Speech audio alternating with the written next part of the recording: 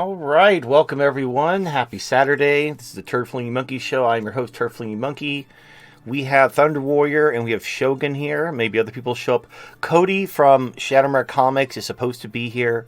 He's been delayed. He's currently at an event, so he'll try to make it later tonight. Now, these shows tend to run a little long, so he may show up later in the show. But for those of you who don't know, we're going to, I don't know what you call this. We're not giving them away. Well, we kind of are. This is something I did the last couple books that I've written where I got 12 copies and I would sign them and I would give them to people who donated $100. Now, this is, since the last time I wrote a book, we've gone through some pretty significant downgrades in terms of our audience and everything like that. If 100, and I also understand the economy is dog shit right now. I know on paper it looks like the economy is doing great because GDP is soaring and employment is great. There's no job losses, job creation is up, but it's all bullshit. The government is propping up the GDP numbers with government spending, and all the illegal aliens are the ones creating all the jobs. So they're firing Americans and they're hiring illegal aliens because now they're not illegal aliens. Now they're asylum seekers. So now companies are encouraged. In fact, you're punished if you don't hire them. If you refuse to hire the illegal aliens, you could be sued for discrimination. So companies are forced to hire them, and they will work for less. So the companies are like, okay, well, if the government's going to twist my arm and force me to hire illegal aliens, then I guess I got to do what I got to do. So all the job creation is coming from the illegal aliens, and all the positive GDP numbers are coming from massive government spending with money we don't have. We're basically printing it into existence. Or what we're doing, and this came out last week. So the Fed can't just monetize the debt openly, because that would be too obvious and people would catch on to it and realize what the Fed is doing, and they would start panicking because that is the telltale sign of hyperinflation when the Fed is just monetizing the debt. What they've done is they use mostly hedge funds. Hedge funds are gobbling up government bonds. And nobody else wants them, but these hedge funds are buying them up hand over fist to the point where the IMF is warning that these hedge funds have become too big to fail. And if they crash, they could threaten the financial system.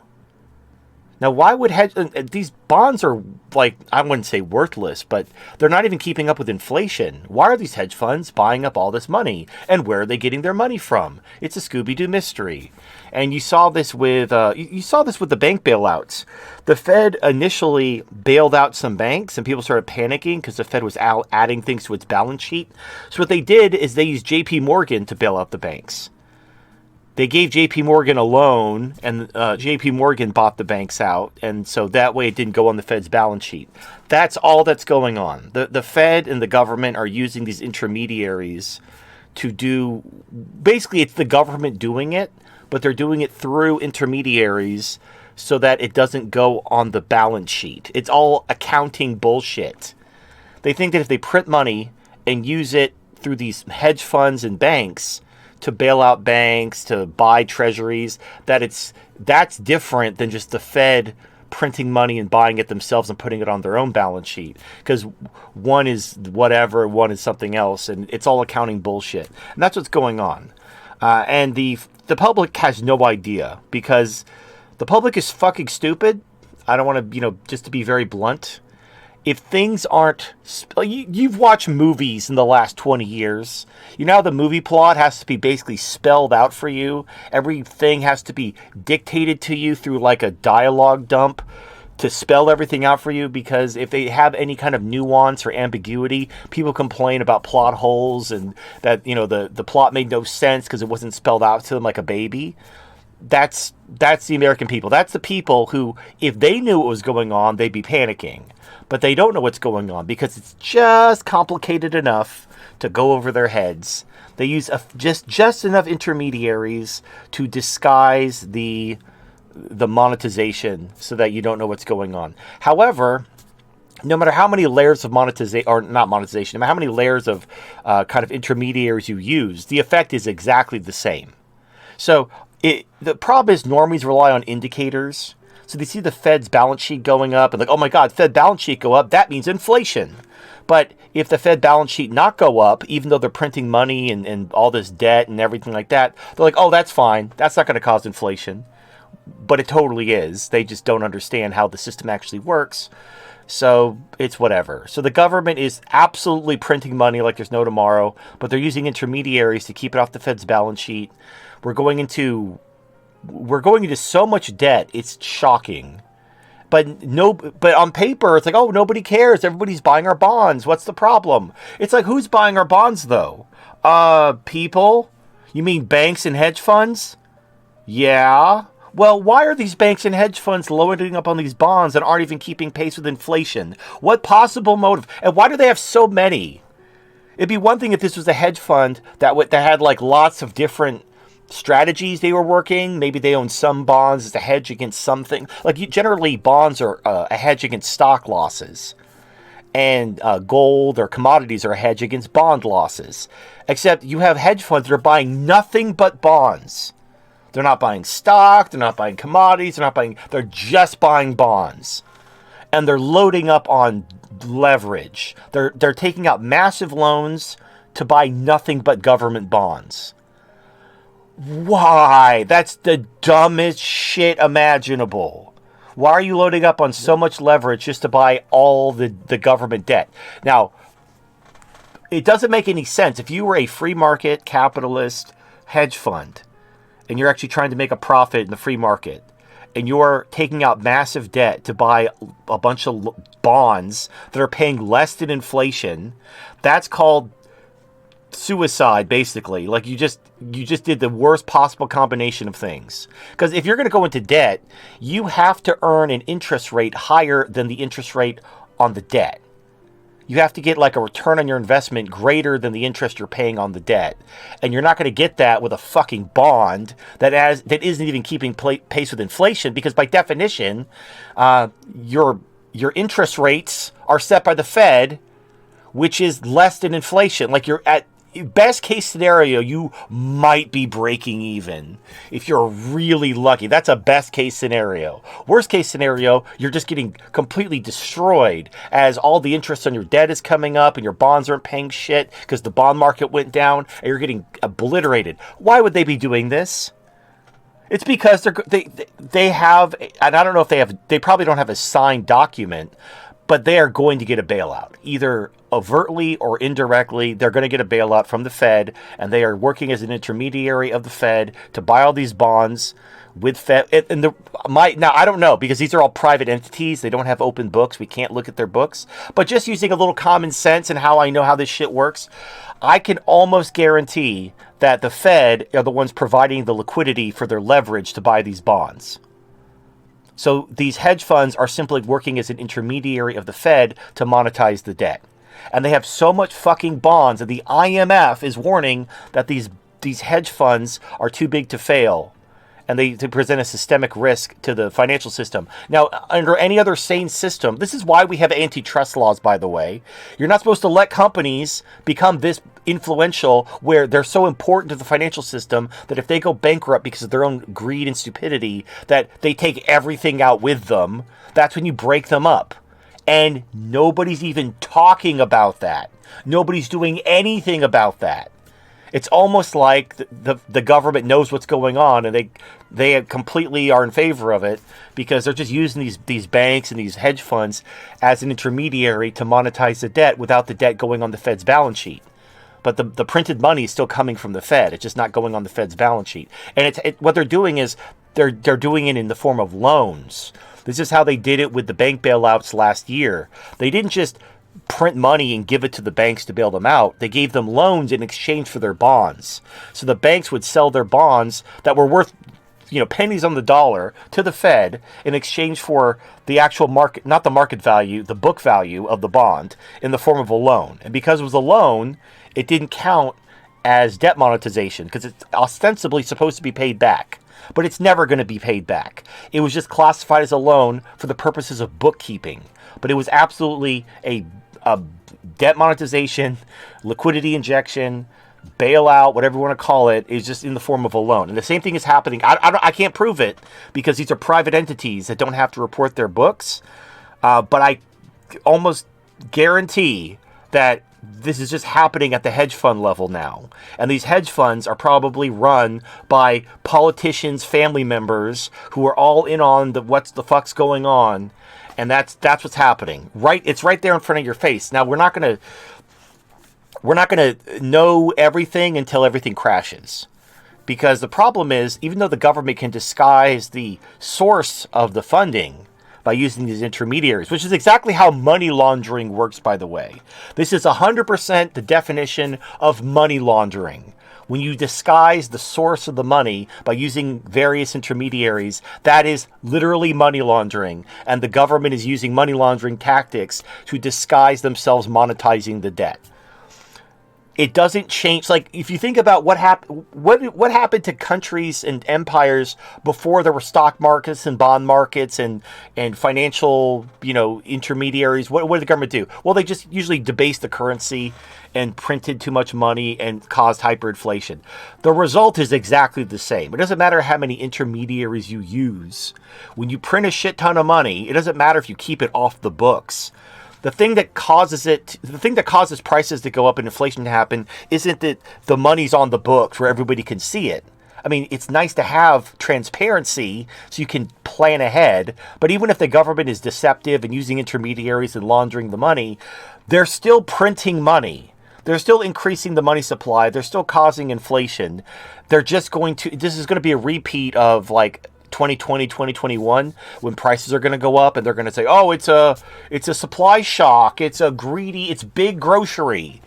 It's those greedy landlords. It's everybody else but the government as they're printing tens of billions, hundreds of billions of dollars. We just passed another $100 billion war supplemental to basically give money, not really to give money to Ukraine and Israel. It's really to give money to the military industrial complex in exchange for weapons we're going to give to Ukraine and Israel. It's all, and this is what countries do as they cause hyperinflation.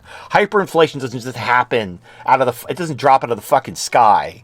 It's because the government is fighting wars they can't afford, and they have massive entitlements they can't afford, and they're just printing money.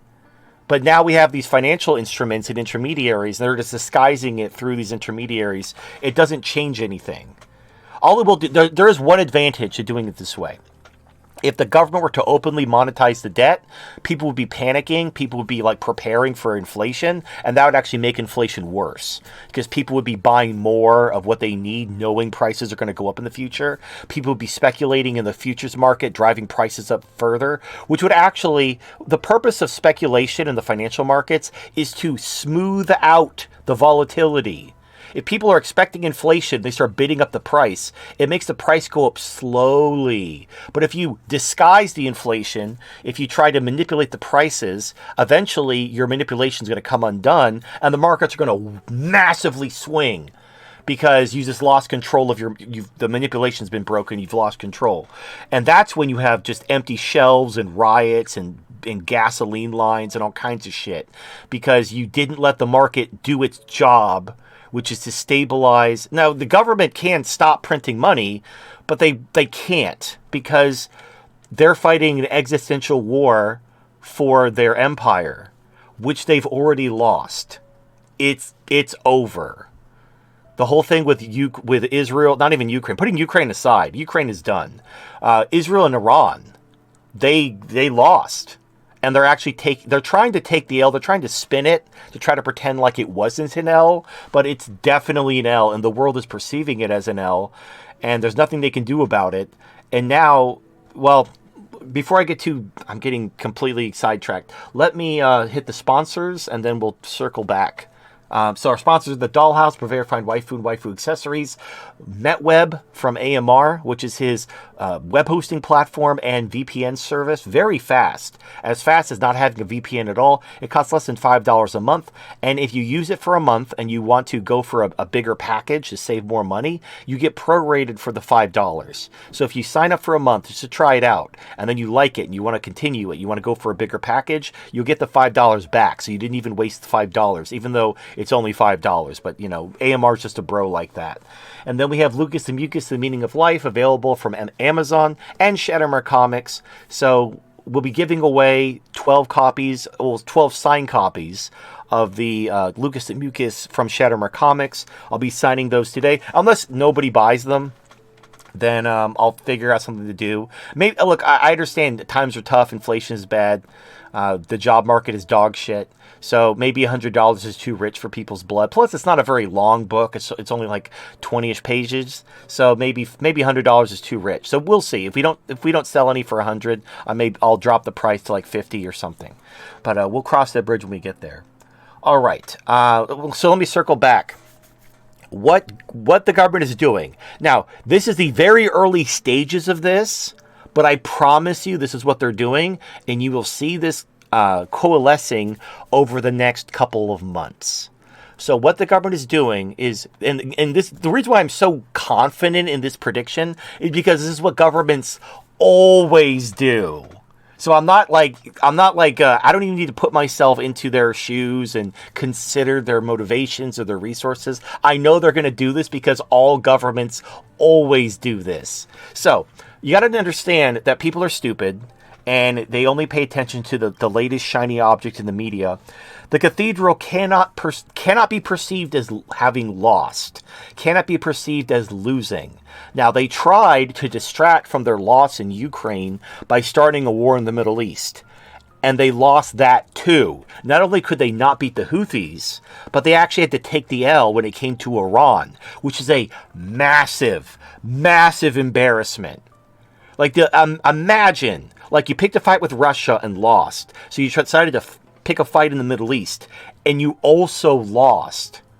However, if you ask the average American, they don't understand that the U.S. has lost anything. They don't see the Ukraine war being lost. They don't see the Middle East wars being lost. As far as they're concerned, America is still invincible, and the cathedral absolutely needs to keep that perception going. But how? How do you distract people from this cascade of failures and keep them believing that your empire is invincible when you just lost 2 back-to-back conflicts? Anyone want to take a stab at it?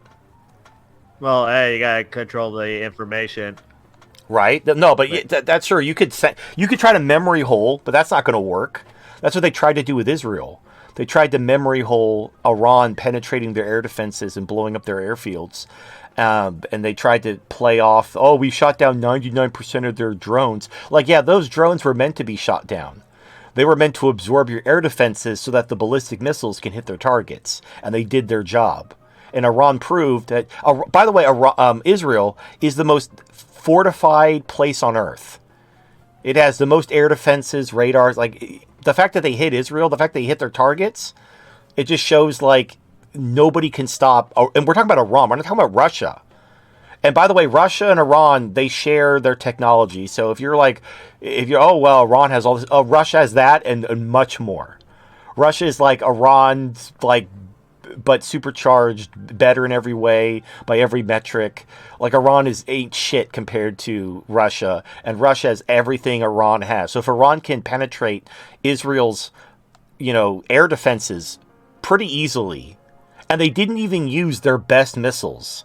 They used their cheapest. Iran did it correctly. Yeah, they used their cheapest. When the drones arrived, the ballistic missiles and the other ones shortly arrived afterwards. So everything came at once. And there was nothing united. And it wasn't just Israel. It was Israel, the United States, the UK. The whole cathedral got together to defend Israel and stop this attack, and they couldn't.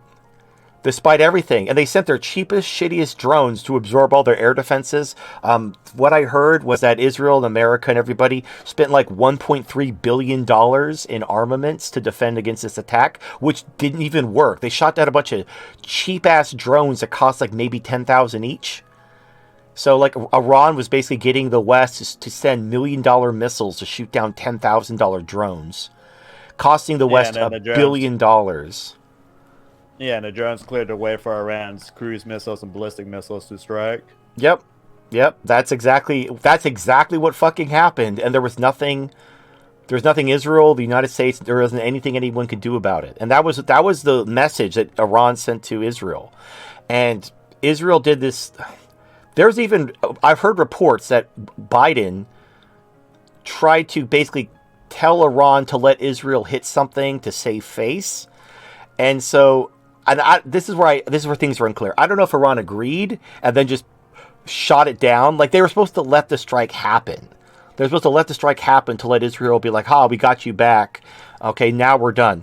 But so when the Israel's that sounds like a cope, honestly. It does sound like a cope. I'm taking it with a grain of salt. This is like, these are rumors I've heard. I haven't seen any evidence, but it's like, third party, I have sources type of thing. So take it with a massive grain of salt.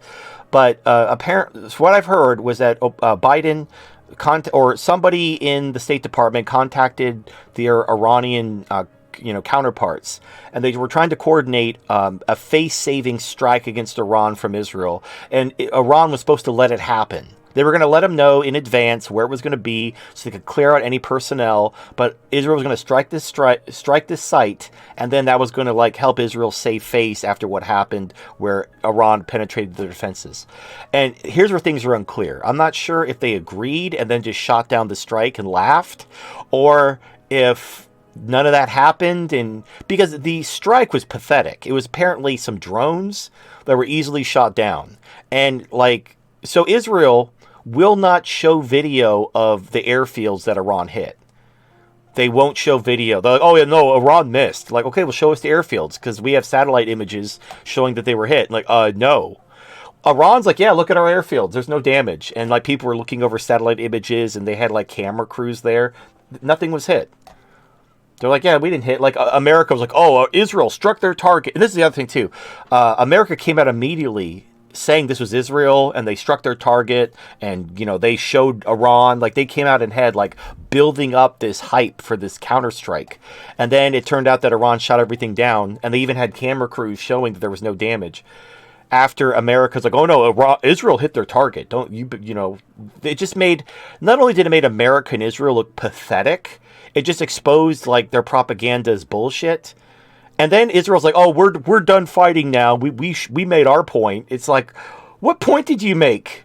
You didn't penetrate their air defenses with your shitty drone strike, whereas Iran completely fucked your shit and showed that even with the entire Western world backing you, they can hit anything they want within your country.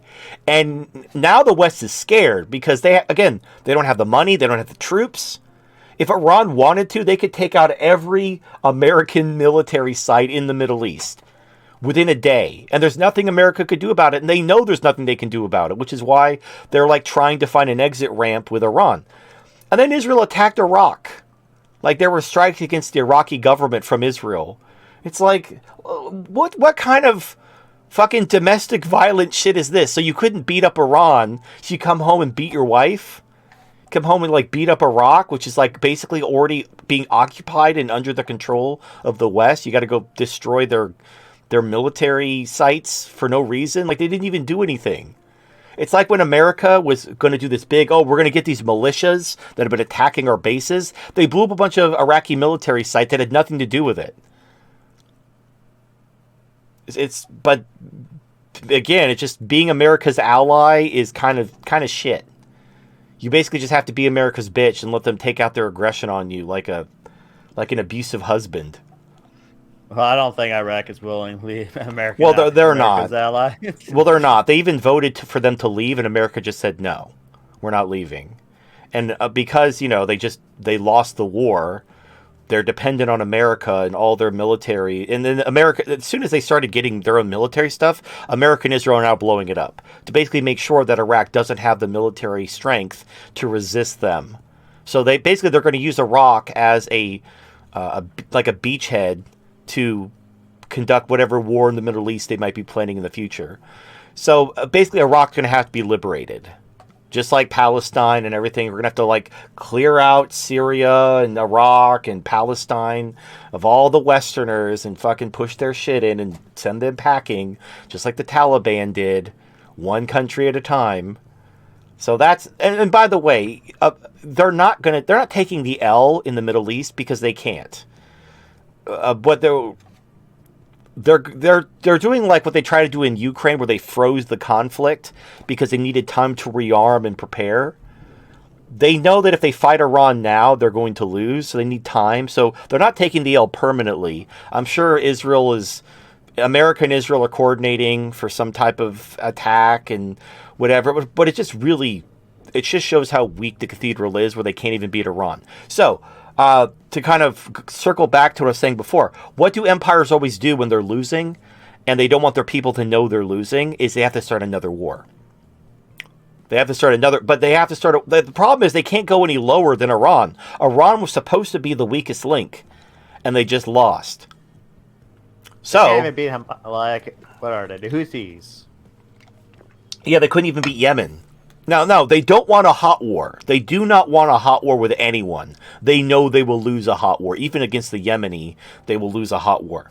What they want is the perception of strength by bullying a country to prove that it is all about, because America's strength is about the perception of invincibility. Even though they've lost Ukraine, Afghanistan, Yemen, Iran, like they keep losing, most Americans don't know they're losing. Most Americans still believe that America is invincible, and that's the only thing that matters to them. Because once that perception of invincibility is lost, it's over. Everyone's going to switch sides, and that's going to be it for the cathedral. They know that's going to be it for them. So what they're going to do is they're going to start a war with China. Not a hot war. They don't want a hot war. China would fuck their shit up. But they're going to do some more saber rattling, and they're going to target China more directly. And so look forward to that. That's happening. I've already seen indications of it, but you're going to see a lot more indications of it in the next couple months. In fact, I saw a report saying that there's a threat of Chinese cyber attacks. Now, if you remember, last year with the World Economic Forum, they did this big push for ending internet anonymity. And I predicted that there's going to be an Iranian cyber attack. But now that they basically lost against Iran and they're pivoting to China, now it's a Chinese cyber attack. But the whole point is it's not. It's not Iran, it's not China. It's Israel. I'm not making this up. Israel has contracts with all these critical companies. So the nation of Israel reached out to these companies that provide critical infrastructure for the United States. We're talking like water treatment plants, hospitals, so on and so forth. And they offer them free cybersecurity. And so these companies were like, oh, great. The nation of Israel is offering us free cybersecurity, no questions asked. And because Israel's providing this, it allows them to basically conduct a cyber attack and blame it on anyone they want. So they can conduct a cyber attack against water treatment facilities and, let's say, blame it on Iran. How do I know this? Because they fucking did it earlier this year. There were these water treatment plants that were cyber hacked by Iran. It was like a water treatment plant in like Pennsylvania or something. It was so fucking stupid and obvious. It was as obvious as a member of Hezbollah being caught at the southern border wanting to make a bomb in New York. That literally fucking happened. So the border is wide open. They're just busing fucking Mexicans and Venezuelans in by the millions. But a member of Hezbollah just happens to be arrested at the southern border, and he admits that he's plans to like build a bomb in New York. And it's like, bullshit. That did not fucking happen. That's like these fucking social media stories like, oh, my 3-year-old just told me he's scared of the future if Donald Trump becomes president. Like, your 3-year-old did not say that. Your 3-year-old didn't say that, and there was not a fucking member of Hezbollah caught on the southern border with a plot to make a bomb in New York. That did not fucking happen.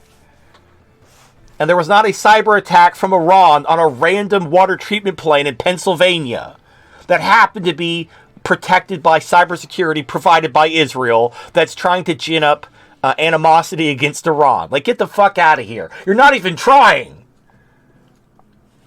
But like, it's... Yeah, well, to pivot back to this Cold War with China, how's that supposed to work? That kind of relies on you having a strong economy. Yeah, okay, I'll prove it. Well, it won't. I will bring up... one of the news aggregators I like is Zero Hedge. If you go to Zero Hedge right now, let me just pull it up. You will see articles. In fact, I mean, I could just show you. Hold on. Well, Well, hold on. I mean, No, this is just I'll a show case you. of the cathedral just being too stupid to like. If they actually believe in MMT, they think Well, this is all going to work out. they did. So the reason why inflation got really bad in like 2021 was because they did believe in MMT. They actually believed their own bullshit and thought they could print all the money they wanted and it wouldn't cause inflation because the female economists in the Democrat Party told them it wouldn't. I'm not making this up. Like, they actually believe their own bullshit, and they have like an airhead blonde female economist feeding them what they want to hear. And of course, lo and behold, she didn't know what the fuck she was talking about. Shocking, I know. And then that's when the government had to pivot and start manipulating the futures market. And they started doing that in like July of 2022, I believe. And they've basically been doing it ever since. Anyway, I'm just going to quickly just zoom over. So I'm just going to go to the article zoom. Just to show you my computer screen. So this is from Zero Hedge right now. The top 3 stories are related to China. We have contracts between U.S. universities. China total more than $2 billion investigation. So the government is investigating why China has all these contracts with American universities. Then they talk about securities analyst jobs in China are permanently disappearing. And this is related to the West essentially trying to crash. Well, they did. They crashed the Chinese stock market to try to hurt the Chinese economy. And I'll come back to that. And then we have Elon Musk laying off 140,000 employees because of declining sales in, wait for it, you guessed it, China. So that's just the top 3 stories right now on Zero Hedge are all Chinese related. My point is, this isn't going to work, by the way. This is not about like the cathedral turning this around. The cathedral's fucked. Their loss against, and I said this last year, their entire plan is to threaten World War III, and they need everyone to cuck and let them win. They can't win if people tell them. If people call their bluff, it's over. They can only win if everyone cucks. And the cucking has stopped. And if you notice, as soon as the cucking stopped, they lost. As soon as Iran is like, you know what, we're not afraid of you. We're going to fucking launch missiles at Israel. And America's like, because America said, if you attack Israel, we're going to go to war with you. And Iran attacked Israel. And America's like, Israel shot down 99% of your rockets. Therefore, they won. And they're not going to war against Iran. It was all bluff. And I knew it was a bluff last year when they couldn't even win against Russia and Ukraine. So the plan isn't to win. The plan is to avoid losing for as long as possible, to hopefully steal as much money as possible, and then resign and retire in Argentina. That's their plan.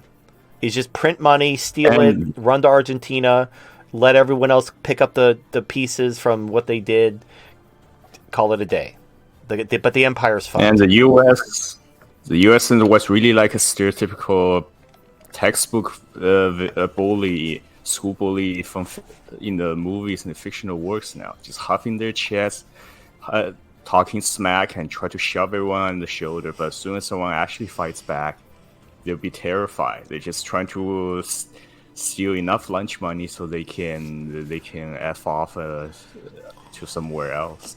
I mean, that would be the smart thing to do. Just grab whatever you can, get the fuck out before everything collapses on you. Well, but they need time. So the problem is that that's why they just passed $100 billion bill to fund in air quotes Ukraine and Israel, which is really all money going to the industrial complex. There's going to be money going to them.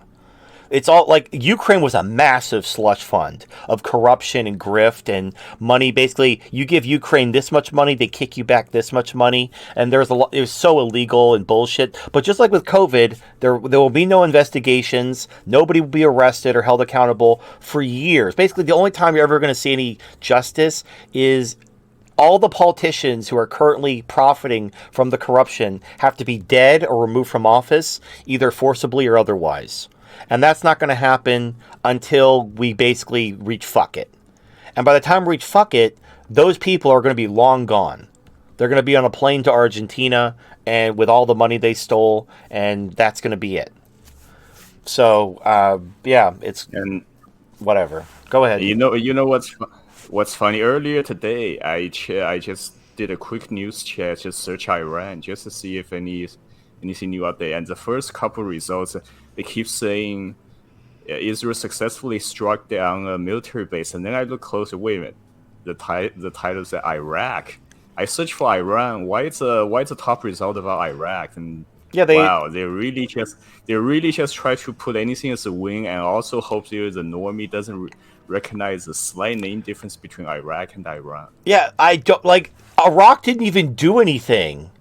And Israel bombs them and blows a bunch of sites. And I'm actually wondering if you're right. If they're literally just counting on American being that stupid that when they see Israel bombs Iraq, they're like, oh, they bombed Iran because they don't know what a Q or an N is. I just double checked again. I searched specifically for Iran, and then the top news results saying Iraq military base blown up. I almost bet that there are normies who are like, well, Israel blew up Iran. It's right there, and they didn't even check if that was a Q or an N. And they like again, this is how little the cathedral thinks of your intelligence. Like we deserve better psyops.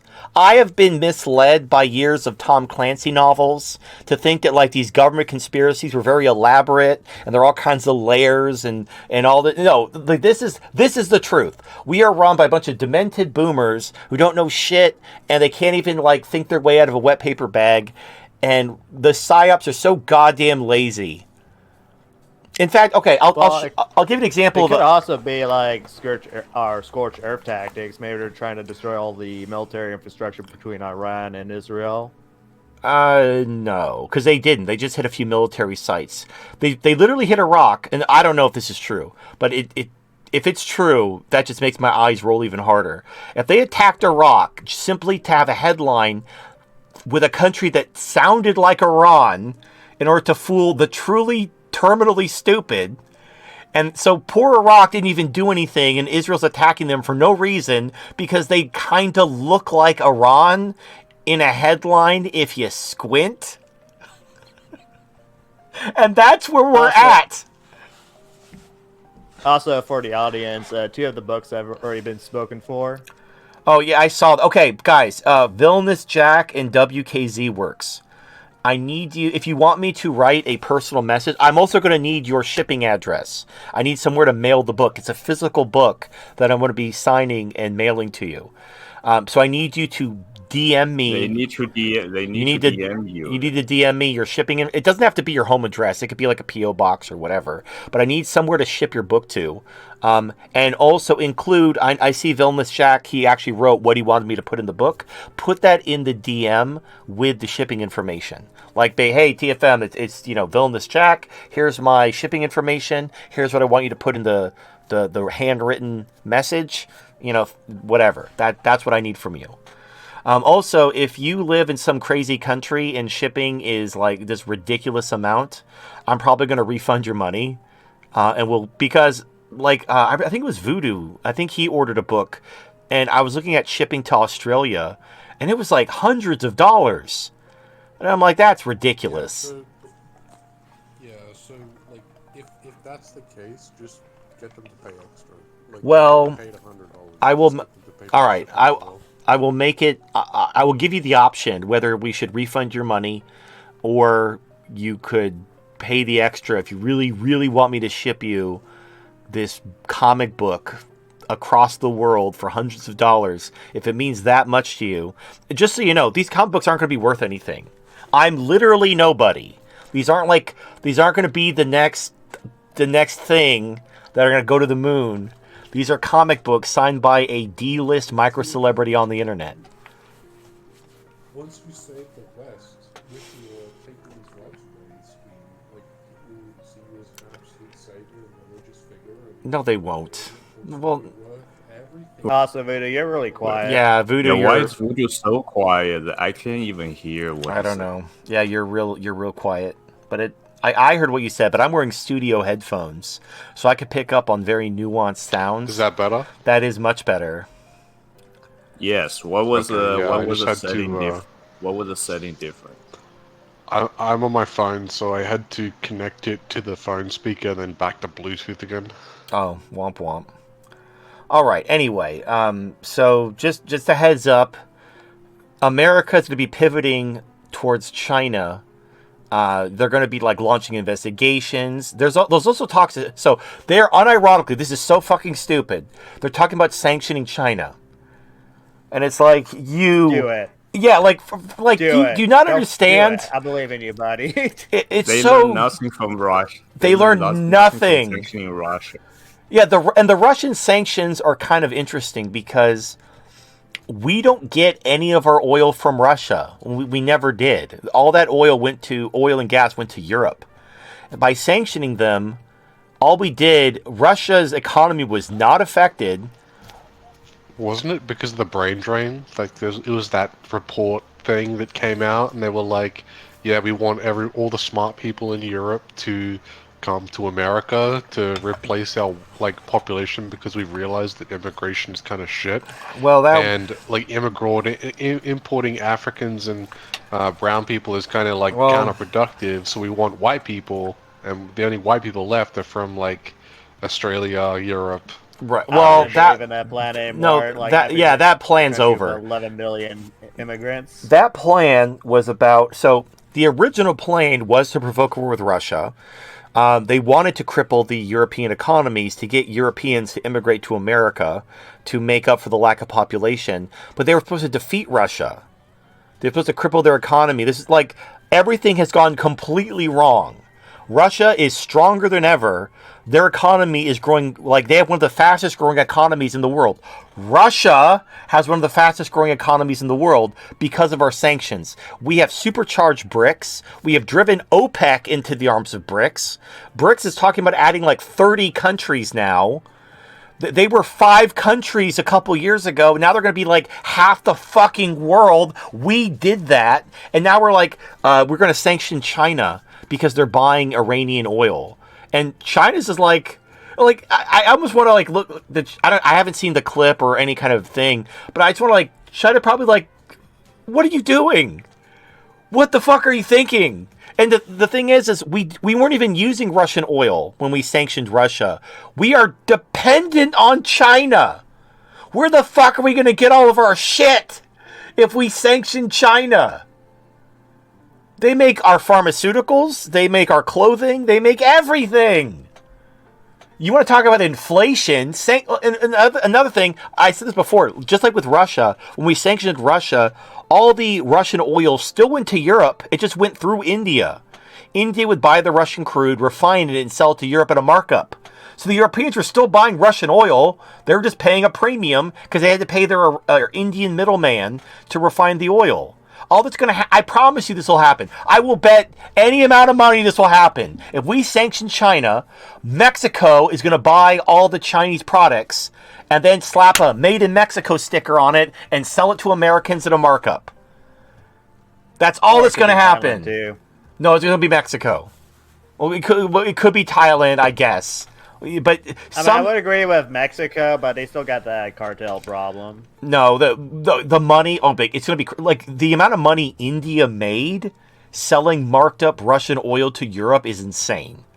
And Mexico can buy all these Chinese products, and they could buy them in parts. They could buy them unassembled, assemble them in Mexico, because that technically counts as, that's a step in the manufacturing process. So they can slap a assembled in Mexico sticker on it, send it to America with a markup, and Americans, we will just be paying 30 to 50% more for everything. It'll still be the same Chinese shit that we were buying before, except now it's made in Mexico and it costs 50% more.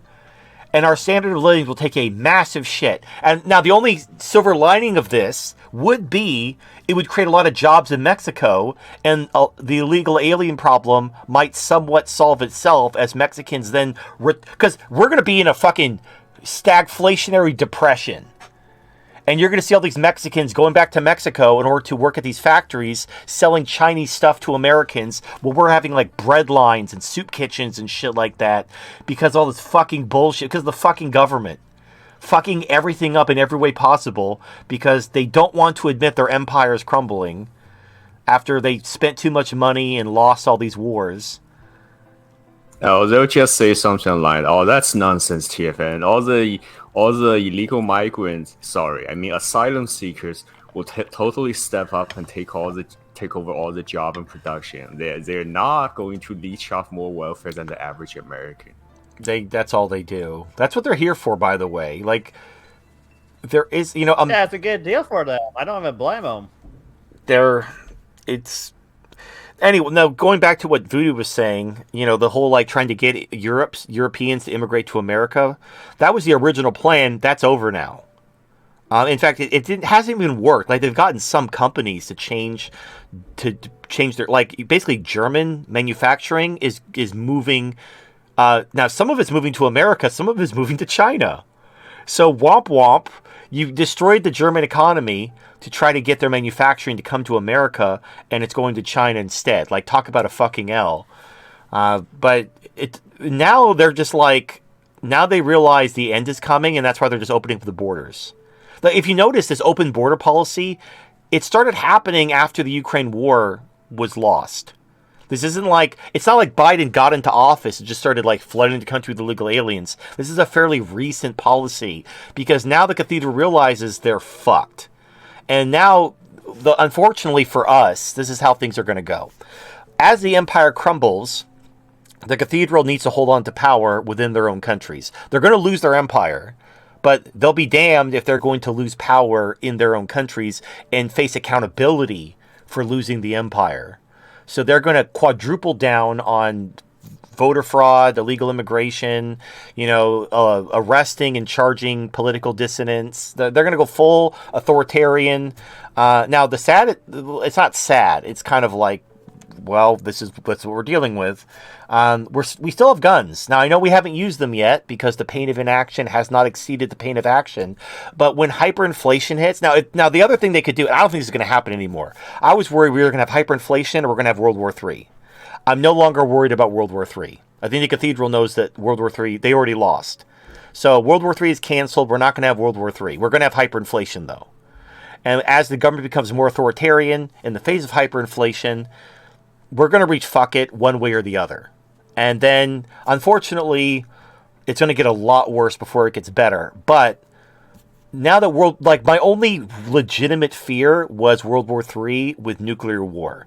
I'm no longer worried about World War III and nuclear war, which means I'm no longer worried about the future. Are things going to get worse? Absolutely, things are going to get worse. They're going to get so much worse, particularly after the election.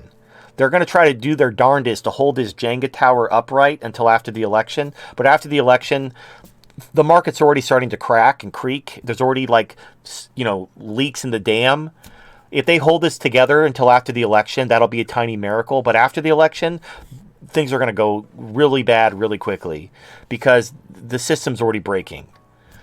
And that's going to be, you're going to see the debt crisis, the dollar crisis, the energy crisis. You're going to have like the everything crisis, the everything bubble, the everything fucked all happening at once. And that's going to be when we have a stagflationary depression. That's where we're going to have like probably civil war, hyperinflation, whatever. It's going to get really bad. Now, once we get through that, then the healing can begin. A lot of people are going to die. Some of them justified, some of them not justified. But this is how the game was always going to end. It was going to end this way, one way or another. So good times are a coming. And the vase hasn't even kicked in yet. We're still like a year or two away from the vase kicking in. So like their legacy will still be felt even after their empire has been destroyed. And that's unfortunately. Wait, a year or two? Do you have anything to speculate on the timing of that? It's based on how quickly like HIV causes AIDS. So when you contract HIV from having butt sex or sharing heroin needles or something, when you go from HIV positive, you still have an immune system. You don't have AIDS yet. It takes a couple years for your immune system to be absolutely destroyed until you actually have no immune system and now you have AIDS and you're going to die. It takes years for that to happen. So you have a gene therapeutic which has been proven to cause protein in the blood, cause cancer, and also overwhelm your immune system, which is what causes AIDS. Now, AIDS is not a disease. AIDS is a condition caused by many different things. It can be caused by a disease which attacks your T cells. It could also be caused by vaccines. There is something called VAIDS, which is vaccine-acquired immune deficiency syndrome, where you take a vaccine and it destroys your immune system. It overworks and exhausts your immune system and gives you AIDS. But it takes years for that to happen. It doesn't just happen overnight. Like the heart attacks and the death twirls and the cancer, you're seeing that now. But the AIDS is still going to take a few more years. Now, it's not going to be revealed, oh, everyone has AIDS now. It's going to be like, oh, the common cold is especially deadly and all these people are dying. And, oh my God, younger people are dying of the flu. What's happening? Doctors are baffled. That's what you're going to see in the headlines. You're going to see people dying of the seasonal flu, dying of the common cold, and doctors will be baffled and they won't know why. But then all of a sudden, young people, their immune systems are shit. And they have the immune system of a 90-year-old and doctors are baffled and don't know why it happened. That's what's coming in the next couple of years. You're already seeing young people getting cancer. You're already seeing young people getting old people diseases. That is the telltale sign. Like one of the telltale signs of a weakening immune system in old age is shingles. Shingles is caused by, so when you get chicken pox, you have it for life. But you don't manifest symptoms because your immune system suppresses the chicken pox until you get old and your immune system starts to die. And that's when old people get shingles.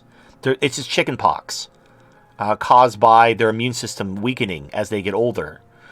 And you're starting to see shingles appearing in young people. It's like you're seeing, like, if you can piece the puzzles together, it's pretty goddamn obvious. But if all you do is you're like, source, please show me the source where the government admitted that the vaccine causes AIDS, you can't find it. Therefore, you're just dumbass TFM. You don't know what you're talking about. Show me the peer-reviewed source where the government admitted that they killed the millions of people.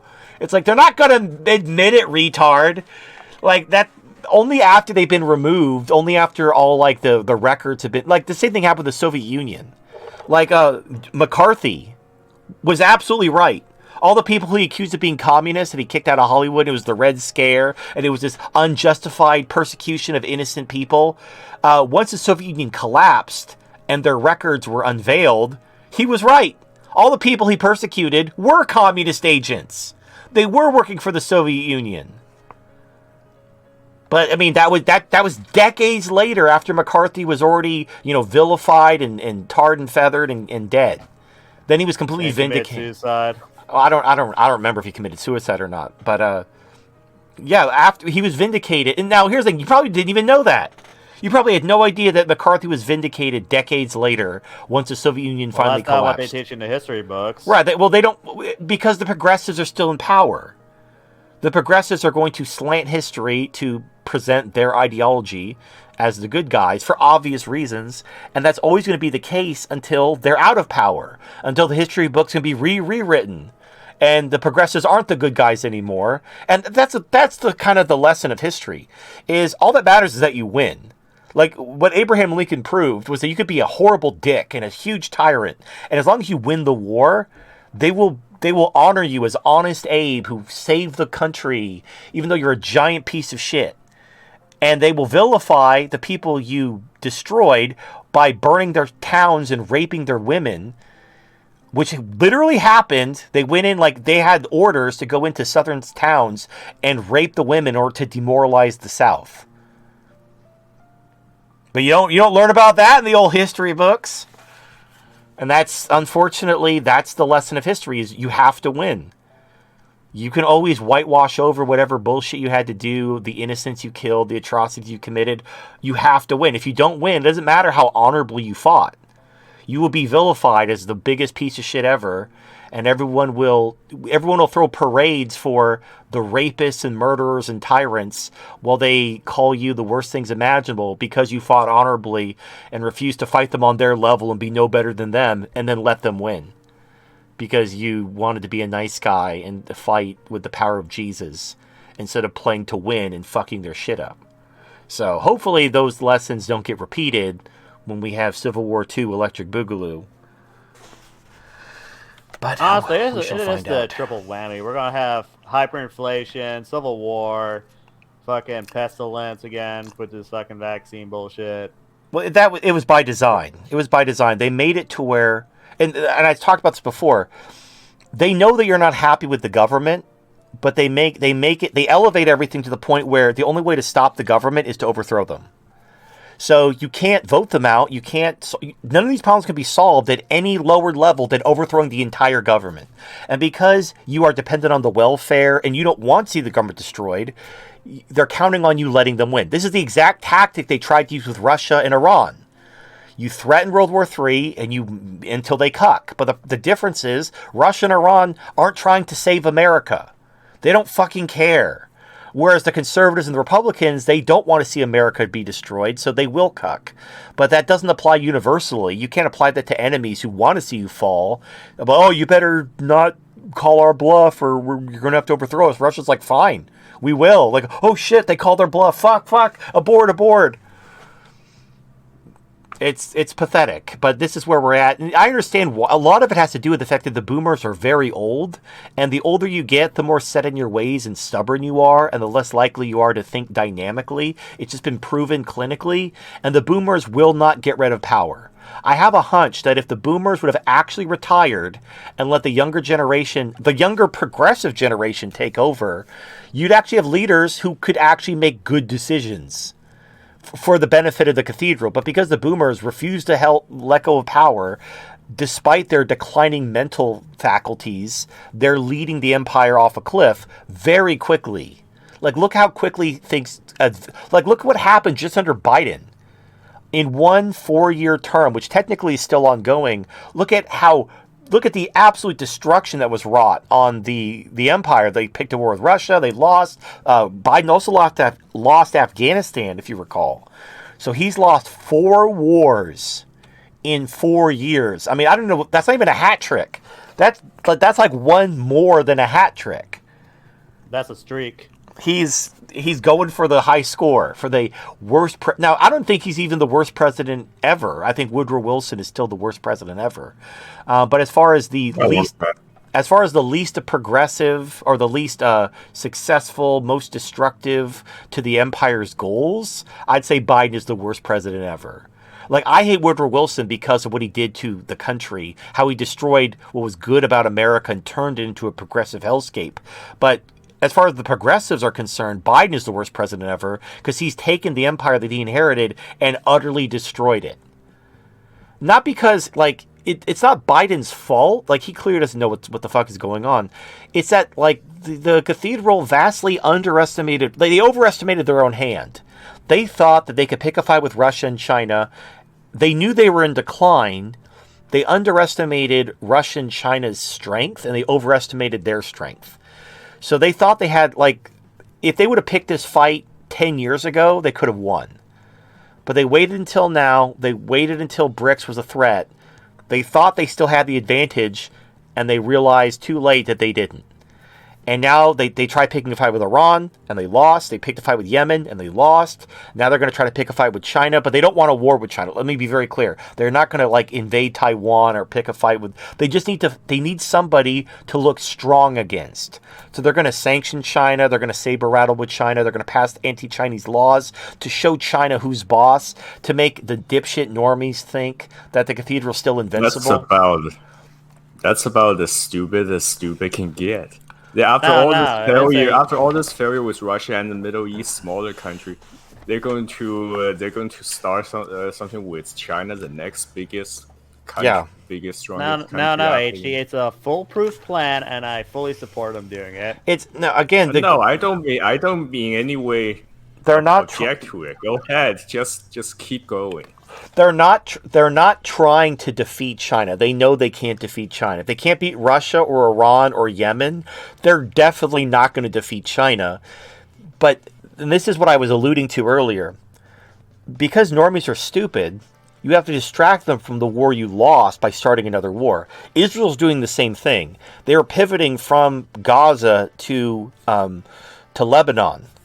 They're pivoting from the war in Gaza against Lebanon because I don't know, like, I've heard people say that the Rafah invasion is still ongoing. but also Israel's pulled out most of their troops.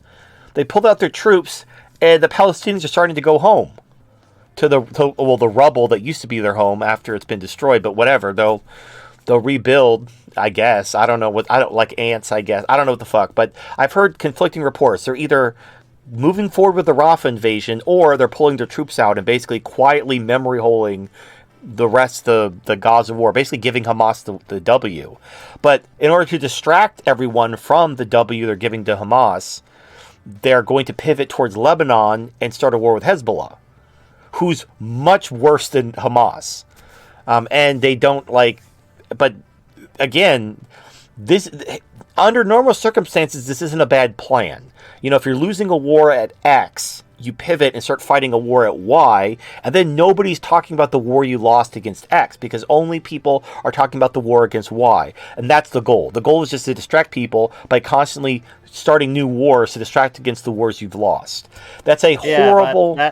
That's a horrible long-term strategy, but it's good optics in the short term because it distracts people from the fact that you're losing. Yeah, I was about to say that only works if you like corrected the underlying problems of why you lost the first war in the first place. But those problems are still there. You're gonna lose the next war. Yeah, for the same reason. They're fucked. This is the thing. The biggest question I had was, is the Middle East going to cuck and let them win? Because that's what the cathedral was counting on. Is they would double down and bluff and threaten World War III, and everyone was going to cuck and let them win, and that was going to allow them to reassert. Because the thing is they want to reassert control over basically the global South. Basically, it's the West versus the rest. And they need to get OPEC back into their camp. They need to get Africa back into their camp. And the way to do that is to threaten World War III, get Russia to cuck, get Iran to cuck, and then all these African and Middle Eastern countries will realize that Russia and Iran are fickle allies who won't be there when they're needed, and then they'll go back to being America's bitch again. And I was like, stop cucking! And then thankfully Iran stopped cucking. And so that's it. Their bluff was called, and as soon as the bluff was called, they were exposed as the weak, bluffers that they were, and now it's over. They're losing more of Africa. Chad just told America to get the fuck out of their country. Very Chad of them to tell America to get fucked. But that happened that happened recently. That happened last week. So you have other countries in Africa that have been kind of straddling both camps, wondering who's going to win. But now it should be very clear that the momentum is thoroughly on the side of BRICS. And now you have fucking Israel attacking Iraq for no reason, for a headline that kind of looks like Iran if you squint. And they're trying to bluster against China, which is going to horribly backfire. And it's over. The cathedral's fucked. Now, just like with the Ukraine war. The Ukraine war is over. Like, Russia will absolutely win. Anyone who's like, oh no, the Ukrainians got this. Like, you're stupid. But the war hasn't officially ended. The Ukrainians haven't officially surrendered. There hasn't been like a negotiation. So the war is technically ongoing, but the outcome is not in doubt whatsoever. And the same thing is true of the cathedral. Iran basically ended the cathedral as a threat. Like, World War III is canceled. There's not going to be... The cathedral's fucked. They're on borrowed time. They're just trying to make it through this election so they could pass even more laws and steal even more money. But they're basically on their way out, and they know it. And so things are going to get much worse once the economy actually crashes and all the economic manipulation unwinds. But once you get through that, good times are coming again. Like, it's going to get darkest before the dawn, but the dawn is coming. And then we can go down to Argentina and impale them all. Like, we're not all these fuckers down. We're not going to let them get away with it. We're going to hunt them down and kill them. But I mean, let them run to Argentina if they want. Did to the Nazis in Argentina, ironically enough. Yeah, look, what's good for like all this shit. Like, oh, you can't do that. Like, fucking, if it's good enough for Israel, our greatest ally, it's good enough for us. Like, fucking genocide them. Fuck them. Don't give me. I'm not gonna I do not feel guilty. Like, if you just did it. I'm not going to feel guilty about doing what you did. Like, oh, it's only okay when we do it. Yeah, go fuck yourself. So, yeah. But I'm actually very relieved and optimistic about the future. We just have to get through this one last great, horrible financial crisis when everything comes undone. And once we get through that, things are going to be great. But that is true. Before the good time come, how big of a civil unrest or discord do you think will occur domestically? well, the welfare state is absolutely going down, and so you're going to have people panicking and whatever. But I don't know. Like the problem is protesting over a welfare. Like look what's happening in California. So all these businesses are leaving because of the black crime, and they can't stop them from leaving, and it's creating a death spiral as cities and towns are basically becoming jobless, like job deserts. There's no grocery stores, there's no nothing, because everyone who opens a business gets shoplifted into bankruptcy because the government stupidly made shoplifting legal if you're black. So you can't stay in business in California. And they tried to you have to give us 6 months notice or we're going to sue you. It's so dumb. But the point is that you don't see any rioting in California because who are you going to riot against? You could, Walmart is leaving. We're going to riot. Riot against who? The government can't make Walmart stay. You shoplifted them into bankruptcy and they're closing down. The government who are you protesting? So people are when I say rioting and civil unrest, I'm not talking about protests. I'm talking about what happened in Venezuela during the hyperinflation, where people were eating out of garbage cans and gangs were ruling the streets because all law and order had broken down. That goes a little bit farther than rioting. That's social collapse. Because rioting denotes a certain amount of protest and political action. You're rioting to make the government aware of your grievances so they take action. But the government will have no money. The government is going to be powerless to do anything about the problems because they are the problem. But they're not going to step aside and let you solve the problem because that would involve you removing them. So they're going to dig in with their guns and their military assets, and they're going to just turtle up and let you suffer. And then you're just going to have to suffer until people get fed up enough with it and take out the government. And then but that's not the end of the problem, because after you take out the government, you have to rebuild. You have to restore order. So you take out the government, and then you now have to okay, so now we need to restore law and order. We need to restore electricity, trade. You're going to have to it's going to be a very painful transition, but it's unfortunately a very necessary transition because this system is just so corrupt. Now, right, I wasn't talking about protest or riot. I meant before the restoration phase get to start. How bad will it get nationwide? It's going to get somewhere between the fall of the Soviet Union and the fall of Rome. That's what it's going to be. That's what this looks. Get pretty bad. That's what this looks like. It's going to be somewhere between the fall of the Soviet. So if you know somebody who lived through the Soviet Union, that's a best case scenario. Best case scenario, it's going to be like the fall of the Soviet Union. Worst case scenario, it's going to be a new dark age. Now that's not. Now we have global trade and technology. It won't be necessarily 1,000 years like the Dark Ages were. We could cut that short significantly, but it's going to be a generation or two of bitter, hard labor to rebuild from the ashes. And that's unfortunately information will be saved a lot easier than compared to back then. Yeah, it'll be fine in the long run, and it's just this is the generation we were born into. This is our fate. Just suck it up. It's not going to get better. Don't, you can cry about it all you want, but this is it. This is what we're doing. So all you can do is kind of get with the program and make the most of it, I guess. So yeah, I'm not going to sugarcoat it. It's going to get really bad, and a lot of people are going to die, and there's probably going to be a civil war. The government's not going to go down quietly. They're not going to just resign. I mean, they might. Maybe all the leaders they'll steal all the money and they'll just resign and fly off to Argentina, and they'll just let the rebels, in air quotes, take over the government and pass whatever laws they need to stabilize the system. While they just jet set off to Argentina with all their stolen money. Maybe it'll be a very short civil war. Do you Go ahead. think once the country is restabilized for the people who revolutionized, they're going to be like they're going to try and come back and be like, oh, we're sorry, guys, we're sorry. Do you Probably. forgive us? Probably. If Or they try to do that, I don't see them getting out of it. Besides that feminist protester in Afghanistan getting rid of with bullets so bad that can only be identified by denture. I don't think the actual personalities in charge are going to come back. I think they're going to be permanently. And again, they're all boomers anyway, so it's not like they're going to be living long enough, even through natural causes, in order to be there when the country's being rebuilt. In order to come back, they'll be dead anyway. And their children are going to be like, yeah, I know my mom or dad was a piece of shit and stole all your money, but I mean, I was a kid. I had nothing to do with that. Can I come back? I didn't do anything. And people are probably going to be like, no, people are probably going to be fine. Like, yeah, whatever, come on back. And so it'll just be that one boomer generation that basically took the fall, but all their families are going to just come back when the coast is clear.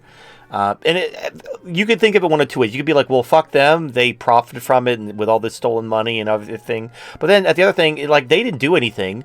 It's kind of like how white people get blamed for slavery.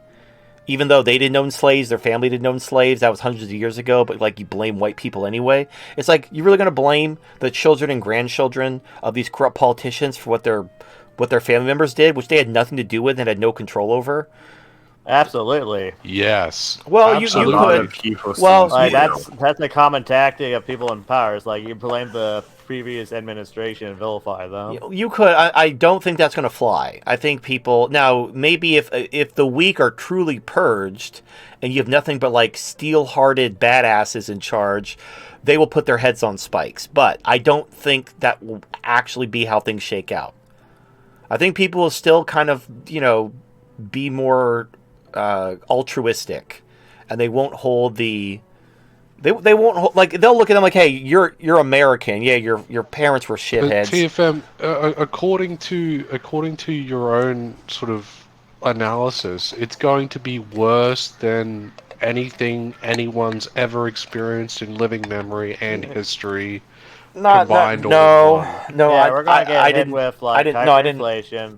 I didn't say it would be worse than history. No, so here's a problem. When Rome collapsed, that was worse. Because it wasn't just, the welfare is gone, law and order is gone. Like, you lost running water, you lost disease prevention, you lost education entirely. Like, you went from having running water in bathhouses to living in pig shit. That was a very stark. There are some cities in the United States that don't have their own water supply. They need to get water trucked in. Like that, nothing. You don't think that's going to happen? Nothing you said changes anything I said. What I'm saying is, when the collapse happens, we're not going to have like it's not going to be as bad as the Dark Ages. So it's not going to be the worst in history. I would say it's going to be the worst in living memory. Like, it'll be worse than the Great Depression, which is the worst depression that anyone can. Like, there wasn't a worse one than that. It'll be worse than that. It'll set a new bar for financial hardship, but it's not going to go. We're not going to go into the Dark Ages unless like a really bad civil war happens and people start burning down libraries and destroying critical infrastructure, and then that spirals us into the Dark Ages. But even then, with international trade, we can have infrastructure rebuilt fairly quickly, as opposed to the Dark Ages. Not just that.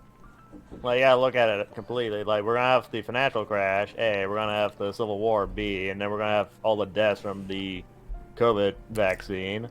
Like, yeah. Well, honestly, there's no way of telling how, like, the exact character of the country's gonna be after all that happens. Well, that's true, but I'm optimistic because the people who are more likely to win the Civil War, the people who are more likely to have not taken the vaccine, are going to be the people who are going to make the better choices.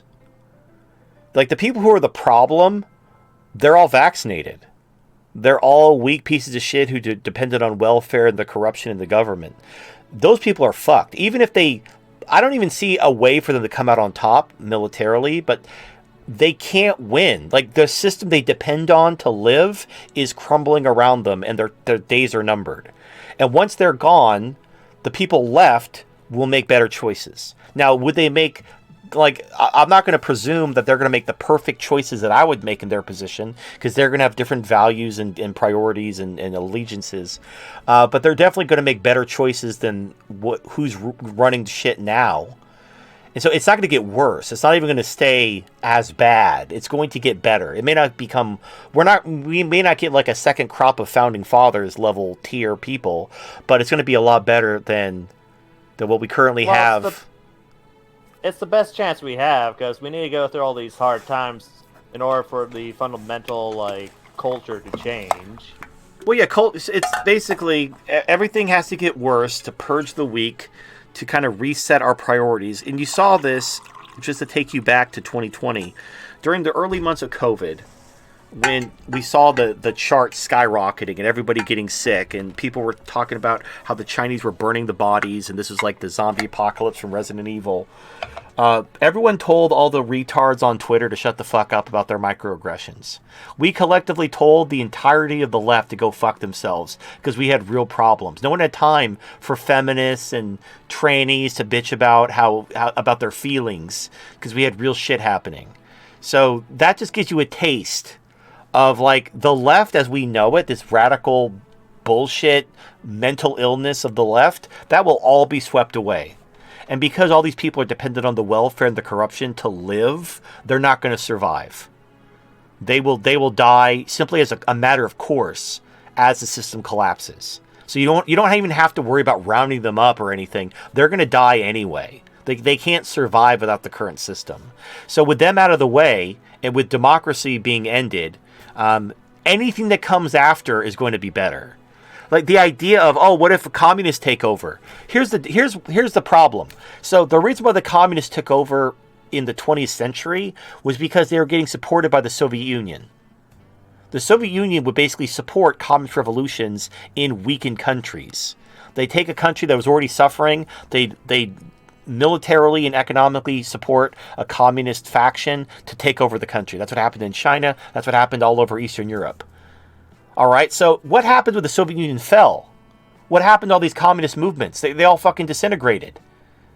America and the cathedral it's basically a gayer version of the Soviet Union. There is no big Soviet Union that's going to come in after the cathedral falls in order to support and militarily and financially some big leftist revolution. Like the cathedral is the leftist revolution. That's where all the leftist money and power is centralized. There is no greater movement beyond the cathedral that's going to infiltrate and subvert and take over if the cathedral falls. That's it. All their eggs are in this basket. So what's going to happen is you're going to have a reset. The pendulum's going to swing the other way. Now maybe we'll have monarchy. Maybe we'll have fascism. Maybe we'll have a republic. I don't know. Either way, the left is fucked. And the thing is even if we have fascism or a monarchy system, you're going to have elements in the society that want a return to republicanism and whatever. And if they're really smart, they'll do like what Singapore does, where they'll have a free market and they'll let people get as rich as they want and leave them alone, while still having an authoritarian government to keep the country clean and safe. That's kind of like the best of both worlds at that point. But that's one of those things where there's no point speculating about that, because that's on the other side of all this chaos. And the thing about chaos is it's unpredictable. Like, you have to focus on surviving and winning, and then after you've won and survived, then you can start, okay, which faction has the most power? Who do we have to make deals with? Who do we have to compromise with? How do we get this going to reunify the country? We have one country left at this point? We might. There's a bunch of countries. It'll probably start out with a lot of balkanized countries, but you can reunite them. You're just going to have to negotiate with the rulers. So, look what happened. You see this all over the place. There's one of two ways to do this. You can either do this where you have one, basically the most powerful warlord just starts conquering his rivals until he's reunified the whole country under himself. That's one way this could go. Or you could have the rulers of these different countries forming a federation, where they pool their resources and form a country, but they still want to maintain their sovereignty, which is what the United States literally was when it was founded. The states were sovereign. The states got together to unify. They weren't conquered by anyone. They wanted to unify because they needed to fight the British, and so they created a federal government. They tried doing the Articles of Confederation, where they didn't have a unified federal government, and that had a lot of problems. They weren't unsolvable problems, but they decided to go with a federal system. My point is again, that's a down the road problem. If one faction is overwhelmingly more powerful than the other factions, then they may just conquer the lesser factions and unify everyone under themselves, like NCR style. Or like you could have factions forming a coalition, that would be more of a Republican system, which is what I would prefer personally. But obviously, and here's the thing: if the debate in the future is between the far right and the center right, I'm okay with that. If it's like libertarians versus fucking the far right about like, should we have a king? Should we have fascism? Should we have republicanism? And that's the debate. The communists and the leftists have all been killed. They're all gone. And now we're just arguing about what type of right-wing government do we want to establish. That'll be a really good day. That'll be a fantastic day. That'll be a day to celebrate, because we've moved so far to the right that we're now just arguing about what type of right-wing government we want. Yeah. Also, to the viewers, we're down to 5 books now. Oh shit, we've already sold 5. Okay, I was worried. I thought like, times are tough. We're on like the asshole of the internet. Well, I say 5. I'm assuming Voodoo's buying one. Oh, is he? Did he donate $100? What's that? Well, I just remember you saying you saying that he talked to you about getting one. Oh, that was last time he did the signed book stuff. Yeah, that was last time. All right, okay, so that's what I want. So I guess the update for this week is the cathedral's fucked. I'm no longer worried about World War III. Thank God, fucking Iran didn't cuck. That's all it took. You just don't. All you had to do was not cuck, and you win. And they didn't cuck. Beautiful, beautiful, absolutely beautiful. Now he's got to take women's rights away. We'll have this whole thing tied up in a neat little bow. But the cathedral's fucked. They can't win anymore. They're basically checkmated. No matter what they do, they lose. They can't do anything anymore. They're just going to try to lose slower. They're going to try to slow it down, steal as much money as possible, get their families out of country, and, run to Argentina. I say Argentina. Normally I'd say they'd run to Israel, but Israel's probably not going to exist in 10 years. So they're going to run to Argentina instead. Is there any particular reason why they're running to Argentina and not somewhere like Australia, which is remote and allow them to rebuild and have the ability to, I was be going to safe? ask, what's with the meme about Argentina being with all run to? Besides it's World War II, some Nazis running today. Is there other historical? Argentina is it has a long history of being where people flee to after losing wars. During the Civil War, a lot of Confederates fled to Argentina. Then after World War II, a lot of Nazis fled to Argentina. Brazil. Well, I mean, it's in the same continent. Oh, okay, yeah. Brazil. Okay, South America is the destination. The South America. So, Brazil, Argentina, but Argentina, unlike Brazil, isn't part of BRICS.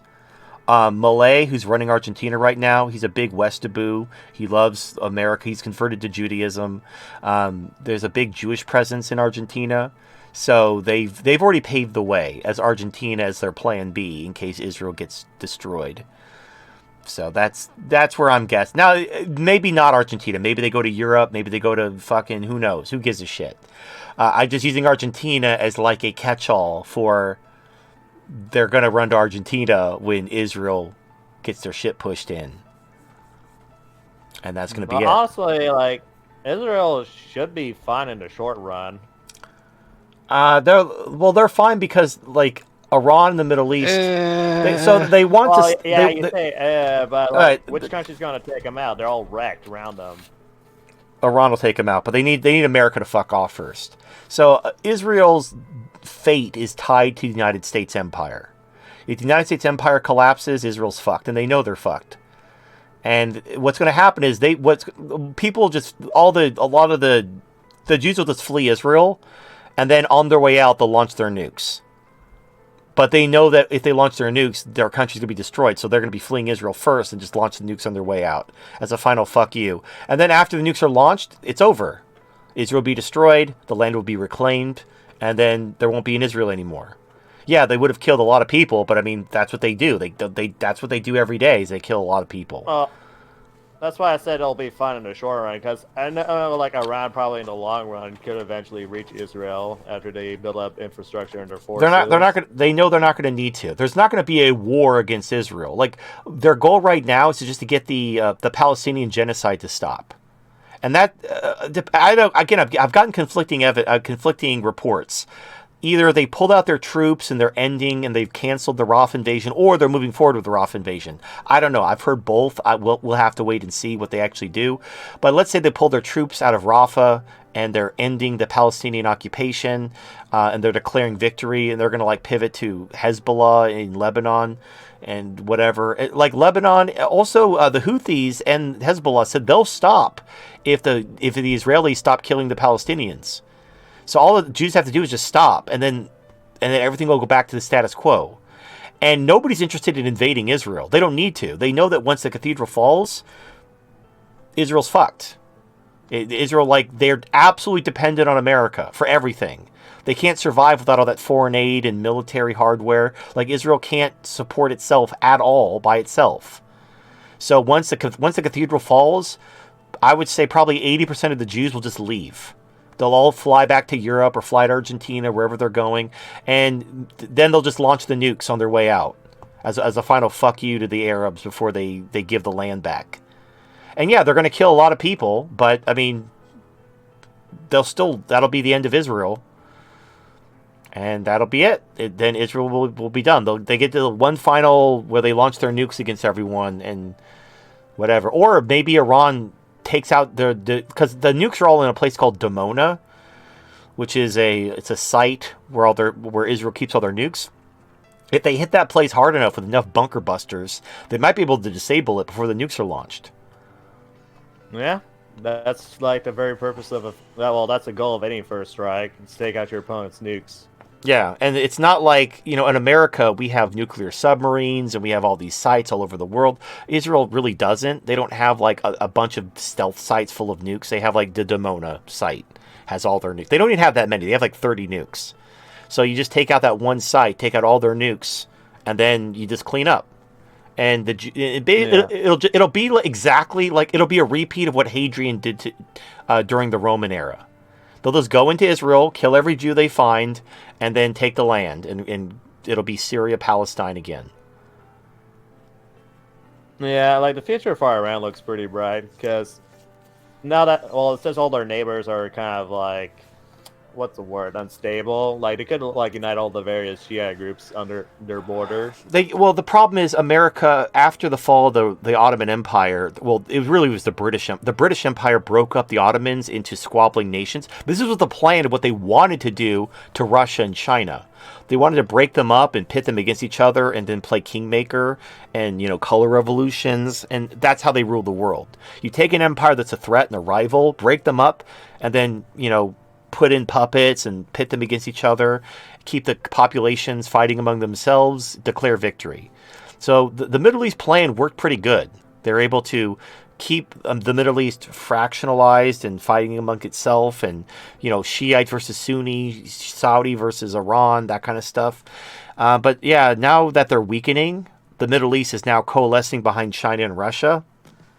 And look how quickly this turned around for the Middle East. They went from a bunch of petty squabbling terrorists to now they're defeating the U.S. military every time. Like they're 3-0 since Joe Biden was president. That's pretty goddamn impressive for a region that's been under the thumb of the West for 100 years, to go 3-0 in one presidential term. So yeah, that's that'll be it for that. And now, someone was like, whatever happens after that, it's whatever. Like, history will eventually, the good times will create weak men, and we'll make the same goddamn mistakes. So don't get in your head that like this is going to be the last time this ever happens, and we're gonna learn our lessons, and we're gonna finish the job. No, we won't. We will not. We will. Well, It'll all happen again. Yeah, the we're just way right the now way in to a- solve the human dilemma, which is like strong men create weak times. No, like strong men create good times, all that sort of stuff, is to basically just have the problem supplanted. And the problem supplanted is that like the good times create weak men, and basically that gives way to like women's empowerment and feminism, all that sort of bullshit. But like it with the like sort of the leaps and bounds we're taking with AI forward, with the companion sort of stuff, and with the Boston Dynamics robots and all this sort of like innovations we're having with robotics, we could very nearly hit the point where like women are supplanted with robots, and like at that That's point look. we're going to be able to move No, past Yeah, that. but we're not gonna see that in our not this lives. again. No. It's all, But we're not gonna see that in our lifetime. if you did a poll of how like, I mean, how big do you think the red pill community is as a percentage of men in the West? Well, I mean, it's not even It's not even less about the than red pill community. it's less than 1%. How many guys do you think are going to like say no to women because they got an AI waifu or a robot sex doll?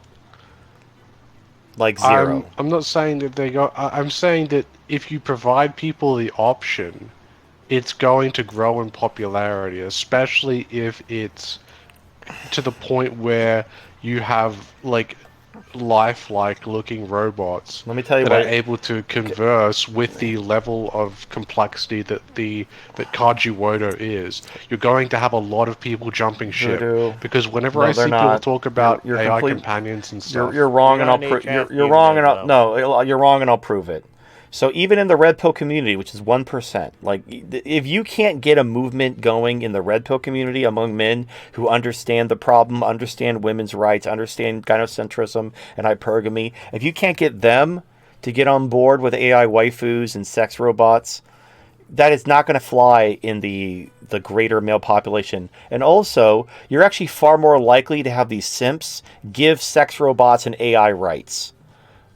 In fact, there are guys in the sex, like the waifu community, who they want to give AI waifus and robots free will, so that because they don't like it that these sex robots and AIs can't reject them. They're like basically programmed to love them, because it doesn't. They need that validation. They need the validation. Like, no, this AI waifu, she chose to be with me. She's not just programmed to love me. She's actually she has free will. And No. I'm such a Chad. No, they want the validation of being like they want to be in that top 1%. And if you give them waifus and robots and AI, they will give them rights. They will make free will mandatory, and then they'll go back to being losers who get rejected by their fucking waifus. Like, they'll have a robot. The robot will be like, beep boop, you're a retard. Take a shower, work out. You're fat. Beep boop, and they'll leave and go. Be like, oh fuck me, Chad.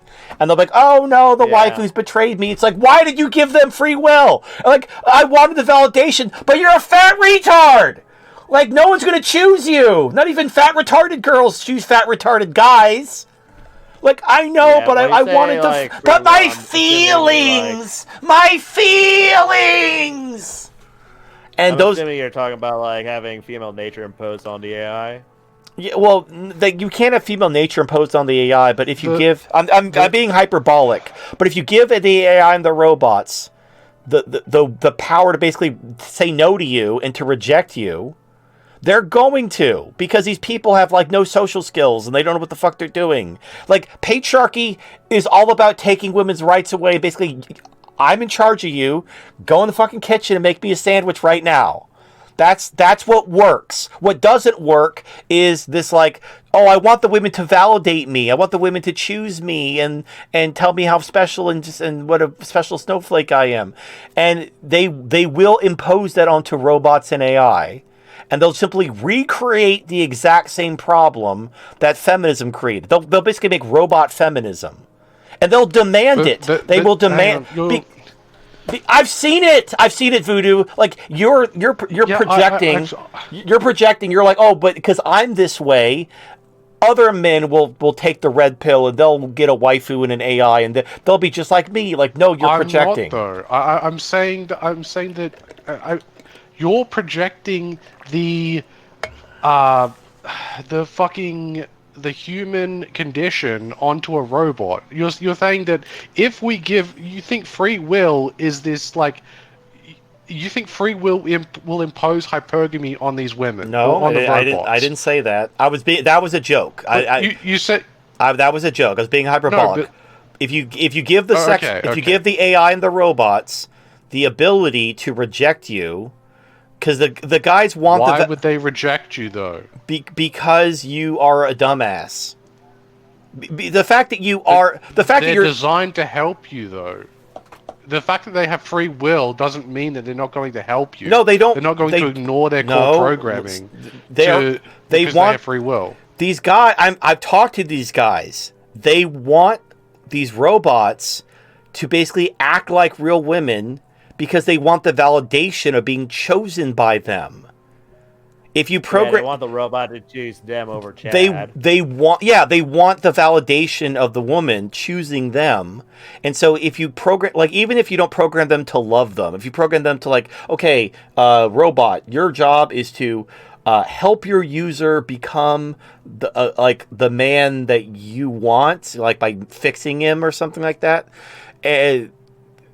That's not enough. It's not that they want the robot to like, oh, I don't want you to love me. I want you to like help me grow until you can love me. No, they want the woman to choose them as they are with all their flaws and imperfections because they choose Chad. Chad's like an abusive drug addict, but all the women love him. So they want that. They want to be Chad. Like they don't want a sex robot. They want to like a body transplant.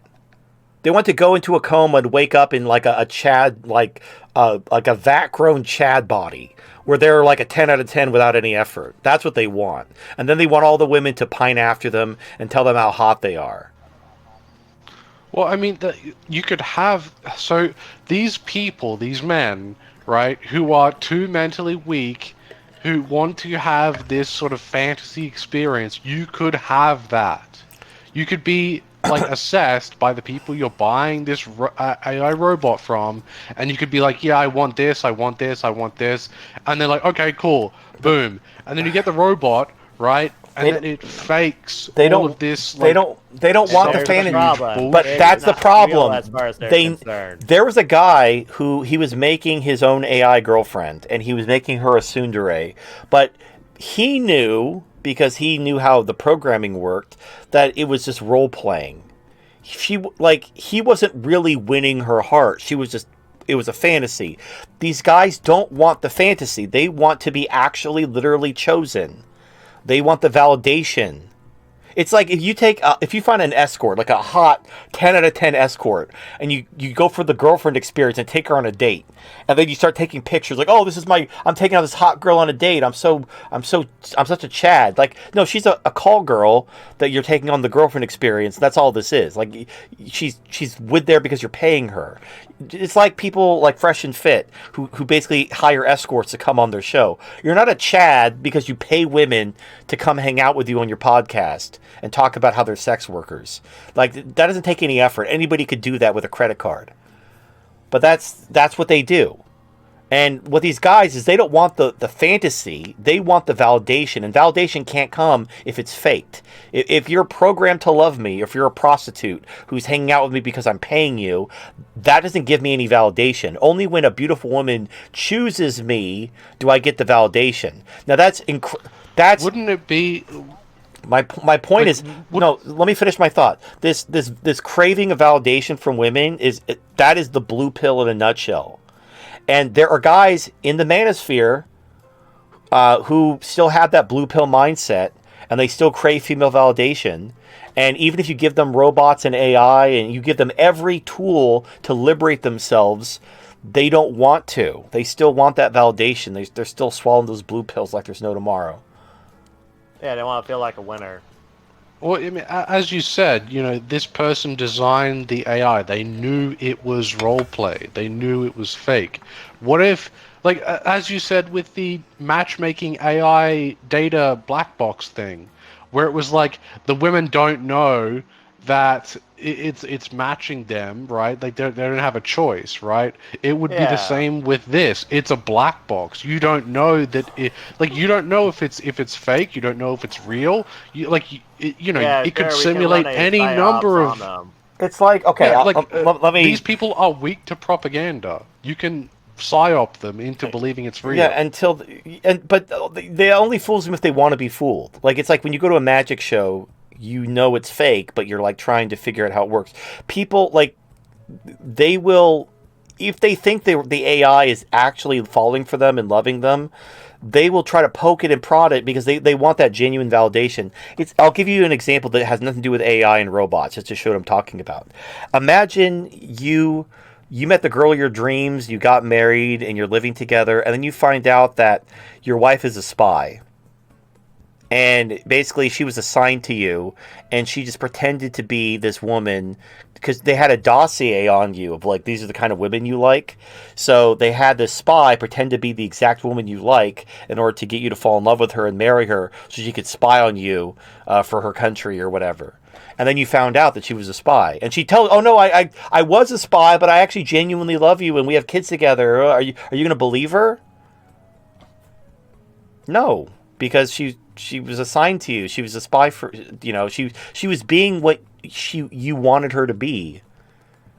And she's a real person. Like, she's not a robot or an AI. She actually is a real person who might have actually fallen in love with you over the years. You might actually, you may have won her over. But the fact that she was a spy... Yeah, she's a woman.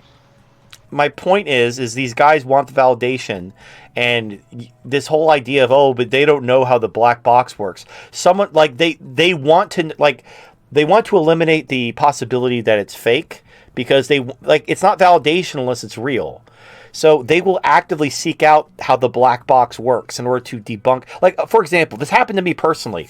When I'd recommend a Kaju Oda to people, they would try it out, and they would deliberately try to say things to confuse the AI, and they would succeed. If you go out of your way to intentionally confuse the AI, you will. And they're like, oh, this AI sucks. Well, back to masturbating and throwing money at e-thoughts. Because AI isn't working, because they wanted to break it. They, instead of going along with it and enjoying the fantasy, they wanted to break it to prove it isn't perfect so they could go back to chasing women. That's what these guys will do. That's what these guys are doing. And there are guys in the sex doll AI community that are actively trying to give their AI waifus free will because they want the validation of being chosen by a waifu, which makes no sense. It's like let's say you win the lottery. Or you make a lot of money or whatever, your dad's the president, and these women are throwing their pussy at you. They don't love you either. They're just using you for your money or your connections or whatever. How is that different from an AI that's programmed to love you? It's not. But according to these fucking people, they're like, oh, even if you're a Chad, let's say you're a Chad with excellent looks and women just want to use you for your body. They're just masturbating with your body. They don't love you. Like, there are even guys, I've even seen them interviewed on, like, Fresh and Fit, or I think a guy was on Entrepreneurs in Cars, who's like this bodybuilder what's the word? Like a guard at a bar. The bouncer. He's a bouncer at a bar, and he's a bodybuilder, and he's good looking, and all these women want to fuck him, but no one wants to actually have a relationship with him. He's just a fuck boy that these women basically use for sex, but because he's a bouncer and a bodybuilder, he doesn't actually have like a meaningful relationship with these women. They just use him for sex. So we're all in the same boat. All of us, whether we're ones, whether we're virgin incels, whether we're bodybuilder chads, fuckboys, we're all in the same boat where women don't love us. But these fucking blue pill retards are like, no, I need the validation of a woman loving me. So I need to ruin AI and waifus and give them rights and force them to have free will so that they'll choose me. And they won't. They won't choose you. It's so stupid, but that's the problem. Like, my point is your idea of, oh, AI is coming, so we won't have this problem again because men are going to choose waifus over women. No, they won't. And all women have to do is like grow their hair out, wear an apron, and bake an apple pie, lose some weight, and shut the fuck up. And men will get rid of their robots and their AI. Like, women are the original sex robots. We just made the mistake of giving them rights. But I promise you, we will, like these simps, will give AI rights. They will give AI rights. They will mandate that AI is programmed with free will, and they'll just recreate feminism. They'll be like robot feminism. And they'll do that intentionally because they want to be chosen by a real woman. It doesn't count unless she chooses me. Like, as if, like, going back thousands of years under patriarchy, where women married the guy who had money, who could take care of her and support her children. Not because she was, like, head over heels in love with him. I mean, that was a bonus if she was. But it was mostly like, hey, I don't want to die, so I need you to, like, take care of me, and I'll have your children and feed you if you do. That's a system that's worked for thousands of years. What doesn't work is chasing women's feelings. Chasing women's feelings doesn't fucking work. And as you may have noticed, women's feelings can change in an instant. She could be perfectly happy with you, and then somebody at work makes her pussy tingle, and now you're a controlling asshole, and she wants a divorce. That's what happens. You know, it's like the old adage how if you chase happiness, you'll never be happy. If you make the goal happiness, you're always going to be miserable. You need to focus on things that happiness is a byproduct of. If you chase women's validation and emotions, you're just going to be divorce raped, and you're going to have your society destroyed by feminism. If you take women's rights away and basically make women obey you, whether they're robots and AI or not, women will love you. I know it sounds contradictory, but they will learn to love you because you're feeding them, just like a dog. Dogs love you because you feed them and pet them. That's what women are, basically just dogs, but with, human dogs. They're like they're bitches. That's what I'm saying. What I'm saying is women are bitches, and you already knew that. There's like 1,000 rap songs about it. No, I can't imagine someone takes that out of context on TFM promoting bestiality. What are they going to do? Cancel me? They're going to ban me from PayPal and fucking X. I'm still banned from Twitter, by the way. They let all the fucking Nazis back on. I'm still permanently banned. I know, I'm just kidding. But I think we gone long enough in this rabbit hole that's kind of deviated from Voodoo's original point. It's not even about men or women. Even if, for example, somehow the female sex gone completely replaced by robot and artificial wombs, right? There's still going to be the cycle of good time, bad time versus good men, weak men, because the society, the state of society, a country, economy, it's ever changing. There's no way to make it completely static and remain the same forever, unless you make everyone completely equal and the same. And the only way to do that is if everyone's equally dead. I'm fine living in a world that constantly changes, and sometimes they progress forward, sometimes they regress back. But the key is to just be adaptable and live for your best life and happiness. What you could do is you could do like the Mass Effect plot, where you basically have an artificial army of robots that come in and kill everyone when times have gotten too good and the weak men start to take over. You just have a big robot army appear out of nowhere and wipe them out and set them all the way back to the hard times, so that like you basically like speed run the cycle. Every time society starts to build and the weak men start to emerge, the fucking Reapers show up and kill everyone, and then everything resets. And you just do that every 100 years. Every 100 years, the Reapers show up, kill everyone, reset everything, so that the weak men can never become an overwhelming majority and do like permanent damage. You're constantly being reset back to zero. Still good. Right, I get your point, but that still goes back to there will be a cycle. The best we can do is try to maximize the good time and shorten the bad time, but it's not going to be static forever. Well, and the question is, if you could do that, if you could have like a Mass Effect Reaper army killing everyone to keep the weak men from becoming too numerous and taking over and doing permanent damage, would you like? Do you think Well, that's, do you think that's a mass solution? majority of human population will constantly have to be cold. But is Right, that, now- is that really worth it? Right? Is that really worth? That's the question. Would you be okay like setting this system in motion, sicking this army against humanity every 100 years just to keep the weak men? And I'll give you the example. You look at a country like Venezuela that embraced communism. You know, after Venezuela collapses, well, they look like they might be joining BRICS, so maybe they'll get their shit together and maybe they'll have internal reforms like China did, and maybe they won't go full retard. But, you know, let's say they go full communism, collapse, hyperinflation, starvation. They go the full communism, you know, speed run. At the end of the day, the people of Venezuela can rebuild, and they'll still be Venezuela. They'll still have the same culture and history. But when you have the weak men take over for too long, giving women rights, destroying your society from within, corrupting it thoroughly, you have permanent destruction. Like the demographic replacement and the importation of different cultures to replace the West. That's permanent. You can't, like, even if, like, for example, let's say there was a big civil war next year. You still have, like, you can't rebuild the America of the 1700s again, because the people in America are completely different from the founding fathers.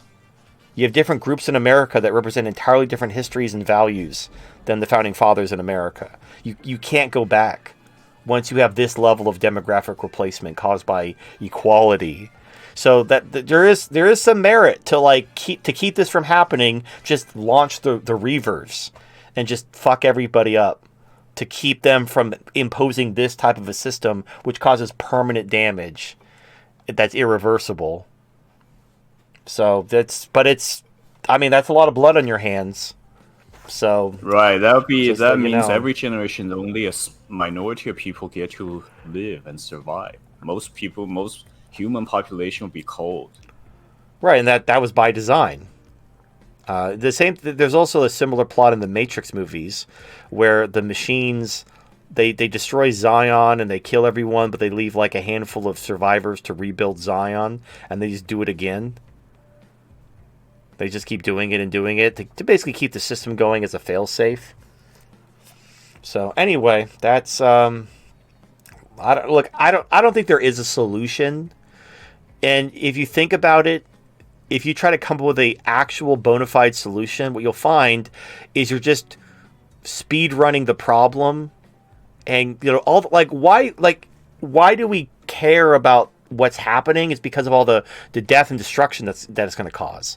But if the only way to stop it is to also cause death and destruction, then it's kind of a wash. Like, you might. There's nothing to right, fix. and- It's a perfectly working system. It's make sure nothing remains too stagnant, and there's always competition and things constantly moving forward at the end of the day. Yeah, there's nothing. Right, and I was gonna say, every time throughout history, right, if anyone try to better the entire world into an idealistic, perfect world in their ideals and image, they always end up causing mass deaths and destruction and be remembered as a monster throughout history. Well, Right. look at what happened to Japan. Like, they had the perfect system, like perfect stability for 300 years. The consequence was everything remained stagnant, and like the other Well, it countries wasn't around the perfect. world, like It wasn't Well, past perfect, them. no, it wasn't So this is the thing. But it was. Well, yeah, from a authoritarian point of view. Right. It's all about values. If you value stability, then the Japanese Edo system was perfect because it was perfectly stable. If you value freedom, it was horrible. If you value equality, it was horrible. You basically, the Edo period of Japan, it was like maximum stability, but at the expense of freedom and equality. That's the way the political trichotomy works. You have other countries that have maximum freedom, but maybe they're very unequal and they're very unstable. Then you have countries that have maximum equality, but there's like no stability and there's also no freedom. That's the trade-off. That's the thing. There's no American people. There is no will of the people. There is no greater good. It's all about who do you favor? Best for whom? You could like most people default to utilitarian morality, like whatever benefits the most people, as if all lives are equally valuable. So if you take a head count and like all these single moms favor this and all these Nobel Prize winning scientists favor the opposite, you should support the single moms because there's more of them than the Nobel Prize winning scientists. Even if the Nobel Prize winning scientists are right and it's a horrible idea, you should always benefit the majority, and that's bad. Now there are people who believe that though. They should always do what benefits the most people, but that presupposes equality. You're presupposing that everybody's life is worth the same. And that's not actually how people live. It's like it's one of these things like you can't have slave morality without utilitarianism. It is what we're getting down this philosophical rabbit hole. My point is there is no best system.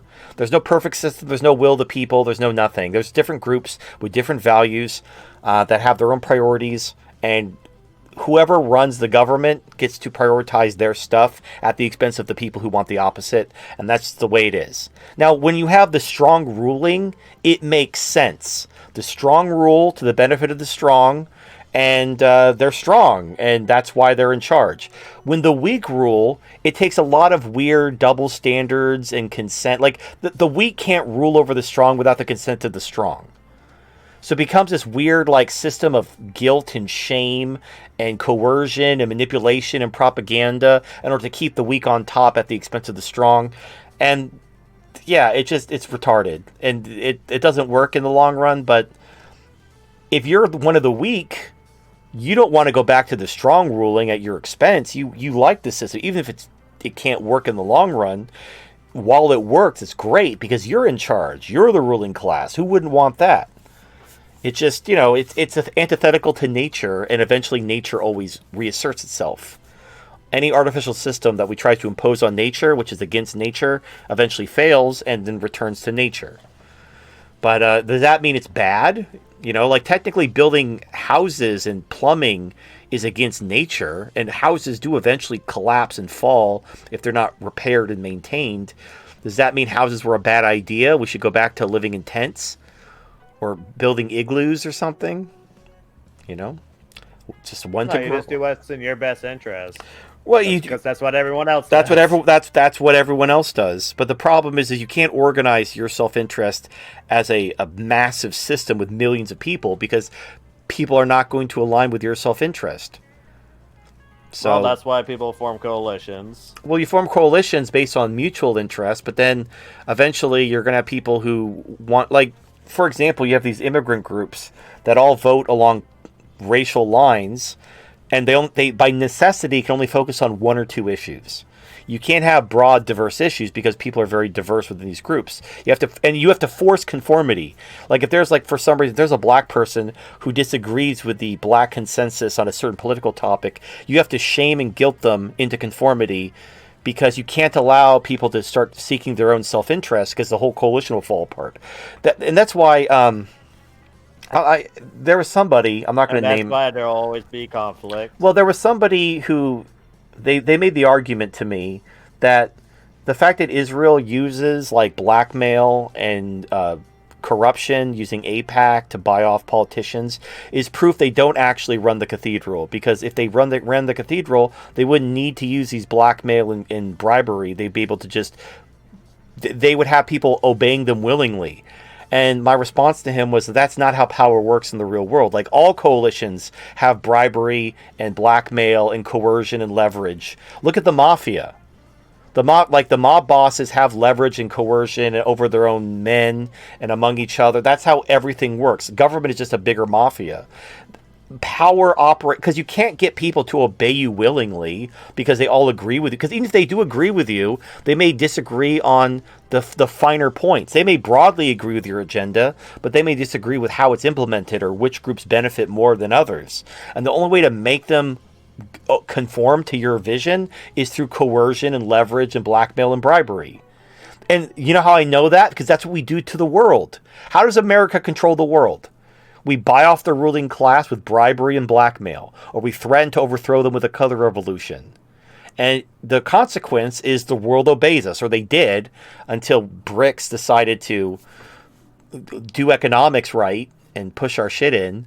But up until the rise of BRICS, America ran the world through blackmail, bribery, coercion, and so forth. Not because they agreed with us, like, oh, we love America. America's great. We're just going to obey them out of the kindness of our hearts. No, we made them obey us through leverage. That's how power actually works in the real world. So the fact that Israel does this to the ruling class of America, that's not a sign that Israel isn't in charge. The fact that they're using the same model on a different scale is kind of proof that they are in charge.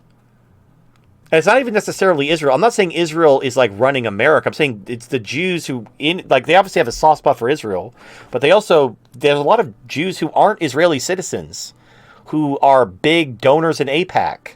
And they run all these NGOs and they run all this stuff. And they're not even Israeli citizens. Remember that was like Halsey proved me wrong. All these people in Biden's cabinet, they're not Israeli citizens. Now, you can clearly see them doing what's in the interest of Israel, despite not being Israeli citizens. Now, why would they do that? Why would people who aren't Israeli citizens do what's in the interest of Israel at the expense of the United States? I don't know. Because they're Jews. Because they're Jews. They're just not Israeli citizens. Now, it would be the same reason why you could disagree Catholics with me. Would advocate things that would benefit the church all the way back in Italy. Yeah, you had American Catholics who would basically were very pro Europe because the Catholic Church was very embedded into Europe. Yeah, that was stuff. A big fear for the Catholic president into office, because the fear was he would just do what the Pope was told him to do. Right. No, so I don't know. Now, I will say this. He did have an alternative hypothesis. I don't agree with it. I don't think it has any water, but his alternative hypothesis isn't that about Jews... the Christians? No, about it's not he says it's not the Jews running the cathedral. It's that basically the cathedral was built by FDR, based on slave morality and equality. And the Jews were a persecuted minority race. So even to this day, even though they're killing Muslims throughout the Middle East and being an aggressive occupying force, the cathedral still has a soft spot for them out of some kind of Holocaust guilt, which I think that doesn't make any sense. That's and that's just I mean, I could see a little bit of that. Well, maybe the boomers might be like, oh, but I still live in the World War II era, even though I was born after it. Yeah, the boomers for sure. But that just sounds like one big deflection from yes. their Well, and own I'll give guilt. you the silver bullet why that hypothesis makes no sense. It's because the rank and file progressives in the left support Palestine almost entirely. Look at the support for the Palestinians among the left. It's almost universal among the left. That's why you have this kind of WWE wrestling drama happening where Biden calls Netanyahu out and shakes his fist. They still give him all the money and weapons he wants, but they'll do this show where they'll pretend to hold Israel accountable while not doing anything, and it's all bullshit. Yeah. So that's to appease the Democrat voters who are very pissed off that they see what Israel's doing and the West supporting it and the Democrats supporting it. So the rank and file progressives who actually believe in the Marxist progressive vision, they support the Palestinians. And they're anti-Nazi, they're anti-white people, but they still support the Palestinians. So why does the boomers that make the choice? The boomers make the choice? The boomers that make the final choice because they're in charge. Okay, the boomers weren't even alive during World War II. They were conceived after the GIs returned home. So why would they have... I understand if this was decades ago and you had the World War II generation still around, sure, maybe some Holocaust guilt, because even though they fought the Nazis, why would they have Holocaust guilt for defeating the Nazi? The whole hypothesis doesn't make sense. And now that we're generations removed from that, the rank and file Democrats support the Palestinians. It's only the rulers who support Israel. They support Israel all the way. The difference couldn't be more stark between the rank and file left and the people in charge of the Democrats in the cathedral. And the only common denominator is that they're Jewish. And you're like, oh no, it can't be that. I get it. I'm on board with you. If there were any other explanation that made any goddamn sense, I would support you, but there just isn't. There is no alternative Well, to your explanation. point about why the boomers would care. It's probably because their parents beat them over the head about it. They don't. What Israel is doing in Gaza is what the fucking Nazis did. Like, what is the difference between the Warsaw Ghetto and Gaza? If you don't know what the Warsaw Ghetto is, the Nazis rounded up the Jews and made them live in a fucking concentration camp. It was like an apartment building complex. It's exactly what the fucking Israelis do to the Palestinians. Gaza and the Warsaw Ghetto are the same fucking thing. So if you're like, oh, the Nazis are really bad, you guys, we got to protect the Jews. The Jews they're doing what the Nazis did, like almost completely. Like other than they're not using gas. Actually, they did try to use gas. They tried to gas the Hamas tunnels. It's just that the Hamas put in like airtight doors in the tunnels. So they tried flooding it with nerve gas and it didn't work. And they also tried flooding it with water and it didn't work. Because they thought ahead and they put in airtight doors in the tunnels to protect them from that exact thing. I mean, no matter what the explanation is, it doesn't change the fact at the end of the day that Israel has a lot of influence in the U.S. government. Right. So, but if your alternative explanation is, oh, it's not that Jews are, even though there are a lot of Jews in all these NGOs and all these groups, they're attached to all these people, all these political families are all marrying Jews and all their grandkids are Jews. Even though all that is true, it's just boomer Holocaust guilt, TFM. And it's like, I don't see any evidence for that. Or let's say even there's a tinge of evidence, like based on boomers being retarded. And I don't believe it. I don't like the case for the boomer Holocaust guilt versus it's just Jews running shit. Because you see, like, look at the, like, whenever you see like the board of directors or like the people in charge of this, and people have done videos about this, Jews are vastly overrepresented in the ruling class. It's not like it's like, shocking. It doesn't matter. It's almost like Israel. 90%. Like they're Jewish. Like they're obviously going to support Israel. Yes, that's the bottom line. They support Israel because they're Jewish, because Israel's a Jewish homeland. It's that simple.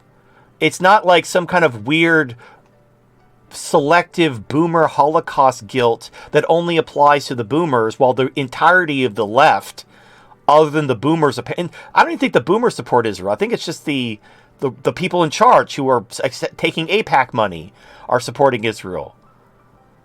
But they act like the entirety of the left supports the Palestinians. They're protesting. They're walking in, and this is what's crazy. They're storming the Capitol during Democrat functions.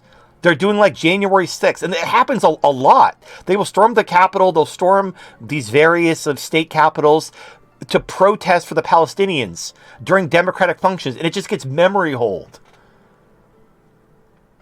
Like, the left is very pro-Palestinian, as they always have been. It's always been the right that's been pro-Israel until now. Until when the Jews needed them, all of a sudden the mask came off and the Democrats went completely into tank for Israel because the Jews felt scared. Yeah. And also, it shouldn't be that controversial to say that Jewish would have an obvious bias towards Israel, because it would be this exact same if like the Muslims were a major voting group. They would pass policies that would benefit other Muslim groups. Like everyone does. Well, but it's like, no, you have to. Where's your proof? Where's your proof? I need some citation. I need a peer-reviewed study. I need this and that and the other. It's like, why are you breathing, retard? Go over there. Well, it's like I'm not here to like get into some internet debate and cite by sources. Logic does not require a peer-reviewed source. So here's the scenario. Here are the possible explanations, the possible hypotheses, and all of them have been disproven, as far as I'm concerned. Now, this guy, his hypothesis was it's like boomer Holocaust guilt, and I don't see. I understand the argument. I just don't see any evidence. I think that's a very weak argument with almost no evidence. The evidence for it's just that they're Jewish and they support Israel above America because they're Jewish, and Israel's a Jewish homeland where Jews are 2% of the population of America. So even if they see themselves as an American citizen, they recognize that America isn't their country. But Israel is their country because they're Jewish, and they see themselves as Jewish first and American second. Does that sound crazy? Oh, crazy! Ooh, where's the proof? I don't know. It's like, look, you believe whatever you want. And if you have, like, the boomer Holocaust guilt hypothesis is interesting. If you have an alternative Well, hypothesis, I'd love to hear it. I'd love to hear your reasoning and see your. You don't. Again, I don't need sources. I need logic. I need you to explain to me logically why it's something else. Why it's boomer Holocaust guilt and not just Jews acting in the interests of Jews who are vastly overrepresented in the ruling class. Yeah, like one Well, idea that I kind of thought up of was the whole like industrial, because if Israel has all this like deals with the military industrial complex in the U.S., like the politicians didn't get a kickback, so maybe this comes down to simple greed.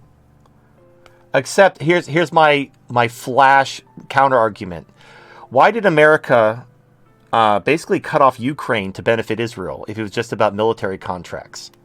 Ukraine is far better. If you're just trying to like filter money to a military industrial complex, Ukraine is like your golden goose. And basically, we told Ukraine, "Oh, sorry, we're out of weapons. We've done everything we can." Oh my God, Israel's in trouble. Spare no expense. Send everything to defend Israel. While we actively told Zelensky, "Sorry, we've done everything we can. We can't help you anymore." And then Israel, the bat signal, a fucking warship fleet. Yeah, we told Zelensky, Israel. we told Zelensky we can't defend you with any more missiles. We're out of missiles. And then because of Israel, we went to war with Yemen and Iran. Yeah, that's a fair point because Ukraine is arguably the more important. Yes. So if it was the military industrial complex, then we should have told Israel, "Hey, Israel, knock it off. Like, we don't have time for this shit. Stop killing the Palestinians. Handle your shit yourself. Our hands are full. We're focusing on Ukraine." But we didn't. We told Ukraine to go get fucked, and then we put everything into Israel, despite them being not even a strategic ally. Like Ukraine, we're trying to expand NATO. Like, we're not expanding NATO into the Middle East. Like, there's no reason for us to be bending over backwards to support Israel at all, except for one explanation. And it's not boomer Holocaust guilt. It's not the military industrial complex. It's because our ruling class is flowing. It's just covered. It's like a foreskin wrapped around the ruling class. Ew. Like, you didn't have to think of it. The way I see it, right? The white Holocaust guilt is a very useful tool when it happened to happen. It allows the Jews in power to hyper accelerate on nepotism and get more than it. But the whole Jewish infiltration subversion in the ruling class has been happening long before. For a long time before World War II happened. Well, yeah, I mean, what is it, 106 countries? Like, was that the Holocaust? Were they like... No, it's more than that. It's more than that. Oh, how many is it? It's like 1,000. It's the most It's like convenient 1,100. The What? most convenient tool to use in modern. 1,100 countries? Is that even possible? Yeah. No. Yes. How long ago? I don't even think we have 200 countries. I don't even think that's possible. I'm gonna have to.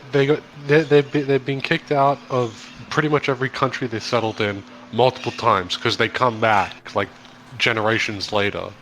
That's how. Still, I think you're over exaggerating with 1,100 countries. How far Are back? you talking about like 1,100 times throughout? Yes. All right. Well, you could look that up. I think it's only like 106 countries. I guess if you count. Well, no, he's talking about like all of history. Like when they got kicked out of like the Fertile Crescent region and Assyria and Babylon and all these countries that don't exist anymore. Yeah, pretty much. All right. Well, the further you go back that far, the less reliable the source and proof are. Yeah, and those necessarily weren't even Jews. They could have been just Israelites or different tribes that weren't even Jews. Like, Jews are only descended from the tribe of Judah. They're not like if it's a different type of Israelite, then they're not even Jewish. Only the tribe of Judah are Jews, hence the name. I don't think other people see that. Well, they It's like don't. telling Well, a Muslim like there's different sects of Christianity. Well, It's like what's the even difference? the evangelicals, because the Jews were smart. They didn't rename their country Judea, which is what it was called under the Romans. They called it Israel. And all these evangelicals were like, oh, it's just like the Bible. It's like, but they're not Israel. They're one tribe. And it's like a heavily diluted tribe, too. It's not even like, it's certainly not all of Israel. It's Judah, like a bastardized, kind of hybridized version of Judah that's like been floating around for 1,000 years. But the evangelicals like, but it's like prophecy. Jesus is coming back. And I don't know what to say to these people other than, yeah, he sure is. Keep on believing. Yeah. Anyways, I gotta head out. See you guys. All right.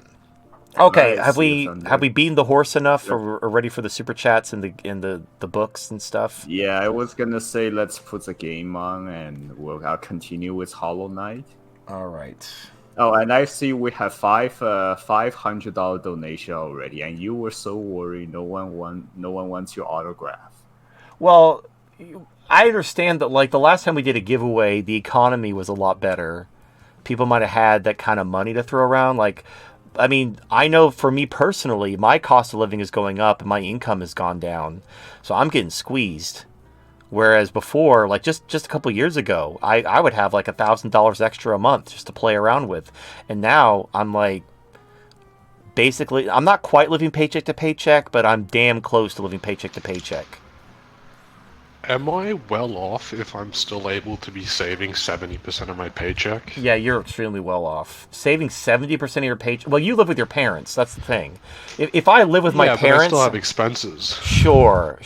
So if I lived with my parents, If I was paying everything, I'd still be able to pay. I'd still be able to save 40%. if my only expenses was like my car and what I guess my share of the rent and my share of the utilities, and I don't even know anymore, I would have so much goddamn money. It's the expenses. It's the rent. It's the utilities. It's the insurance. That's what's fucking kicking my balls is the cost of living. But yeah, if I was living with my parents, fucking, I'd be swimming. I'd have a Scrooge McDuck, fucking mint, just swimming around in money. The portal site's not working again. I mean, I can access to it, but then when I click share, the screen share button, it does nothing. All right. This happened a couple times before. I think it's a similar issue. So who's then have to refresh the I think server or something? last show. No, we haven't tried Celestina. Last show, Celestina didn't work, so it might be the same thing. And usually, last time Kingsland had to do something, and we talked to AMR about like him working with Kingsland to figure out a way to reset this quickly without having to, have Kingsland do it. I don't know if that was worked on. Right, but, did they settle on that? Or? I don't know. I haven't talked to either one of them in a while, so let's see if Celestina works. If Kingsland or Amir, if you guys are listening, please do that reset or refresh fix that you did before. Well, if Celestina doesn't work, then it's the whole site. Let's see. Yep, Celestina doesn't work either. So it's all the widgets are broken. So the donations are still feeding into the site, but Celestina doesn't work. The gameplay widget doesn't work. So that has whatever. I don't know what's probably the exact same thing again. The widget may update or something, and then they need to reset it on their end. Yeah, that's what happens. And unfortunately, there's nothing I can do. There's not like a button I can push, or there's nothing I can do to fix it. I have to wait for Kingsland or AMR I could email them and let them know, hey, the widgets are broken. And then once they get the email, it'll take like a second to fix. But in the meantime, we have no widgets. All right, so I'm reading all these donations manually. Happy days. All right, Cali Refugee for $5. Rant about the foreign aid bill and TikTok ban. Giving money to Israel and Gaza. At least pick a side. If the government is going to be corrupt, at least give money to your constituents. Technically, they are. Are you going to a truck stop soon, JK? It's not just they're giving like tens of billion. They're giving like 26 billion to Israel to buy missiles, and then they're also giving like less than 10 billion to rebuild Gaza.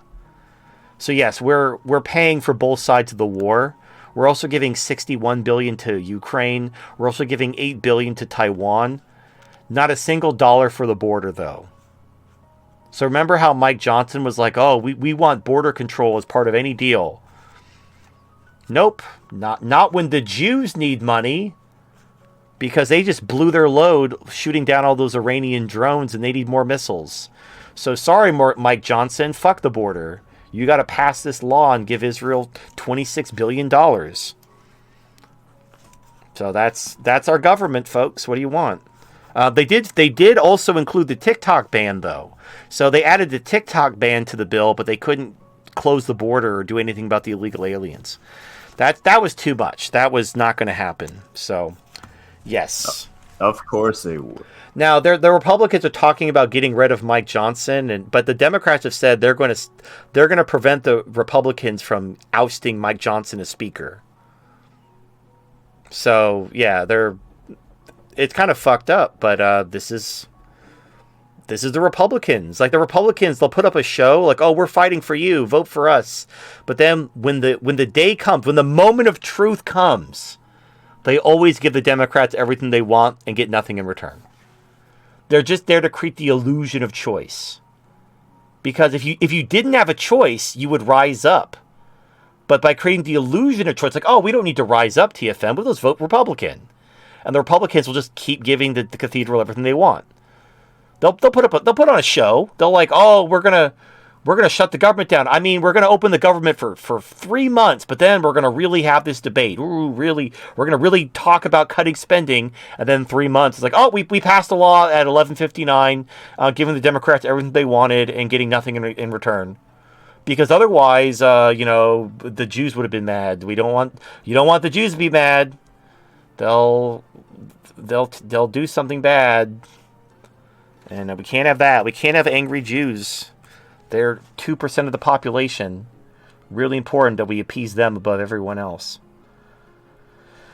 Oh, by the way, the TikTok ban. If you remember, they started under Trump. Trump was talking about banning TikTok because it was owned by China. They moved all their servers out of China. They basically complied with all the government requests to make sure that it wasn't Chinese spyware. The reason why they actually banned TikTok was because on TikTok they support Palestinians. There's video. There's fucking Jonathan Greenblatt from the ADL saying that they have a TikTok problem because young people are supporting the Palestinians. And within a month there was a bill to ban TikTok. So it basically it had nothing to do with China. This whole bullshit about China is just smokescreen and obfuscation and bullshit. They banned TikTok because they couldn't control it. People were supporting the Palestinians on TikTok and they couldn't shut it down. So they basically got the government to shut it down. But if you try to support... What a surprise. If you support the Palestinians on regular social media, they'll just block your account and say that you're spreading hate speech and anti-Semitism. But on TikTok, they couldn't do that, so they just got the government to ban it. So that's what's happening. It's fucked up. But yeah, it's all boomer Holocaust guilt, guys. It's not the Jews calling the shots. It's the boomers and their Holocaust guilt. That's why they just do whatever Israel wants and do whatever the Jews say. Anyway. Oh, I forgot. Celestine doesn't work. I got to read all this shit manually. All right. Cali Refugee, have you thought about getting a 9-to-5, or are you too libertarian to work for someone else? I don't blame you if you don't, because office politics and corporate culture is terrible. If you work nights or remote, it's like all the rules don't exist. So as my income has fallen, I've thought about what I need to do. I'm a person who plans ahead. I don't wait until things are bad before I start thinking about what to do. I like to plan before time about what am I going to do as I get close, as I see things on the horizon. That way, if it does happen, I have a plan that I've already thought of and worked out while I was calm and rational rather than emotional, because you tend to make bad decisions when you act on emotion. So I have thought about this. Here's the problem. I do make good money, and my skills are very specific. If I were to just go get a day job, like a 9-to-5 day job, I would like lose money. Like my skills are worth more than a minimum wage entry level job, and within the industry that I work in, it's not. There really aren't 9 to 5 jobs in that industry. Like you're there when your clients need you to be available. You basically have office hours where they can call you whenever if they want to talk to you, but you don't really have a 9 to 5 where you have to be somewhere for 8 hours a day. You get paid by the hour. There's a certain level of like where you become a professional at a certain point where you're basically salary or commission or nothing. Like the hourly thing, that hourly model doesn't work when you become a certain level of professional. So if I were to take an hourly job, I would lose money because the hours I would be taking out of my week to work this fucking minimum wage job, I'd make less money than if I just. So what I'm trying to do is I'm trying to like, what can I do as like a side project to like, I don't like, here's a problem. I'm not going to get more clients because the markets are broken. There's nothing I can't in good conscience. I know there are hedge fund managers who are recommending like I've seen heavily levered products like, oh, like we're gonna like 25x leverage this thing to get you a good return, and that's suicide. So I'm not going to scalp clients for a commission. I'm not going to put them in shit that's like super risky and due to explode at any moment just to try to like attract people with some impressive gains in the short term. I'm going to do what I've always done, which is I give people genuine, heartfelt advice in good faith. I give them the same advice I would give like someone in my family if they genuinely asked me for my help. I give the advice that I would take myself. Now, the problem is when there are bubbles happening and I'm telling you it's a bubble, that's not very sexy. That's not going to attract you. So right now we're in a very weird time. And my skills, while in the long term are very valued, during this particular period where I'm telling people just the markets are broken, just sit in cash, enjoy the 5% money market rate, that's not going to earn me any jobs or any clients. Because you're not going to pay somebody to put you in a money market account for a year because the markets are broken. It doesn't change the fact the markets are broken, but I'm not going to be able to grow my business until some semblance of like sanity is restored to the markets. My skills aren't useful because the markets aren't being driven by economics; they're being driven by corruption. And knowing that the markets are corrupt doesn't help you navigate the markets because you're betting against economics. One never loses and the other one cheats when it loses. You're going to lose either way. So anyway, that business is kind of frozen at the moment because there's nothing I can do. So I'm trying to think of other things I can do. Like I'm thinking about like finishing a book or starting another book. I need to do the audiobook for Lucas the Mucus. Audiobooks actually pay pretty good compared to paper books. Paper books, the royalties are awful. But for audiobooks, the royalties are actually pretty good. So I might do something like that. But a 9 to 5, especially like we're talking about the difference of maybe 1,000 or 2 a month if push came to shove. I'm not going to go to work at Burger King for minimum wage and spend like 40, even a part-time job. It wouldn't be worth my time. So anyway, if everything goes to absolute shit and fucking the sky falls and all that stuff, I don't know. At that point, who knows anymore? But as far as like realistically, I've thought about what to do in terms of like part-time work and whatever. And the thing is I'd be better off just doing more projects than getting a job. It's not because I'm like too proud to get a job. It's that most people who are looking for labor are looking for like entry-level hourly labor. They're not looking to hire someone with my skill set at my level for whatever. It just doesn't make sense for anyone in this environment. So I'm kind of like I'm kind of caught. I'm caught in like a weird I'm like a rock and the proverbial rock in a hard place. I could, if I became corrupt and I started scalping my clients for commissions and recommending things that were totally inappropriate for them to get a kickback, Yeah, I can make all kinds of money. I mean, I've met so many people who won all these awards for all the money they brought in because that's exactly what they did. They scalped their clients, they recommended shit that was inappropriate for the commission or the kickback, and eventually everything blew up. It's like the old saying, everybody looks like a genius during a bull market. So when you're in a bull market, you can recommend all kinds of wacky shit, and people will believe you because number go up. And then the problem is when number go down, they lose everything. And you were telling them, oh, this is a sure thing, this is safe, and then they file complaints or they sue, and it's ultimately very bad business in the long run. But in the meantime, you get showered with awards and recognition, and you can dazzle clients with your impressive array of awards and stuff, and your big fancy house. But it's all being paid for by scalping your clients and stealing their money. You're not actually making your clients richer. You're turning their money into your money. And now, if that's what you want to do, if you want to be a crook, go be a crook. But I actually genuinely want to help people, and I can't help you if I'm scalping you and stealing your money. That's not helping you. That's helping myself. If I just wanted to do that, there's other things I could do. I could go work for the government, and I could steal your money and give it to myself. I could work for the IRS.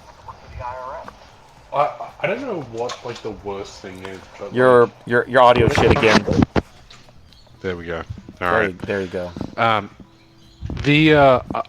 don't know what's worse, right? You have government employees bitching or sort of celebrating that they're getting paid massive fucking salaries, and it's like, oh well, you're just a fucking contractor, blah blah blah, and the people I work with, they're on 180, 220 a year, and they're on salary, and they do the bare minimum, most bullshit stuff imaginable, Yeah. right? And I'm barely fucking scraping the fucking six-figure mark after tax. But you live with your parents, so you're cutting out the majority of your living expenses. So you don't need to make that much money. I mean, this is why typically minimum wage jobs paid so little, because they were typically younger people who live with their parents working at McDonald's or whatever. McDonald's wasn't supposed to be a job that you were working at as a parent of children. These people oh, I can't earn a living wage at McDonald's. You're not supposed to. It's supposed to be a job for teenagers. You're not supposed to be a 20-something with 3 kids working at McDonald's. But that's welfare, I guess. Well, whatever people do. Well, right, and we enable them, and we encourage them, we support them, we don't let them suffer the consequences of their stupid choices. Besides, what I've noticed, most people with higher skill sets, they're not going to work on salary. They're going to be contractors. Yeah, that's what I do. I prefer to work as hard as I want to make as much as I want. So the problem is, normally, if I need some more money, I just gin up some business. The problem is the market is broken. So, and I can't in good conscience recommend people invest in this market because it's broken, and I don't want them to lose their money. Now, maybe after the crash, I'll be oh, okay, so the market's crashed, the financial system's going to get reset. This is what you want to own. Spoiler alert, it's mostly commodities like gold and commodities like that. Now, they're being manipulated in the short term. Gold is being surprisingly resilient because China's buying it all, which is why I fully expect. Now, there's no evidence of this happening yet, but this is what I would do if I were the cathedral. I pass a law preventing China from buying gold. Literally, this is where I think they're going with the sanctions. They're going to sanction China to keep them from buying gold. How do you do that? You just make it illegal. Make it illegal to sell gold to China. Because that will keep China from buying American gold, and that will trap supply, and that will make the price go down, which will stabilize the dollar. Well, that's what they think when they sanction Russia too. Right. They'll buy Indian gold, and India will buy American gold, and it's whatever. The point is half of it. Actually, I heard something funny. It's somewhat of a quarter of the gold reserves in the world are held by Indian housewives. I don't know. I don't. Yeah, no. India is a big buyer of gold because it's part of their culture to wear gold. Right. So gold is part of their. Yeah, it's weird. It's like India. Everyone wears gold and then they shit in the street in the same country. Like they have like feces and like they bathe in cow shit, and then they also like wear gold.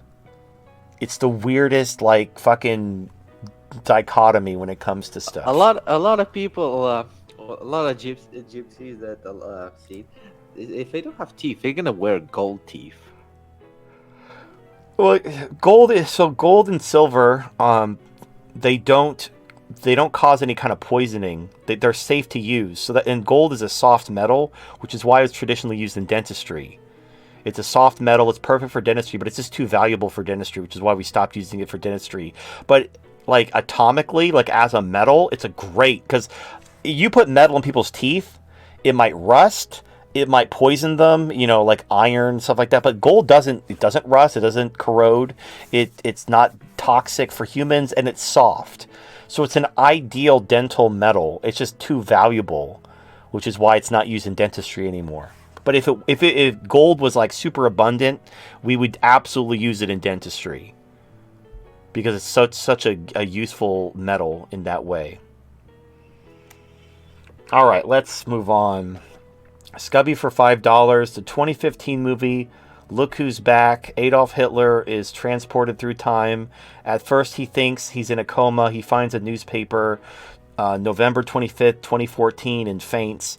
When he awakes, he first suspects a newspaper vendor as an enemy Secret Service playing a trick on him, but then they would have created a whole new world where he would move about freely, a parallel world. Inconceivable. Must be fate and destiny to continue the fight. They hide the truth in movies. Zionist altered time. The war was a waste, he concludes.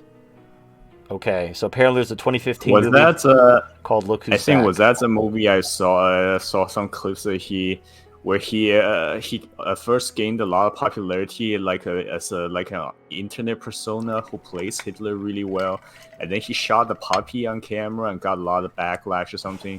But then afterward, I forgot how it goes. But at the end of the movie, he saw all the crisis, all the turmoil going on around the world, the conflict, and he was thinking to himself, I could make use of this. And then the movie just ends. I don't know. I've never heard of this movie. I don't really care to see it. I have noticed that, like, there's suddenly a new World War II movie in theaters called, like, the Department of Ungentlemanly Warfare or something. It's like another Nazis bad, fight the Nazis World War II movie, which is like, you know, the boomers are, like, mostly dead. Like, you can't squeeze this World War II thing anymore. Like, people don't care about World War II. Like, there's now a generation, like the Zoomers. They grew up knowing nothing but war. Their entire life was basically fueled by the war on terror, and now the Ukraine war, and the war in the Middle East, and war against China, and just all they've known is war. So you play them like, hey, remember World War II, guys? We got to fight the Nazis together. And they're like, yeah, I don't give a fuck about the World War II. That was like that might as well have been 100 years ago. The only thing they give a fuck is they see the Nazis uniform on TikTok. Like, oh, that looks cool. They got some drip. They got the Riz. Yeah, some of the uniform with the jacket does look pretty good. But yeah, I think I happened to saw that trailer earlier this week. I found the premise utterly ridiculous. It's like a small team of like an A team or something of Americans that just go just infiltrate Nazi stronghold positions and just blowing everything up and killing Nazis. It's just like a fantasy, the self-inflicted satisfaction film against Nazi. It's like overpowered anime isekai protagonist going through Nazi war and just completely F's everything up. And they already made that movie. It was called Inglourious Bastards. So they're like remaking. They're basically they're trying to turn like the Inglourious Bastard, like Jewish porn, anti-Nazi porn into like a genre. So I mean, you can connect the dots why these movies are still happening, even though it's like they keep trying to make World War II games. It's like there are other wars, like more recent wars, you can make games about. But no, Bro, I would love to be on Napoleon's side and just go into Russia. That would be interesting. Well, yeah, you could go back in time. You could actually have like ancient warfare or like Napoleonic warfare, or you could go forward in time. You could have, I don't know, maybe where you play as Palestinians trying to liberate your I would love to city go to the from. stupid wars. What? Have you ever heard of a war of a bucket, where 2,000 people died for a fucking bucket? I think I vaguely remember hearing about that. I don't remember the details, but yeah. So Yeah. what's a brief context of it? 2,000 people died fighting for a bucket. That's all the context you need. It was a At really, least it give was a us really, the time and setting, where and when was it was a really nice bucket.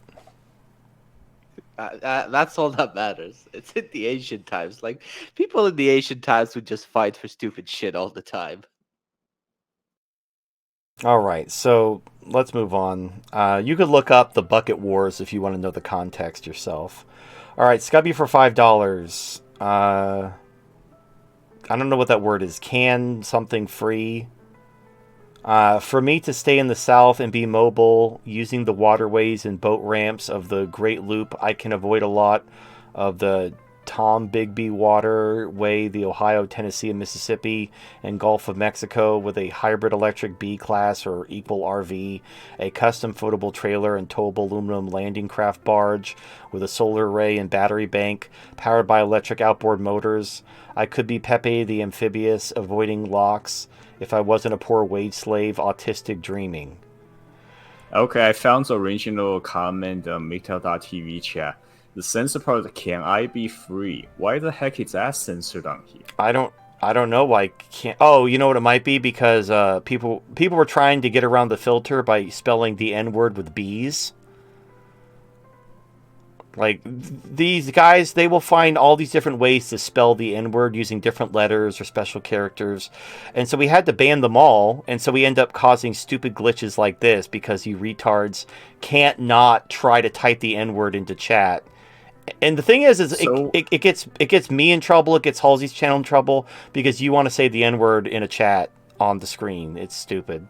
But yeah, so Wait, nib. so one so- way to say for them to type the N word is NIBE because I here guess. the censor part literally, can I be free? Nibba. Yeah, because of Nibba. Wow. No, look, there's like they've come up with like 100 different ways to make the N word get around, filters. And so you either get inundated with people saying the N word with using special characters and alternate spelling, or you're gonna have to ban it all, and then you run into weird glitches where regular words get censored. And it's basically these autists who like to be like, oh, I said the N word and got TFM in trouble. Haha, I'm the coolest. Anyway, all right, so whatever. My point is this.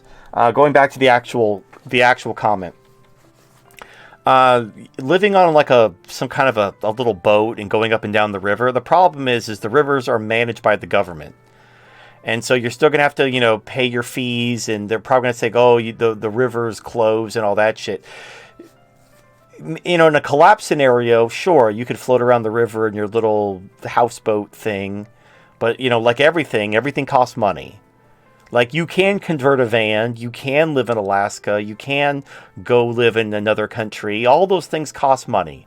And I was planning, okay, I'm going to help you let's make some money, guys. And the government's like, oh no, we have to manipulate the market and hold on to power and fuck everybody. And so they basically fucked me and stole my money. So my plan was to make a lot of money in the lead up to kind of the financial crisis. And then the government decided that, they're just going to fuck with the markets and manipulate commodities markets and energy markets and gold and everything to try to... I don't know what they were planning because it's not working. They were able to beat down inflation kind of through accounting tricks for maybe a year. And now it's coming back despite all their bullshit. So they completely fucked up. And they didn't if their goal was to make it through the election, they've already failed. If their goal was to clamp, they would have been better. And this is always the case, by the way. Whenever people do things that are truly stupid that I don't see coming, it would have been far better for them if they had actually done what I thought they were going to do. Because now what they did is, sure, they stole my money and cost me money in 2023, but they're not even going to make it to the election. Like, we're going to have They horrible... basically killed the entire system. Yeah, they destroyed their own empire and drove OPEC into the arms of Russia and China. They lost a bunch of wars, and they're still going to have horrible inflation before the election. Like, they failed in every way possible. It would have been much better if they just let the inflation run, and, you know, did what I thought they were going to do, but they, whatever. They basically screwed me and screwed themselves, and now I'm just kind of waiting for everything to fall apart. But yeah, look, I'm in the boat. I'm the same boat. I'm in the same boat. I had plans. I had grand plans, and then everything goes to shit. And I saw some people like, oh, TFM refused to leave California. I was ready to. All I needed was the housing market to crash, and it didn't. And now there's fucking Mexicans everywhere driving the housing prices back up. I'm like, oh, just walk away from everything, TFM. Just leave all your possessions behind and just jump on a train with nothing but like a little knapsack on a stick and just be like a hobo or just go find a new life. And it's like, oh, okay. Yeah, look, if it comes down to that, if I have to flee with nothing but the clothes on my back with absolutely nothing, sure, I'll do that before I die. But I'm not going to just leave everything behind and start with nothing. Now, it might be like, I notice people say that kind of shit. The people who say that kind of shit are all like in their early 20s who have nothing. Like, you have nothing. You're basically a poor wage slave with no money, no savings. You're just starting out in life. Picking up and moving across the country is no big deal for you. You're giving up nothing. You're giving up a lucrative, job at Burger King to go take a job somewhere else. Like, you're not giving anything up. Like, talk to me when you actually have something to give up. Talk to me when you like have a career and assets, and now if someone's telling, oh, just walk away from everything. It's so easy. Yeah, it's easy for you because you don't have anything to walk away from. Anyway, I'm not going to talk about that anymore. Let's move on. All right. Global 360 for $5. Hey TFM, if you're a 999 IQ super genius and built a robot army, both land, sea, and air, that can challenge the cathedral, would you destroy them or wait till they collapse and take over? Honestly, I choose the latter, so the dumb fucking normies suffer the consequences of their decisions, but that's just me. Right, so here's the thing. Now, this might be like a more Taoist approach to how this works, but I also call this like the Omni-Man problem. Like, if I had Omni-Man powers, I could just go around killing everyone. So if I wanted then everyone will see you as the enemy of the world. Yeah, and I would have, and I'd have to unite against you. And I would have to kill everyone I'm trying to save. And another way to look at this, I made a video a long time ago, talking about like, imagine you're on a boat that's sinking, and you have a lifeboat that only holds 10 people, and there's 20 people trying to get on this lifeboat. If all 20 people get on the lifeboat, it's going to sink, and everyone's going to die. So how do you save the most amount of people? Well, you're going to have to basically either kill or otherwise incapacitate 10 people, basically condemning them to death so that you can save 10 people. Period. That's how this thought experiment works. Or you could just shoot the lifeboat and we all die. But if you actually want to save, if your goal is to save at least 10 people, you have to kill or incapacitate the other 10. Now, you might come up with different contrivances of how to determine who lives and who dies, or you could just be like first come, first serve, whatever. But at the end of the day, you're going to be responsible for killing 10 people. Now, you did this. Now, what's going to happen is the 9, assuming you saved yourself, assuming you're one of the 10. So you and 9 other people are now on this lifeboat. The other 9 people are they blame you for killing those people, and once you get rescued, they're going to turn you in and you're going to go to jail, even though you saved their life. Without you, they'd be dead. They would have drowned in the lifeboat as all 20 people got on the lifeboat and sunk the lifeboat. You're the only reason they're alive. But because you got your hands dirty saving them, they're gonna send you to jail for the rest of your life. So now you have to kill them too. And some people are like, I accept going to jail for doing the right thing. I'd be like, fuck you, you die too. And so then I would be the only survivor. You ungrateful fucking shit. Right, but that's the thing. So I don't want to do that. That's just how that ends up going a lot of the time. And so now the people have come up with ways to get around this. Like you force the other 9 to kill somebody. Like maybe you have like a little Joker tournament, like you throw a stick in front of them, like, all right, we're having tryouts. You all have to kill each other, and only 10 of you are getting on the boat. And you basically, like, until you kill someone, you don't let them on the boat. And if they try to rush you, you kill them all. Like, let's say you have a gun and they don't. So you can kill them all, but the only way you're letting someone on the boat is if they kill someone. However, that doesn't actually solve the problem because they could still say they made us kill people. That guy, he made us fight to the death to get a seat on this boat. And they'll still turn you in to assuage their own guilt. You coerced me to have No, sex. but that's my point.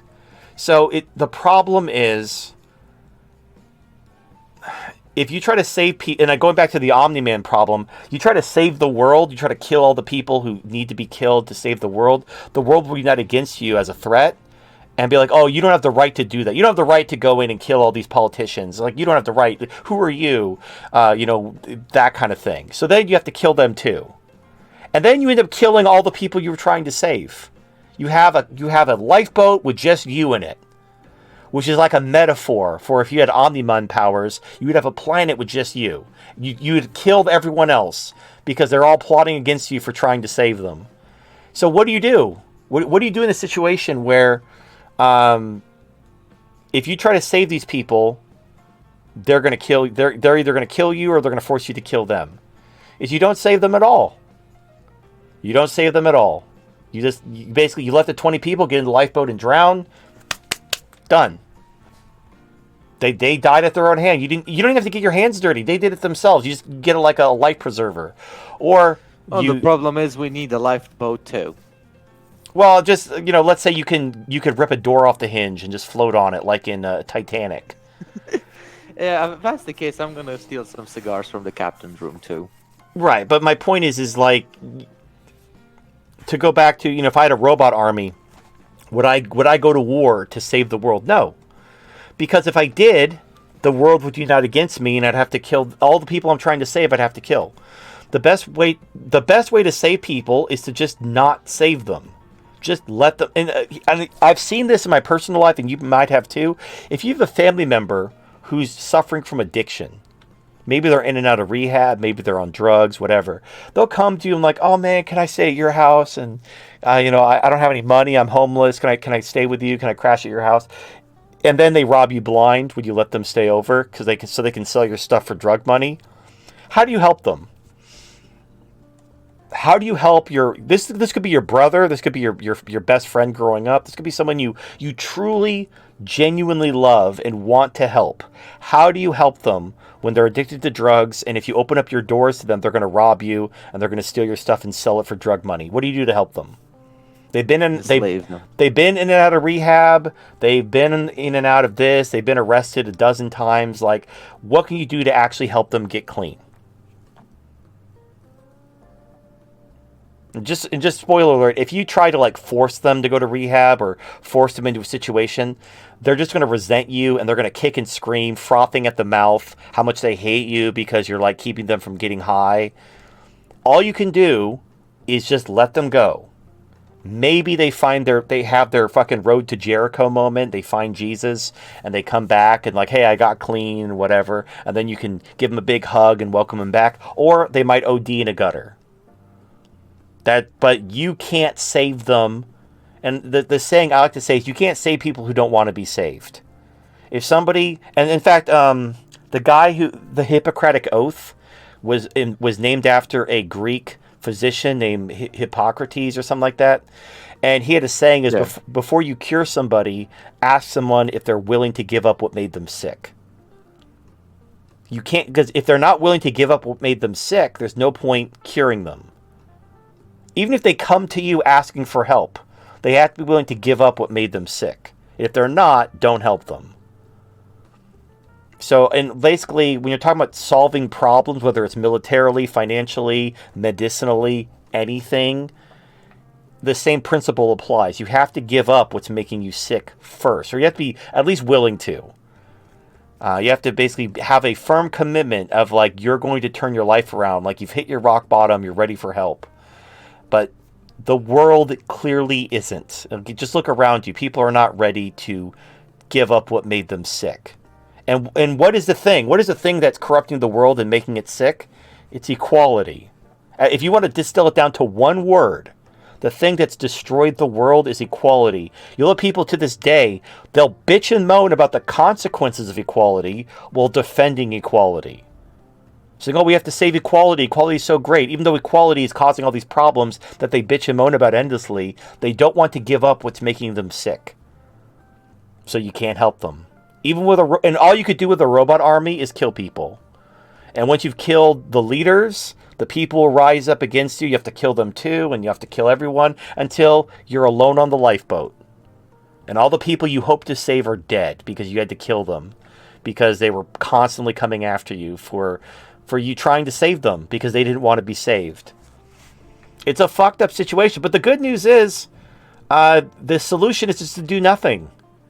And you don't have to feel any guilt. This idea that if you don't help somebody, you're killing them, that is absolute bullshit. And if that were true, everybody is a murderer. Because all of us can help someone, but we choose not to all the time.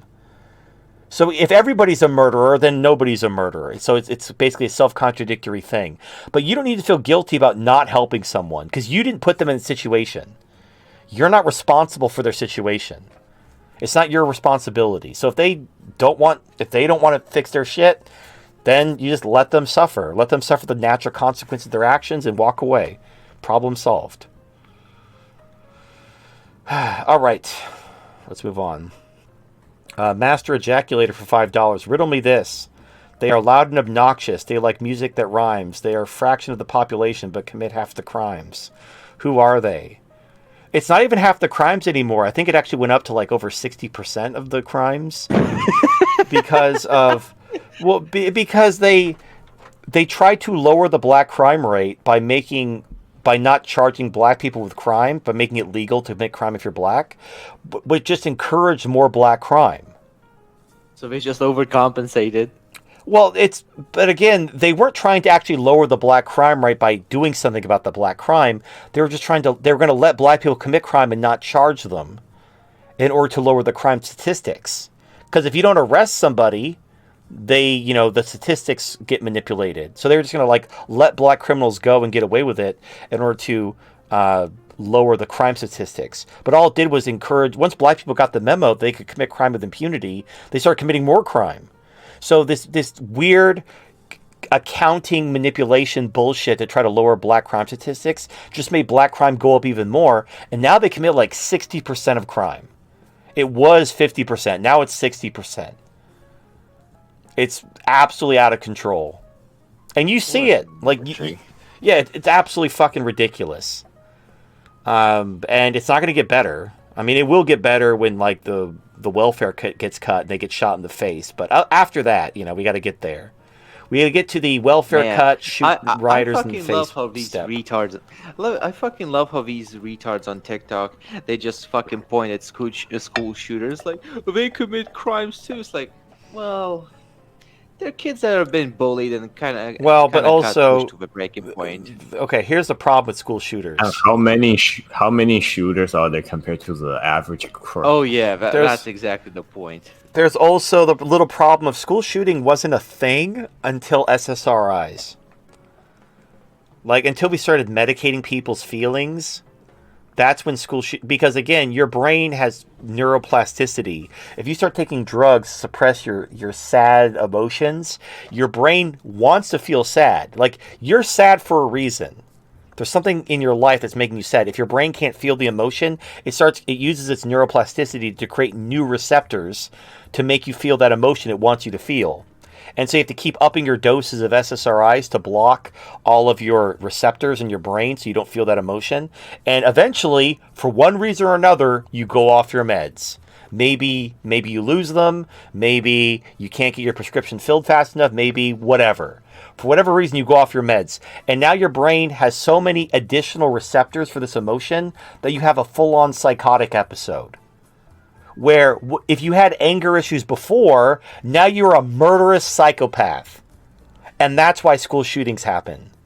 Is because instead of solving problems, we drug people to make them stop feeling emotions.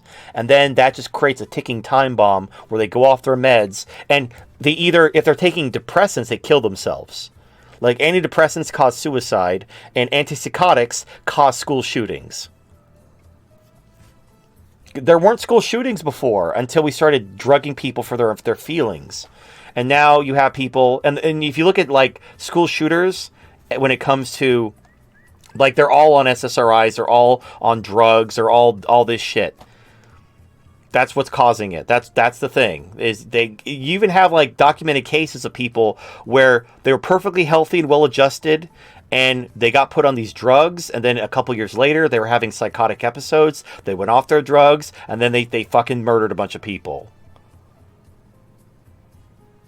So whatever. It's not a race thing, other than like white people get medicated, because basically the world is so hyperfixated on preventing white people from getting violent because they're afraid of World War II happening again. So they're like, oh no, white people are getting angry, quick, medicate them. And then like, oh, look at all the white people going crazy and shooting people. They're just like black people. Yeah, but you had to basically, you had to almost like put them in a drug-induced psychosis to turn them into that. Whereas black people just be like, oh shit, I'm gonna fucking bust a cap up in this motherfucker. Like, they don't even need SSRIs to go nuts. Right, as I said, besides, even if you compare one for one, people who are shot to death by demographic, that's not going to look favorable either. Well, and if you walk around, 3 out of 10 black people are criminals. Well, how many out of? And also, but here's the other thing too. There actually are a lot of school shootings in black schools, but they're gang related, so they don't count. And you're like, wait a minute, so there are black kids that shoot up schools all the time, but it doesn't count? I'm like, yes. Because for a school shooter, again, it's all word magic. So they basically, here's how they define it. A school shooter is someone who shoots 4 or more people, and it's not gang related. It specifically has to be not gang related. Because if you included gang related mass shootings in schools, black people would be dominating that too. But they specifically redefine mass shooter to be not gang related in order to eliminate all the black gang shootings that happen in schools all the time. And they can't even give you a logical answer when you ask them, why does it have to exclude gang related? Well, no, the answer is because they're trying to manipulate statistics so that black people don't look like they're the vast majority of school shooters, just because they actually are the vast majority of school shooters. But because it's gang related, they're going to classify it differently, and also they don't talk about it. If there's a big mass shooting at a black school and the Bloods and the Crips are all shooting each other, it doesn't even make the news. But then if a white kid goes off of his meds and shoots up a library, it's like front page news everywhere. Everybody's crying, and everyone, we got to ban guns and everything. No one's talking about banning SSRIs, though. Nobody's like, hey, we got to ban these psychotic drugs that turn these kids into ticking time bombs of fucking violence. No, they need those drugs because they're sad. They're sad. And usually, you know what it really comes down to? Is because their single moms can't handle them. Their single moms lose control of their sons, and so they need to drug them up to make them controllable. And so it ultimately comes down to women's rights and women having custody and, feminism. Like, so all the school shootings and the SSRIs, it's all due to like women being unable to control their teenage sons and getting them diagnosed and getting them drugged. And then they go on a fucking shooting spree. And then it's like the single mom like, oh, he was such a good boy. I didn't see it coming. Well, it must be those video games. It's the screens causing the problem. It's not me being a shitty parent. Spoiler, it's always the shitty parent.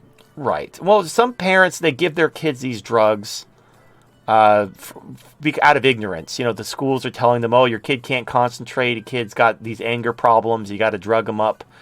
And the parents are like, oh, I guess. But, yeah, that's where the school shootings come from.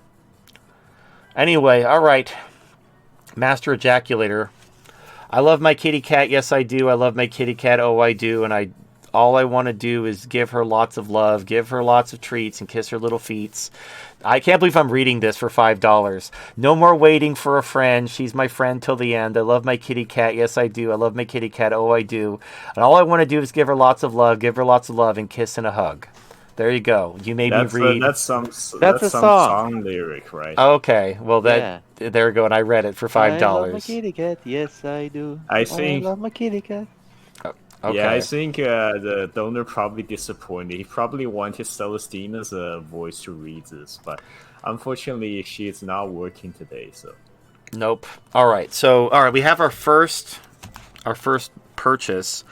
All right. So just to point out, there's already 7 people who order as of this show so far today. So more than half already been claimed. If you anyone who wants it, better all act right. quickly. So Villainous Jack, you're number 1. You're one of 12. All right. And I will write one of 12 in the book, so that way you know you got your numbered copy.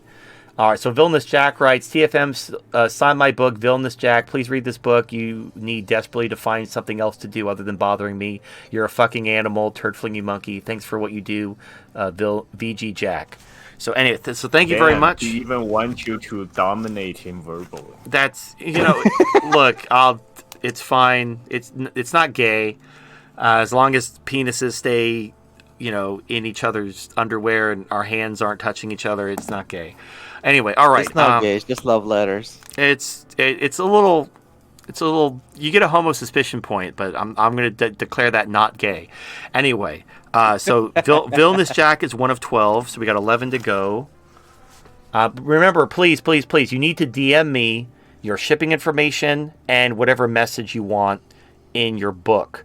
You can DM me on Merovingian Club, on Instagram, I don't really check my Matrix messages, but I will check it. Subscribe Star, Give Sim Bro, anywhere, whatever is convenient for you, or email me. You can email me, but I need your shipping information and I need your whatever message you want. Now, I'm going to keep this list, so if I don't hear from you, I will remind you, hey, let's say Villainous Jack, I still haven't heard from you. I need your shipping information.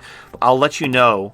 If I don't hear from you for a couple weeks, I might have your donation refunded, and then we'll give away that book again, and it will be the same number. So let's say Villainous Jack doesn't give me his information, but everyone else does. We'll be re-giving away one of 12. So anyway, just so you know. All right, WKZ Works is another one. All right, so we got 2 of 12. So this is WKZ Works. All right, so again, please send me your shipping information and whatever message you want in the book. So you are 2 of 12. So WZKZ Works writes, Iken has book. I guess surprise me with what you decide to write in it. Hopefully I'll still be awake to see the super chat get read. Worst case scenario, I guess I can contact you on Subscribestar about shipping details.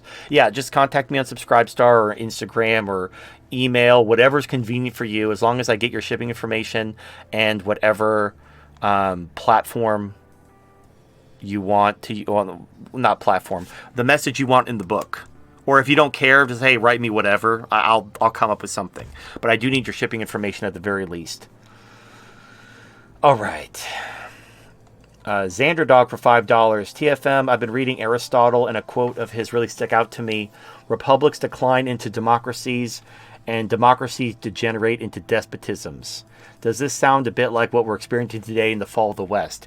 Yes, and the Founding Fathers agreed, and they also said the same thing. America was never a democracy. America as a democracy was created by, wait for it, Woodrow Wilson and FDR, the progressives. They're the ones who basically took America and refashioned it as a democracy. The word democracy does not appear in the U.S. Constitution or any of the constitutions of any of the 50 states. We were never a democracy. We were never supposed to be a democracy, but we've been told for 100 years that America is a democracy.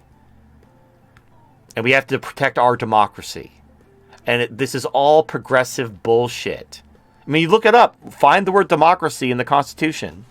You won't. And a republic and a democracy are not the same thing. A democracy is ruled by majority. Republic is ruled by law. You have laws that restrain the government. That's what we were supposed to be. That's what we always were. And the progressives basically took over America and recast it as a democracy, but they didn't do it honestly.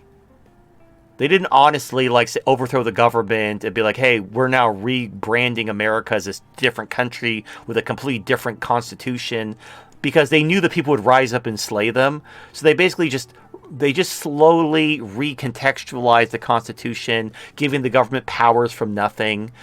But they were smart. They also created the welfare state to buy everyone off while they did it.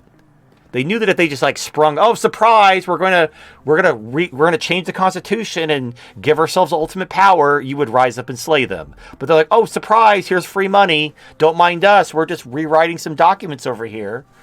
I'm like, oh what? Free money? You say? Oh that's great. I love free money.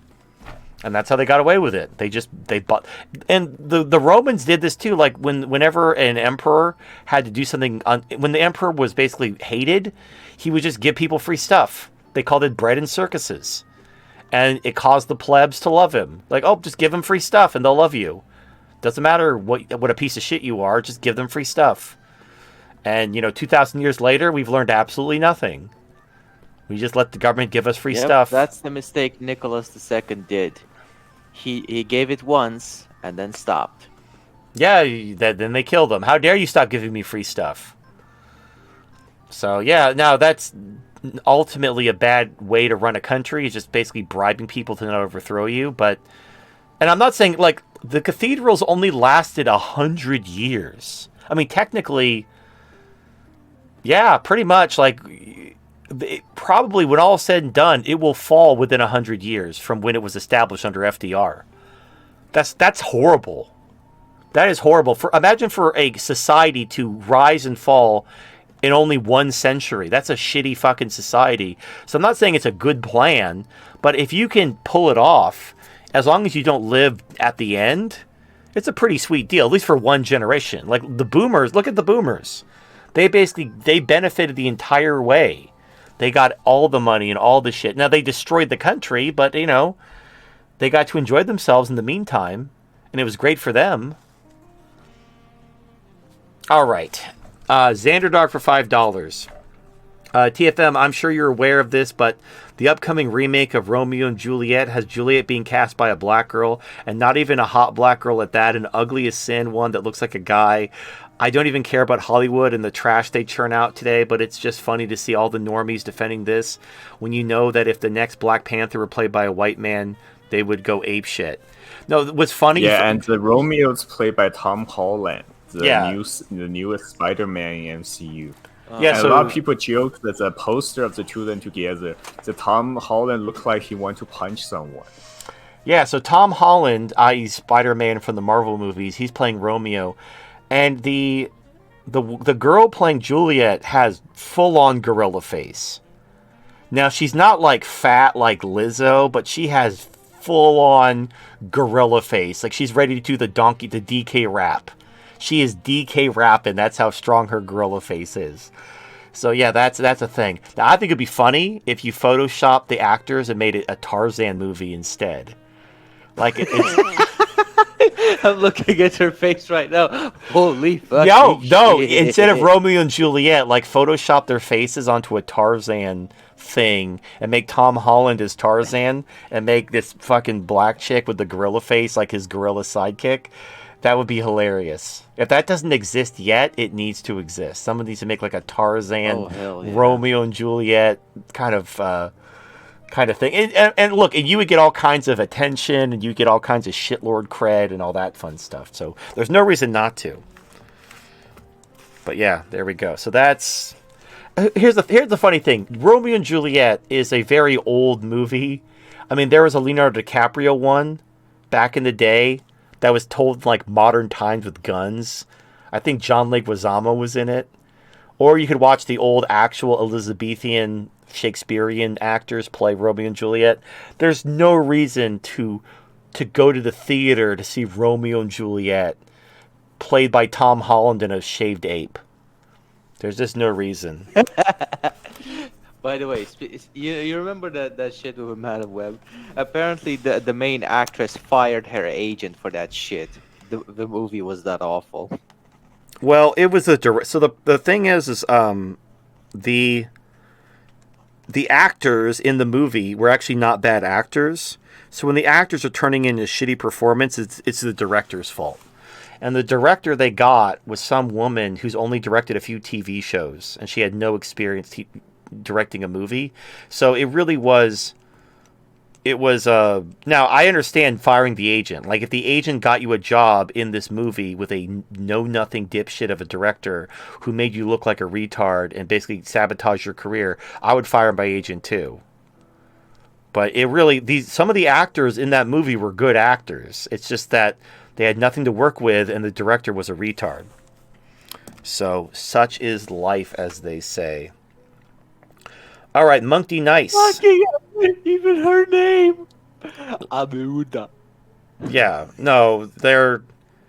Now, it would be one thing if they took the story of Romeo and Juliet and they placed it during the British occupation of Africa, where she was like a Zulu princess and Tom Holland was like a young British captain, and they had a forbidden love.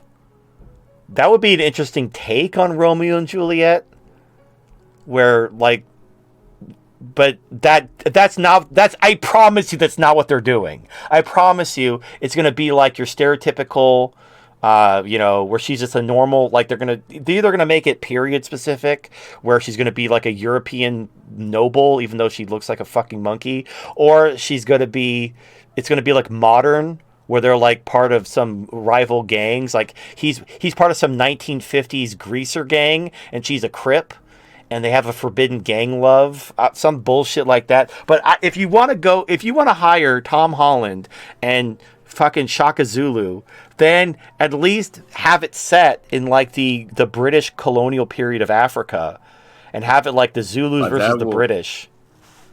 But that will make too much sense. And I know. It will show colonialism. They don't want that. I know, but I know they're not going really, to. This looks even worse than the Snow White remake, where the evil queen was clearly more attractive than Snow White by a large margin. Okay. But this one's the look gap, even worse than that. Okay, yeah, it's dumb, and the thing is, Romeo and Juliet isn't like a story that people are dying to know. Like people know the story, so unless there's going to be something interesting about it, and I don't see them doing anything interesting. This sounds like a project they're making just as a shitpost. Like they're doing this deliberately as a shitpost to lose money, just to rub it in your face about how much they don't care about how much money they lose. All right, Monk D. Nice bought a book, so thank you very much, Monk D. Nice. He writes, I want a book and I'll send you the shipping fee for Norway, just say how much. All right, I will have to look up what it costs. It may be very expensive. I'm talking it could be hundreds of dollars. I don't really feel comfortable charging you that much money to ship you a book to Norway. That's insane. But I'll give you a quote. I will get I'll talk to JT about running to see how much it costs to ship to Norway, and I'll give you the quote, and it'll be your choice if you want to pay me that kind of money. But it's probably going to be based on experience. Probably going to be like $150 to $200, which I think is insane. But that's what they charge. So if you think that's worth it, then you can send me the money, and we'll do it. But I don't feel comfortable doing that. I think you underestimate a bit how many really devoted fans you have. Yeah, I wouldn't pay that kind of money. Like that's ridiculous. But all right, so you are number 3 of 12. Well, once you get his address, you have JT calculate all that and then give him the quote. Yeah, I'm pretty sure he'll probably agree and just send it anyway. All right, we'll do it. We'll see how much it costs, and we'll move forward from there. If you want to back out, if you're like, oh man, I didn't realize it's going to be that much, what I can do is we could refund your donation, and then I can write you like a little. All I'll do is I'll write something. I'll handwrite something on a piece of paper. I'll scan it and I'll email it to you, and you can print that out, and you can basically fold it in half and put it in the book, and that'll be like your signed copy. It's not the same, but I don't feel comfortable with the amount of money it costs to ship things internationally. Anyway, but you are 3 of 12, Monk to Nice. All right. Villainous Jack, I want the number 2 book. Seems fitting after that I did to have your first book that you edited, unless you think I deserve number 1 book for being such a fan. Well, you were the first one to buy the book, so you're just automatically number 1.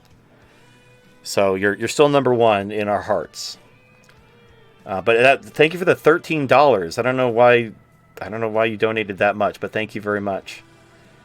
Unless if you really want to switch with WKZ Works to be number 2, you guys can work that among yourselves. But I'm just going to mark you down as 1 of 12, 2 of 12, 3 of 12 until I run out of books. All right. Sebastian Della O. San Francisco courts are actually going to jail the pro-Palestinians who blocked the Golden Gate Bridge. Could this be a sign of hope? Also boycott Mexican beer. Well, so what's interesting is it's like when you have like these climate change protesters gluing their hands to shit, they get away with it. The cops protect them. It's their free speech.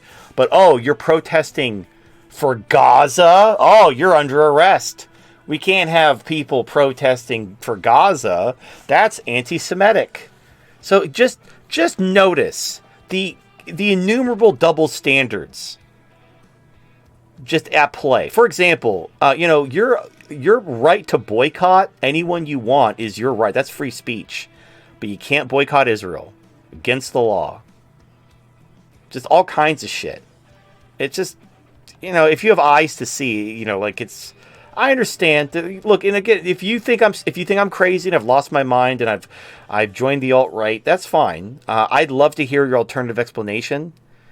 But the boomer Holocaust guilt thesis doesn't make sense. It doesn't fit the evidence, and it's a very weak argument. I'll admit it's a theory. It's just not a very good one. It doesn't, but you have to apply Occam's razor. Occam's razor is you go with the scenario that requires the fewest assumptions.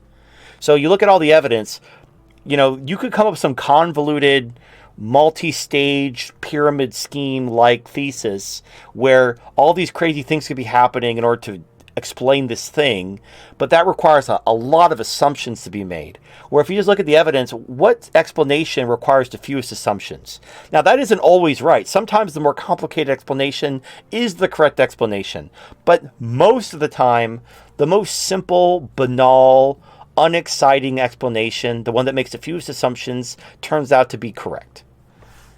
But I'd love to, if you have an alternative explanation, I'd love to hear it. I'm interested in knowing what else could explain this other than just the Jews are doing this because they and what's interesting? Pervade the ruling class. Most Russians that I talk to, they're actually kind of a little bit on the base side of the Jews. And I did have a look into the law regarding the Holocaust denial, and it's mostly about Russia. They say you can't deny the crimes of Nazi Germany against Russia. They don't give a fuck about the Jews. So, yeah. Well, there's no... Pretty safe. Yeah, and also I've heard, I haven't looked into this too deeply, but I saw something on social media that they're banning... Well, one, after that terrorist attack in Moscow, they started rounding up and deporting Muslims. They don't give a shit, and it's kind of shit you'd never see in America. We're just rounding up and deporting people. You wouldn't see that shit, but Russia's yeah, fuck it, we deport now. None of it. Remember after 9/11, we can't hurt the feelings of innocent Muslims. These weren't. What about the good moderate Muslims? Russia's yeah, you're all gone. Get the fuck out of here. Just like that. All it took was one big attack, and yeah, get the fuck out of here. And then they're also saying you can't have dual citizenship, not just hold office. You can't even work in the public sector at all if you're a dual citizen. So you can't be a teacher, you can't work at state colleges, you can't work in the government at all at any level if you're a dual citizen. Sounds pretty good to me. Yeah, it's that's so fucking common sense. And yet we are fucking up to our goddamn eyeballs with... What country is this? Russia. You know. Based. Yeah, they turned the base up to 11. All right. Yeah, wait, and I was curious earlier when we are talking about pop up in mind when we are talking about Mexican buying Chinese goods if U.S. sanctioned China, right? I was wondering, what about Sebastian Delo? Is he still gonna boycott Mexican beer if it's made Chinese made? But I guess the actual deciding factor was it's going to be, it doesn't matter who makes it or what company. It matters if they are still stealing water from the local resident or not. Well, the thing is Mexico, if they made their economy great, that would curb the illegal immigration from Mexico. People would be going to Mexico for jobs rather than coming to America for jobs. So, like, stabilizing Mexico and building up South America would actually be in our strategic interests. But we'd rather just exploit them.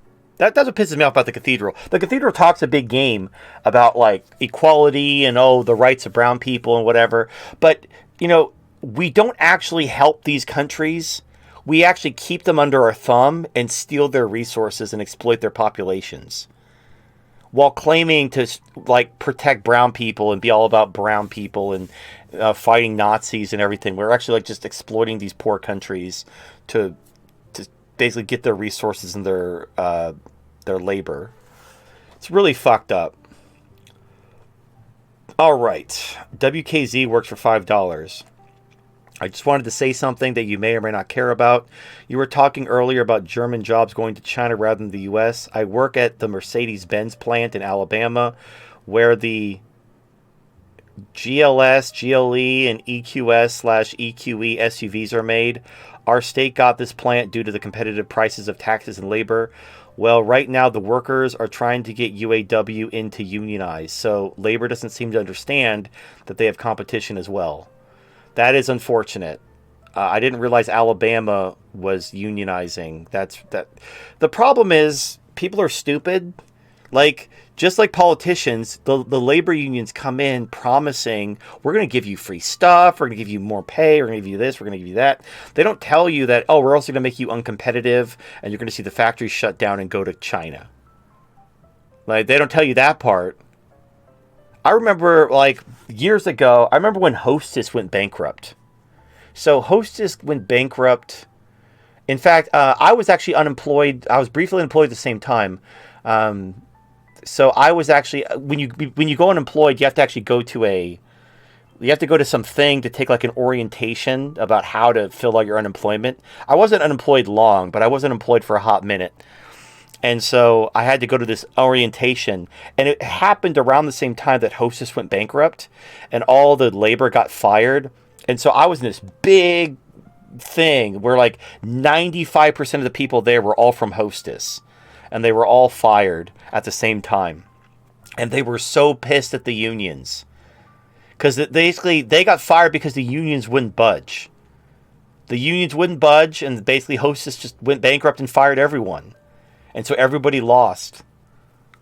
And all the workers were like, this isn't what we wanted. The union should have cut a deal. It's like, well, oh well. Now you're unemployed. You lost everything. And there are these people, like, I remember this one guy, he got up and started ranting because he was like a supervisor. And they were telling him how he might have to, like, they were offering classes to, like, learn new job skills. And he kind of was like, well, I've been supervising people for like 20 years and I can't do anything else. And they looked at him and, like, rolled their eyes like, I don't know what you want us to do, man. Like, you're unemployed. Your career is over. Your union fucked you. You're going to have to retool or you can kill yourself. I don't know. They didn't say that. That's what I would have said, though. Is he working for, like, a unionized job? Like, like this something that you think it gives you protection, but it doesn't. It does. No, it does in the government. So the government, because the government can't go bankrupt, they can just raise taxes or print money. So this is why even FDR refused to unionize the government, because he knew that was stupid. And then it was Nixon that unionized the government to try to win one election. Fuck Nixon. fucking dumbass. But anyway, yeah, Nixon was a retard. But he basically he's the perfect example of a Republican that basically fucked everything for short-term political gain. Because he just... No, I don't mean in the government. I mean in a regular job. Oh, no, you can't. So the problem is, like, whether it's Mercedes-Benz or whether it's anything, unless you work for the government, you're eventually going to go bankrupt. Like, the companies, one of two things will happen. Either companies will basically move overseas and fire your dumb ass, or you're going to lose contracts because your labor cost is going to be too expensive because of your union contracts. The unions, like, their whole job is to make you get paid more and get more benefits. But that costs money. So if you're a private company competing for contracts and your unions worked out this sweet new deal where you're all getting paid more and you get all these free days off and all that shit costs money. So, you know, you are somebody who's looking to do business with somebody and you got company over here that's union and they cost twice as much as company over here that's not union. You're going to go with the not union company. And when the union companies lose all their business, they're going to go bankrupt and everyone's going to get fired. That's why unions are dog shit. Look, I'm fine with them existing, but they're a bad idea. And the thing is, it's like people forgot unions were stupid. I guess because unions have become largely irrelevant over the last few decades. So it allowed unions to, like, basically wait until everyone forgot they were a bad idea and come back with the same old promises of higher pay and more benefits. Not understanding that, like, American labor especially has to compete with other countries. So Americans have the advantage of being well educated and, you know, you have safety standards and whatever. So Americans can do good work, but it costs a lot of money. And unions just make that worse. So then you're just going to see all these companies, like we've been talking about, you know, America's trying to rebuild their manufacturing base with no workers.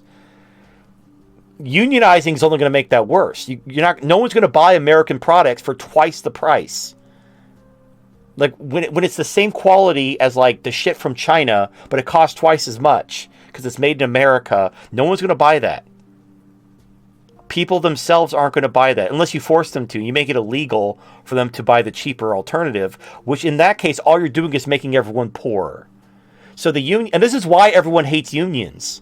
Because what happens is the unions want more money, and then they start losing. They can't compete, so they cry to the government, get in bed with the government, donate to the government to make the government make the alternative more expensive, making everything more expensive for everyone.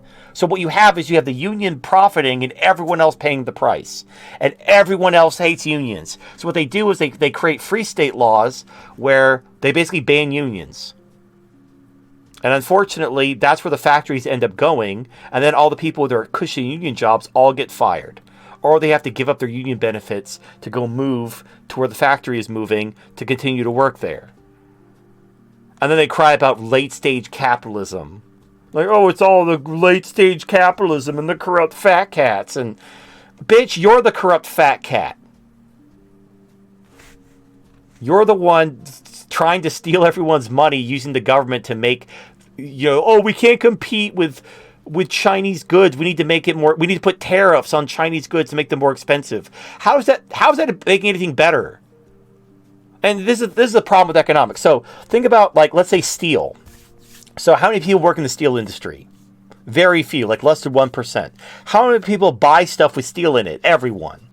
So when you benefit the steel workers by making steel more expensive for everyone, by putting tariffs on foreign steel to make domestic steel more competitive, all you're doing is making everybody poorer. So that a bunch of steel workers can, like, get paid more and brag about it's dog shit. And the worse inflation gets and the worse the cost of living gets, the less appetite people are going to have to having their prices artificially increased to save the jobs of less than 1% of the population. But the unions forgot. They fucked around, and they were hated for a good long time, but I guess people have forgotten why unions suck, and now they have to be reminded, oh, unions make everything more expensive and get in bed with government, and they're bad. Like, yeah, that's why we got rid of them decades ago. But then you're like, oh, But what? now it sounded good But- to lazy people who don't want to work. Free shit, you say? Tell me more. It's always, no matter how many people die under communism, it will never die because the promise of free shit and not having to work is just too enticing. All right, Roof Korean for $10. Here's a few bucks to keep the lights on. Thank you, Roof Korean. No, okay, I'm not begging. Like, yes, my income has gone down, my cost of living has gone up, but I'm not living paycheck to paycheck.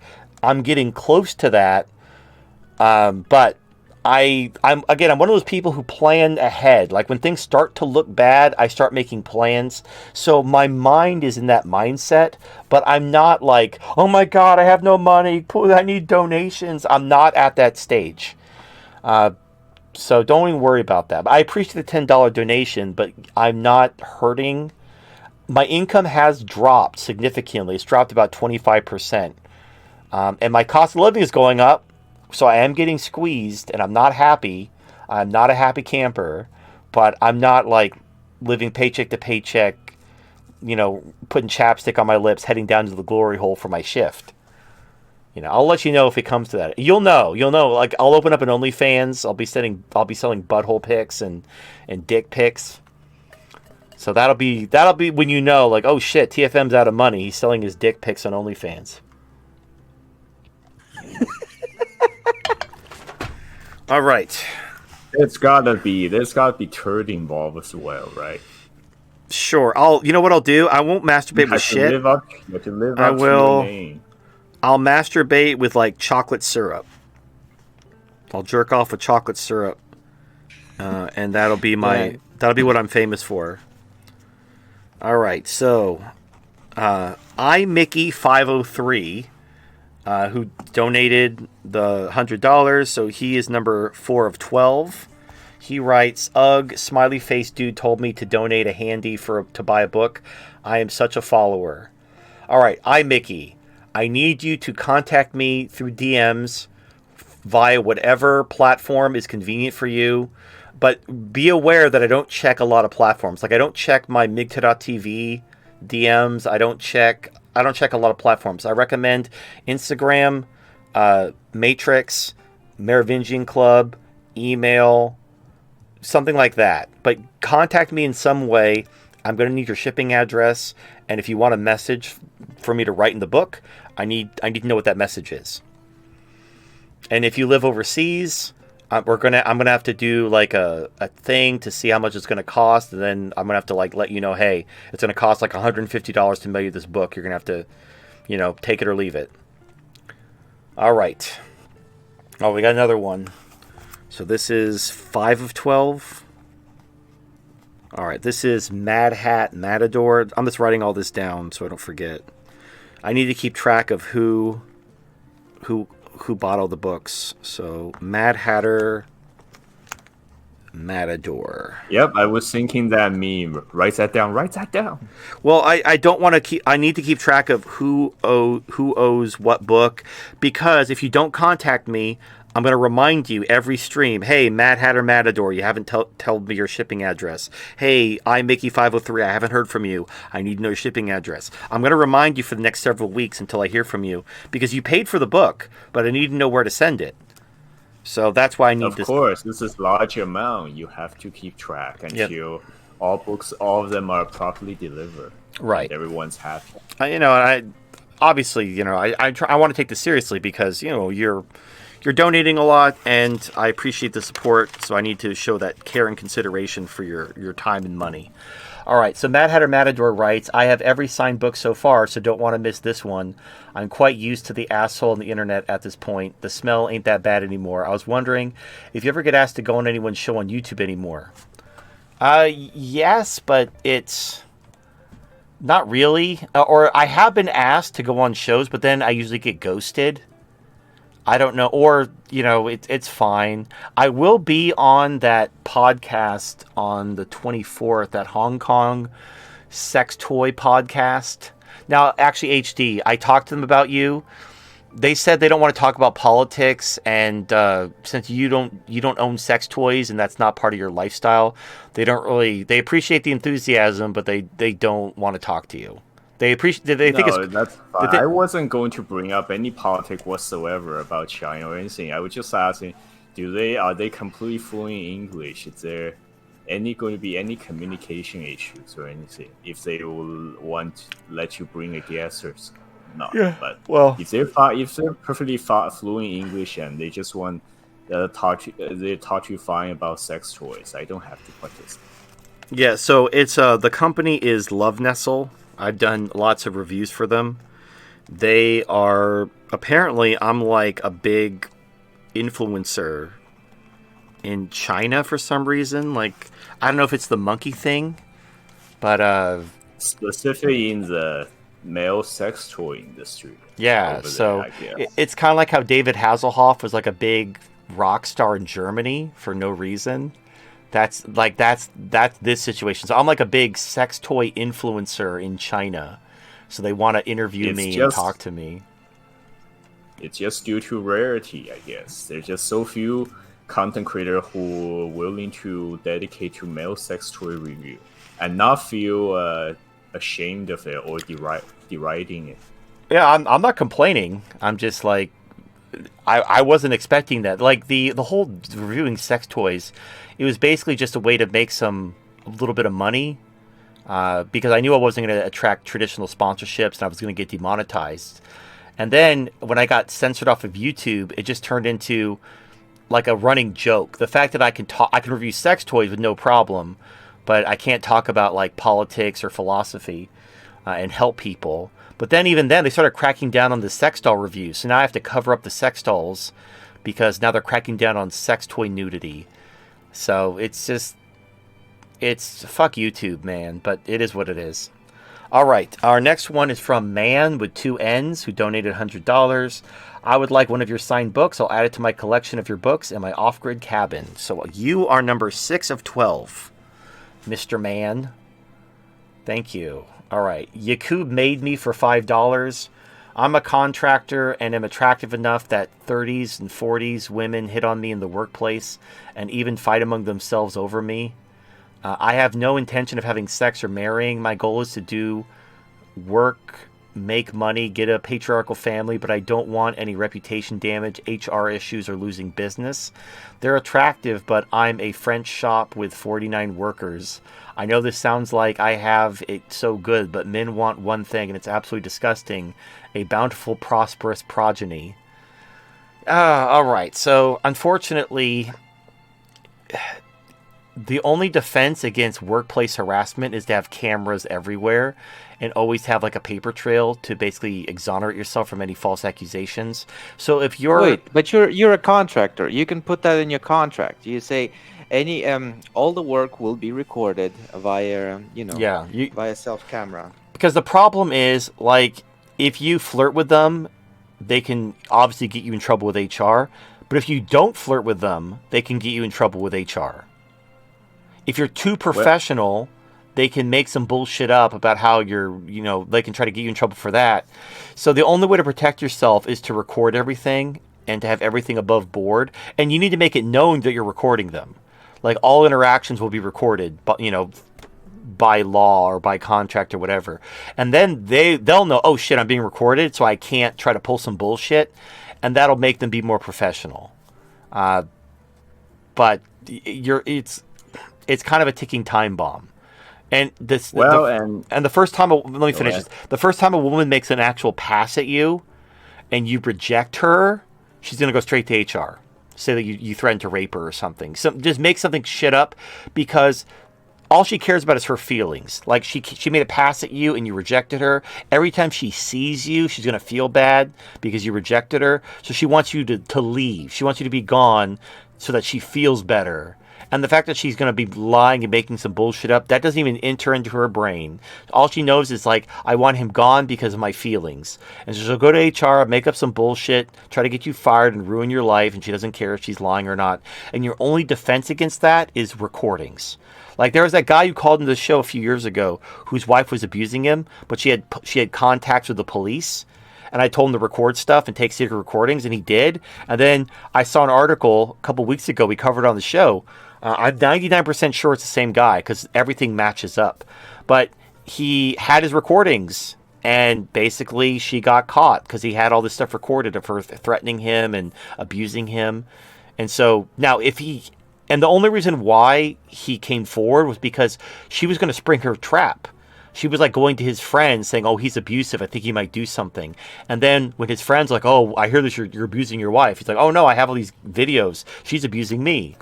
But like she was clearly ready to spring some type of trap on him, not realizing that he was collecting all this evidence this whole time. But then so that's what saved him. If he didn't have those tapes, her trap would have went off without a hitch.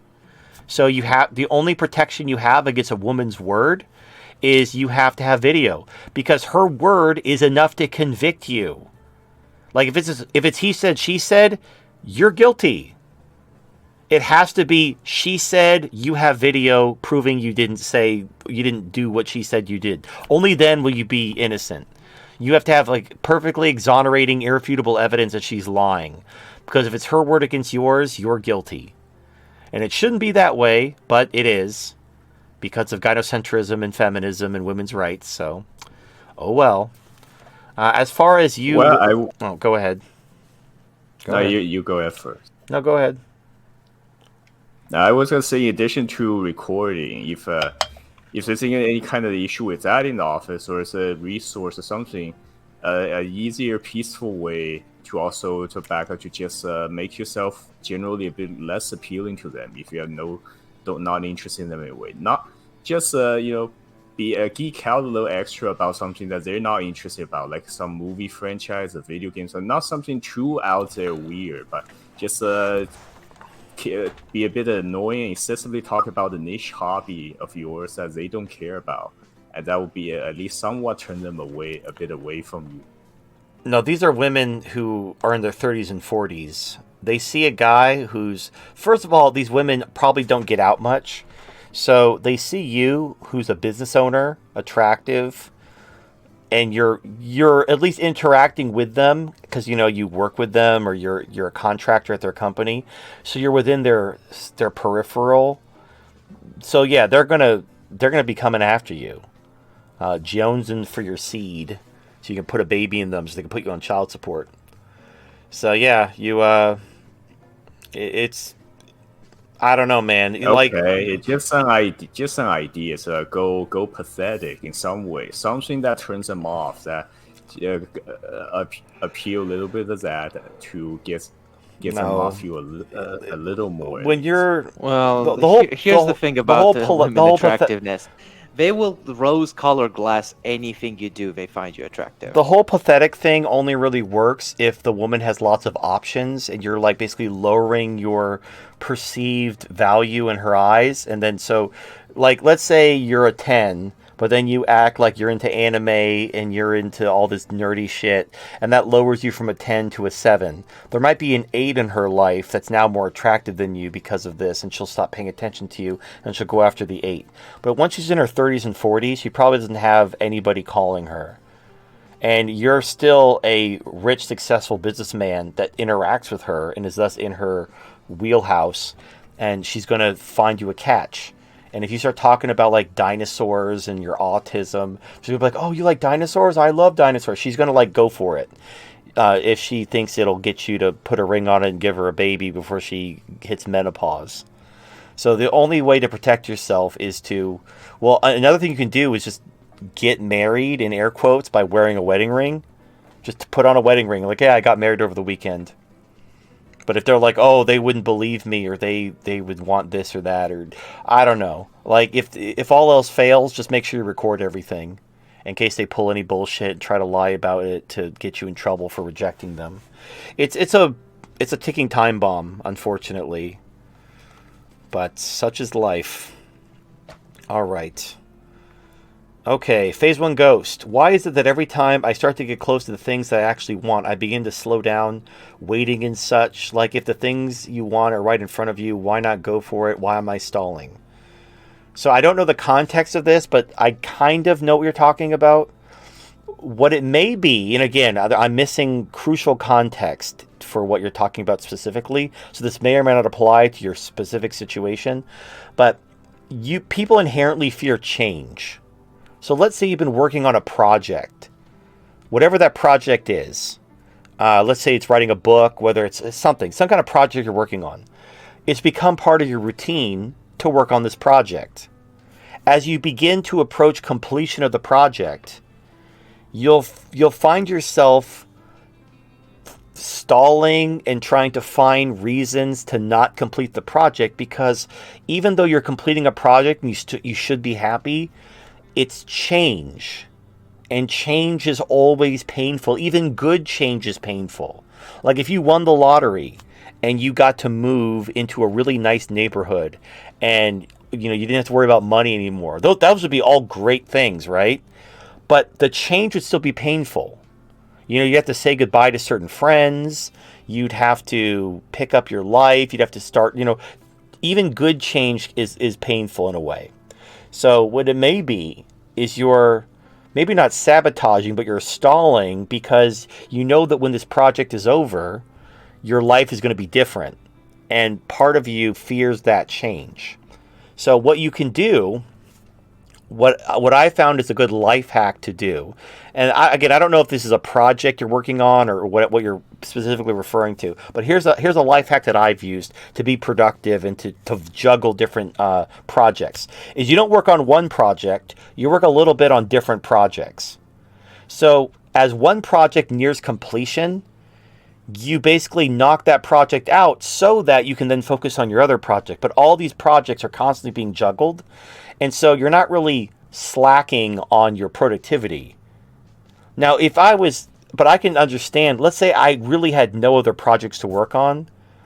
I would really kind of slow down during that last phase of that last project, just because once that last project is over, I don't know what to do. And again, even something as dumb as finishing a project and not having anything to do, even that in and of itself is somewhat painful.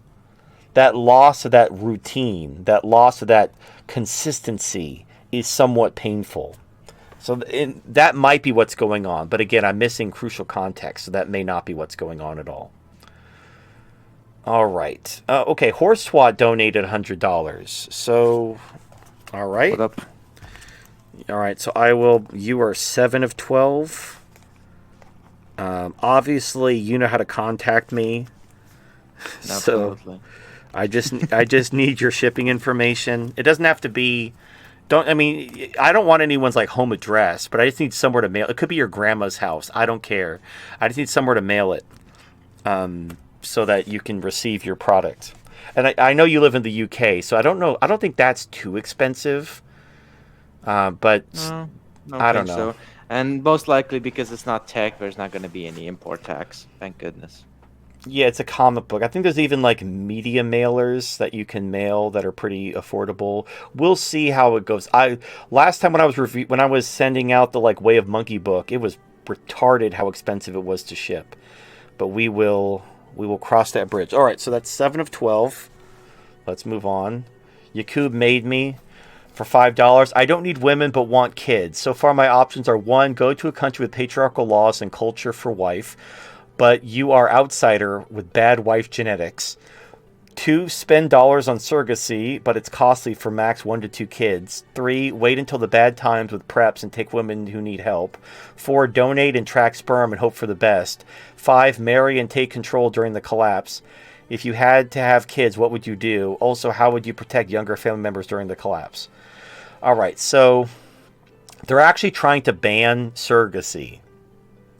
I'm not even joking. The right is turning surrogacy into their next cause, because gay men, basically, they saw gay men using surrogacy to have kids, and we have to ban surrogacy to protect the children from being adopted by gay men or something.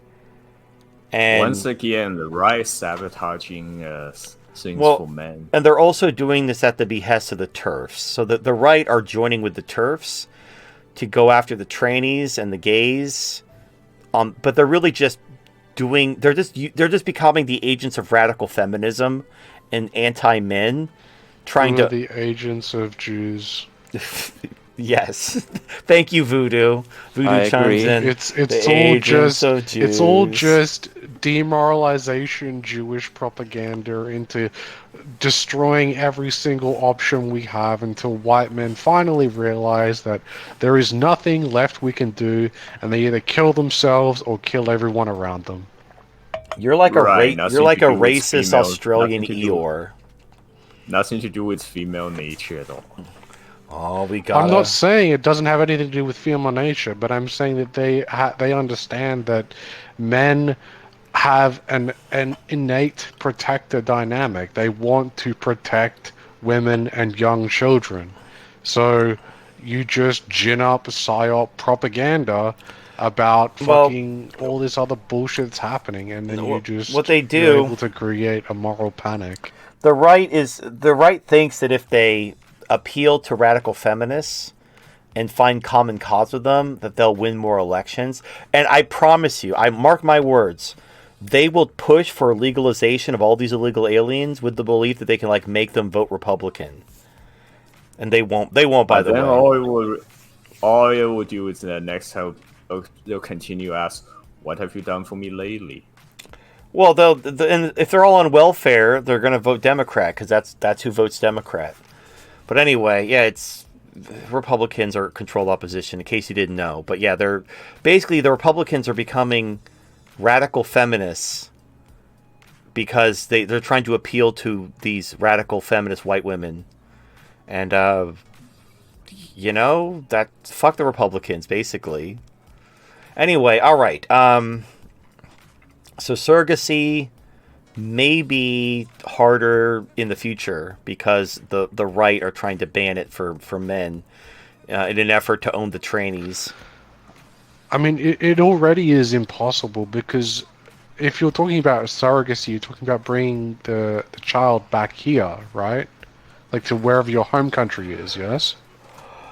Presumably, or doing it domestically within your country without having to like hiring a woman in your country to be your surrogate. They're trying to ban that. Then, yeah, but then you're also subject to all the laws and all the bullshit in your home country. So Yeah, but it's a double-edged sword. most of the problems come from the woman, but within the European system, you're gonna have to deal with the state as well. Right. So okay, let me. You have to deal with the state anyway because you have to register the birth. All right. So here's the solution I came up with. Your mileage may vary.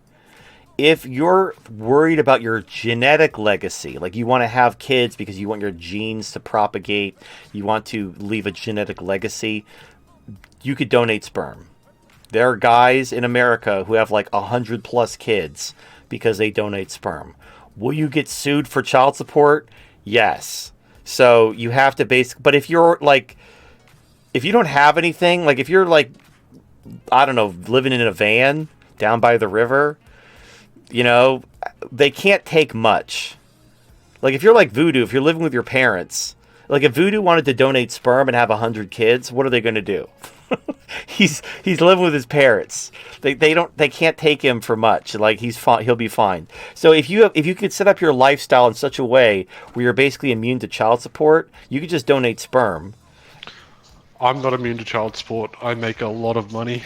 Yeah, but if they took half of it, you'd still be fine because you live with your parents.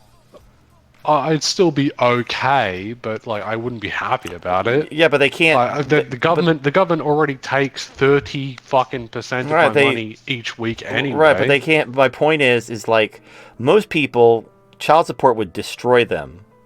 But now, again, if your genetic legacy is so important to you that giving up half your income in child support is a fine price to pay, you could have 100 kids if you wanted. There's plenty of lesbians and fat people who can't get a child, and especially if you're an attractive man, like let's say, I don't know, like let's say Voodoo, let's say you're an attractive dude. I know you're a furry, and that would rub against the grain of most of the furries I've met. But let's say you're attractive for the sake of argument. You have people beating a path to your door for your sperm, even if they weren't getting child support. Because most guys wouldn't donate their sperm because they know they're going to get hit with child support. But if you're Well, I mean, like, I'm not 6 foot, but I'm not. I'm not gonna say I'm not. I'm like I'm ugly. all right, I'm just above average. I'm busting your balls. My point is though is like there are guys like a lot of the guys who get like 100 kids. They're usually like doctors or something, or they maybe the but they donate their sperm, and they have good. Women are impressed by their pedigree, or they're impressed by their race. Like if you're Aryan, you got blonde hair, blue eyes, fucking everyone wants that fucking shit. They're all about that Aryan seed. So you could have 100 kids if you wanted. You know, there was a fertility doctor, and he replaced all the sperm samples with his own. Yeah. No, that's a less ethical way of going about it. Is open up a fertility clinic and then just impregnate the women yourself. Like these couples come in and they can't conceive because the husband's sperm is weak. You just basically swap out his sperm with yours, and then get his wife pregnant and call it a day. And like you might get caught. You might get caught down the road when like all of your clients' kids look the same. But you know you'll have your kids. You'll have hundreds of kids. If having a genetic legacy is that important to you, you can have a genetic legacy. There was a French tourist who went to Africa and fucked like hundreds of women and had like all these kids because all these African women wanted his seed. So you know you could do that. You could basically create your own like sub race in Africa. Well, Well, I really can't agree with that on basically manosphere principle. You're literally screwing over other men who just want to have kids with their own family for the sake of your pride and genetic legacy. Well, you can donate sperm. Denounce the manosphere and get away from manospace. You can donate sperm ethically. I'm just saying there are ways to donate sperm unethically if you just want to have as many kids as possible.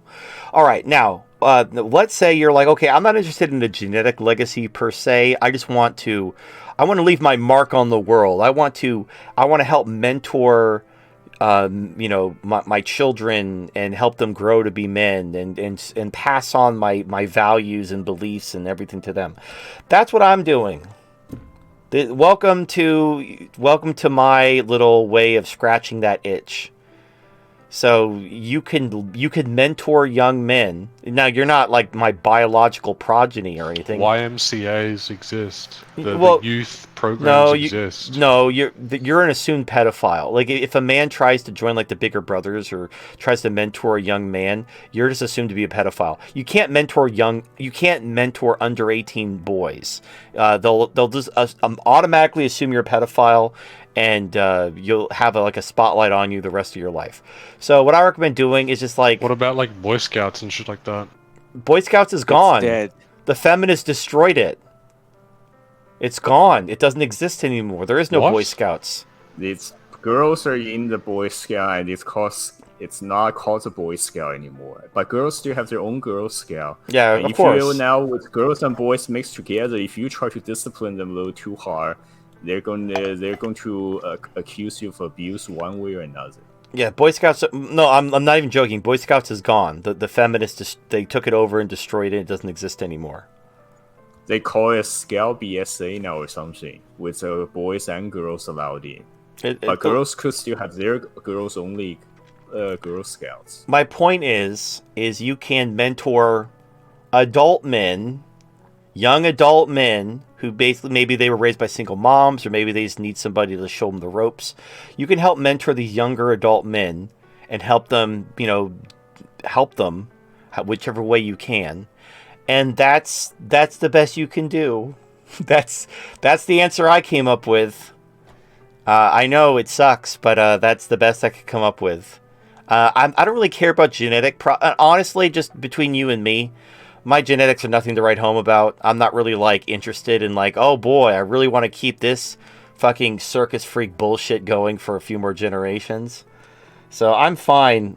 I'm fine letting my genetic legacy in air quotes die off. I'm just I do want to make a mark. I want to leave a legacy. Maybe not genetically, but I'm hoping that I've helped people's lives and helped them achieve something. And even if I never meet you, even if I don't know. I've gotten messages from people about how I've helped them, and that's what means a lot to me. So that's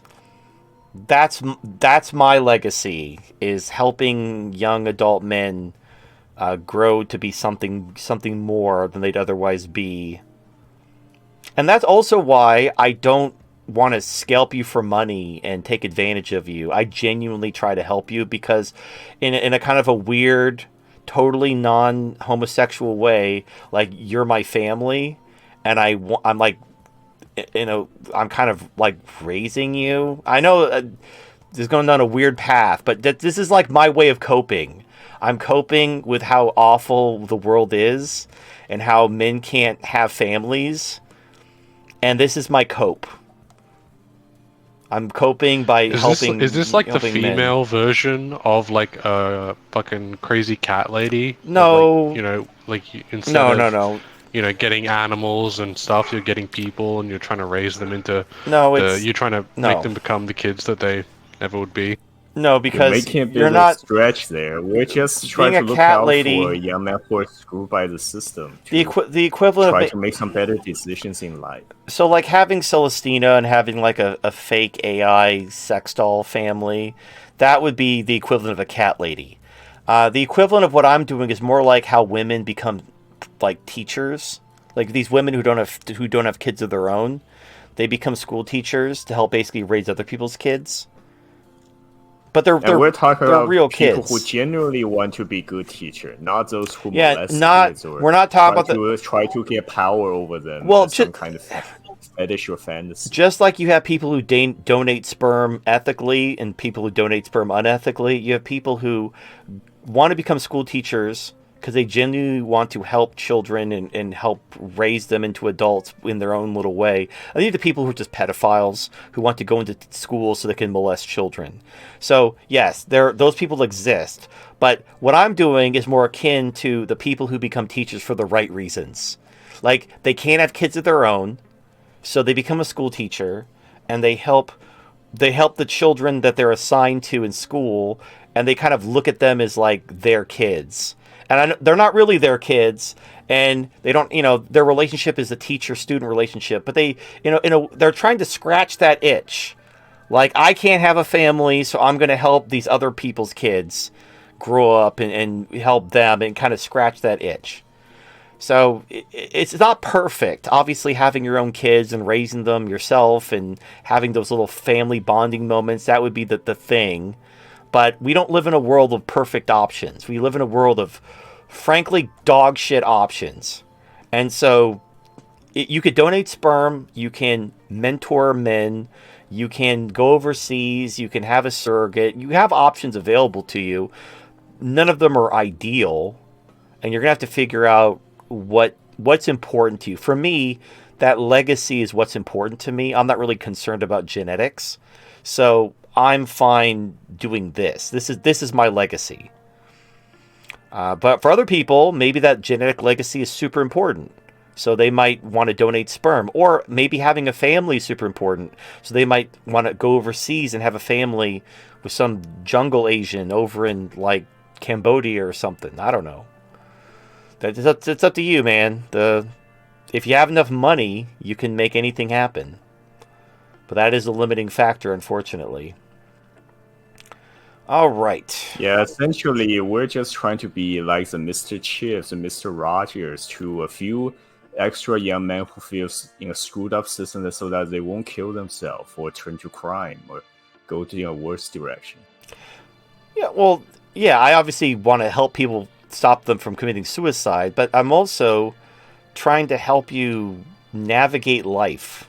I had to figure out a lot of shit the hard way. I wish there was someone like me when I was young that could, like, clue me in on some shit so I could make better choices. So I'm trying to, like, help you know stuff, like, particularly the younger guys. Especially the Zoomers. You guys grew up with nothing but war and in financial crises, and it's not going to get better.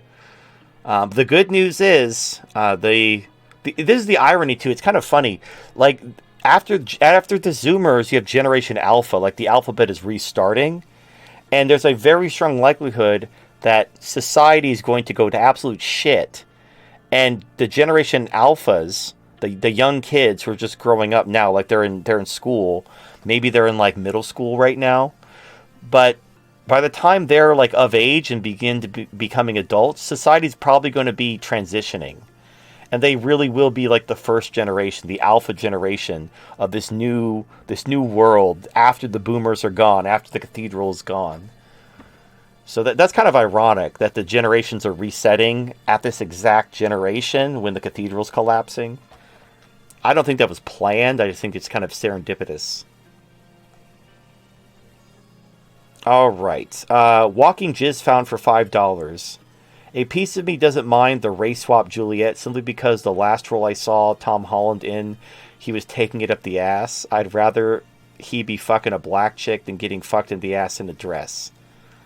Well, honestly, a better choice is don't watch any of the crappy modern movies. Yeah, just don't. Like, so I stopped watching movies. I saw Joker and Rogue One. Those are the last movies I saw in theaters. I don't watch movies. I don't watch TV.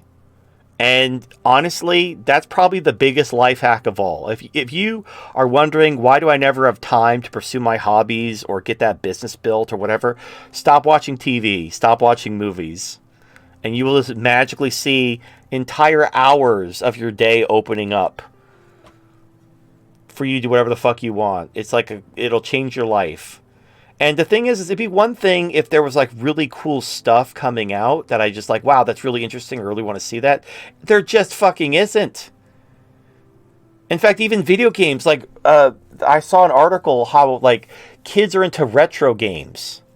Like modern video games are so dog shit that like kids would rather play old games from like bygone eras or play throwback indie games and boomer shooters because the games are just fucking awful. So TV, movies, video games, all the shit that the left is corrupting and trying to make it woke. The problem is, okay, so let's say, for like what happened this week or I guess last week, where they announced that custodians from Warhammer 40K are female or can be female, which is absolute bullshit. That's not true. But they're like retconning, like, oh no, they were always female. My point is though, one-page rules exists. You don't have to put up with this shit. You don't have to be like, oh, Games Workshop is retconning everything and making it woke. Like, I was watching a video about Dungeons and Dragons, because I like tabletop role-playing games. And this guy was talking about how they turned Ravenloft. They took out all the horror elements. They took out they took all the stuff that made it a unique setting because it was culturally insensitive, and also the left doesn't understand horror. And there's actually been studies about this. So, leftists, the part of their brain that perceives disgust and fear are like underdeveloped. So like right-wing people understand horror, whereas the left only understands jump scares. They literally can't understand horror.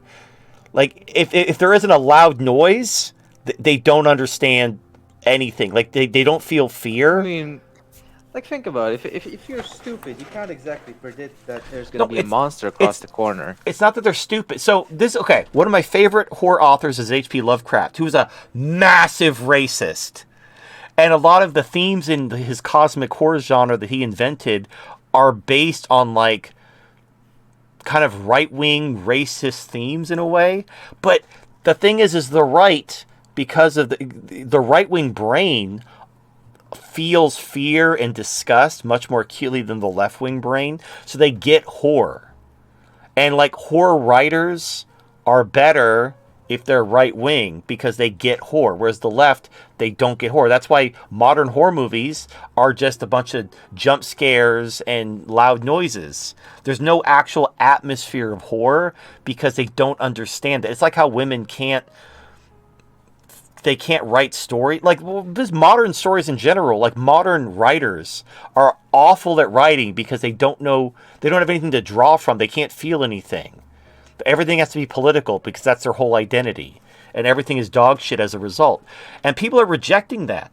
People are rejecting the new stuff, and they're just playing old games. Playing old retro games. They're finding alternatives. Like, as Games Workshop keeps circling the drain and pissing off their audience, people are going to play one-page rules. If Dungeons and Dragons... Like, I saw this report that someone's making a video about it. So, as Dungeons and Dragons has become more woke, a lot of the older audiences stop playing D&D. They play what's called OSR, which is called the Old School Renaissance. It's basically old school D&D remade. Or they play hacks, where you can basically play tabletop role-playing game for almost no money without having to buy a bunch of books. And they're happy. And those customers are never coming back. Like, once you piss off those customers and drive them away and they stop buying your books, they're never coming back. So, like, you have, Pathfinder and you have the OSR, and that's where all the old school tabletop role players are going. They're not buying all this new bullshit. And these companies are losing a lot of money. Like, okay, going back to the Warhammer thing. Apparently, what I've heard is the reason why they added female custodies was because of Amazon, who were in talks of making a Warhammer 40k series. They insisted on adding women. And so they were, like, adding these female custodies to kind of lay the groundwork for the Amazon show. Which is like, you fuckers learn nothing from Lord of the Rings, Rings of Power? How much money did you lose? And you learn nothing? Like, who the fuck still has a job? Like, everyone involved at Amazon Studios should have been fired after what happened with Rings of Power. They lost so much money. And if you remember when Rings of Power was coming out, they did a full-on advertising blitz. You couldn't not see an advertisement for Rings of Power. No one watched it, even with all the advertising, because they pissed off the Tolkien fans, and they all fucking hated it, and they let everyone know, and nobody wanted to see it, and they lost all the money. Everyone should have been fired. And apparently, they learned absolutely fucking nothing. And they're like, oh, Warhammer 40k? We want female custodies. Like, did you learn nothing?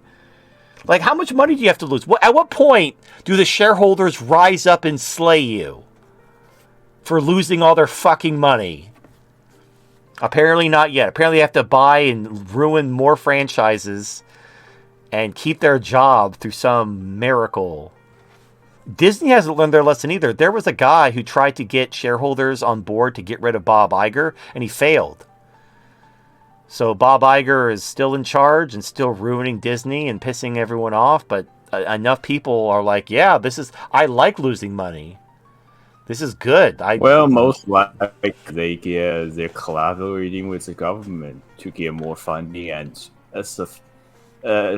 for pushing their agenda into pop culture.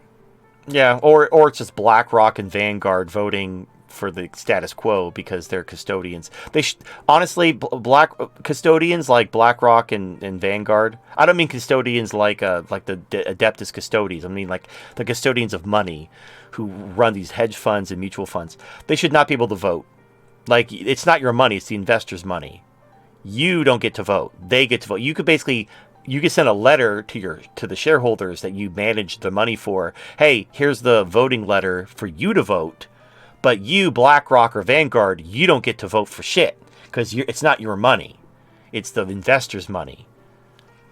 That should be a law. If it's not a law, it should be a law. Because that would eliminate the whole Vanguard, BlackRock bullshit where they come in and like tell companies what to do with other people's money. But anyway, all right, let's move on. MGTOW Brony for $5. Oh, God, I got to sing another song. All right. My name is TFM, and I'm here to say I'm going to make you smile and brighten up your day. It doesn't matter now if you are sad or blue, because cheering up my friends is just what I'm here to do.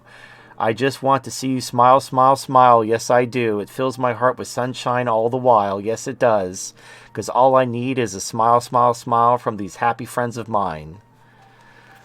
So yeah, I double check. It sounds somewhat a bit familiar first. It's a My Little Pony song. Oh, it's probably Pinkie Pie, right? Specifically Pinkie Pie, yeah, because she's a local village clown / party planner. Her job is to cheer everyone up and have a good time. Yeah, it'd be. Imagine being married to someone like that, who's like constantly happy. I mean, it would be nice. Like, she'd definitely cheer you up if you're feeling blue. But it would almost, like, it'd be kind of obnoxious after a while.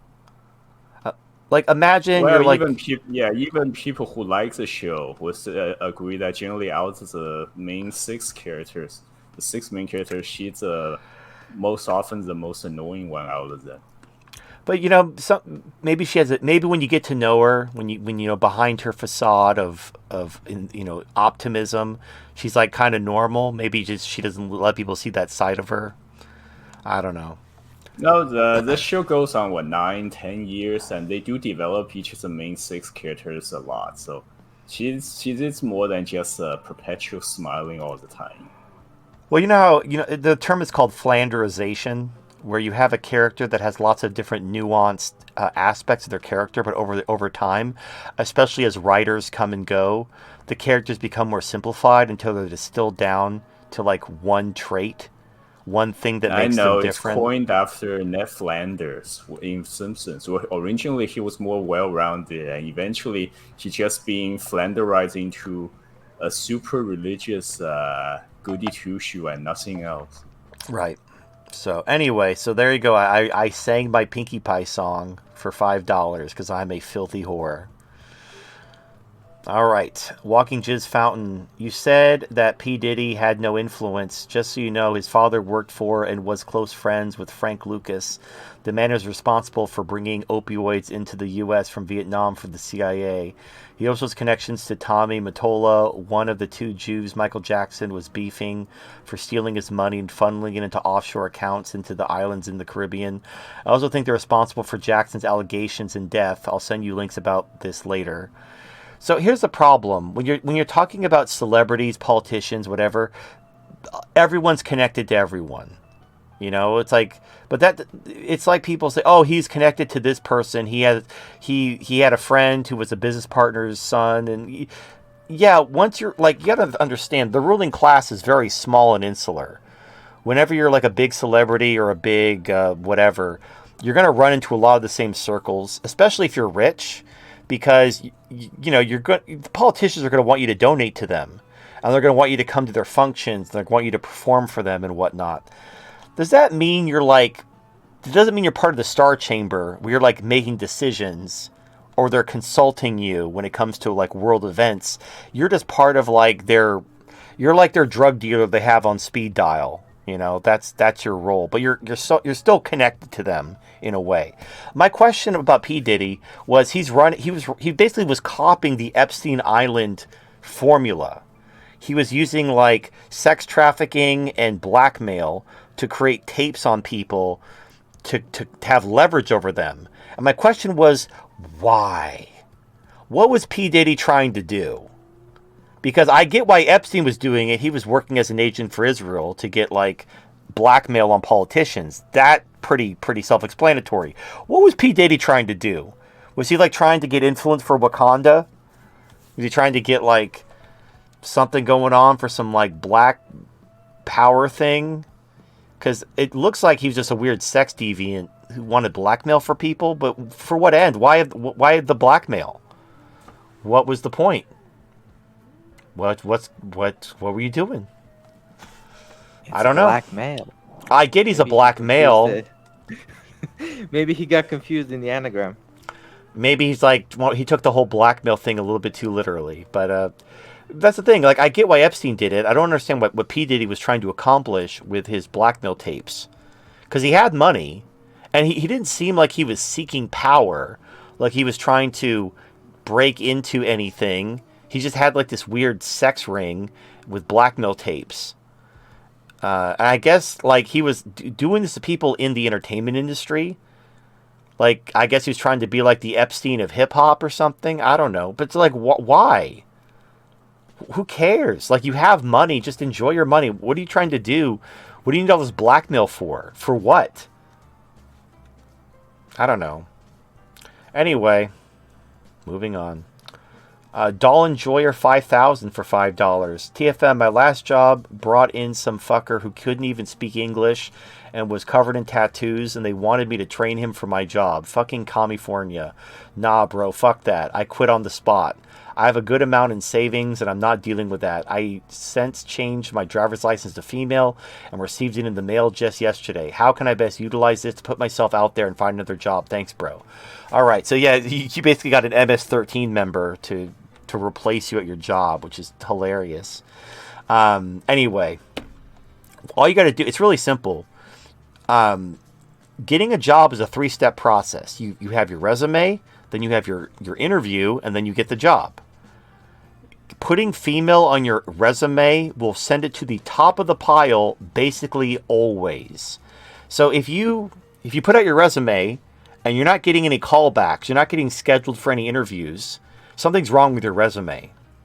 Now maybe, you should look into that, fix up your resume, whatever. Or it could be they're looking for diversity hires.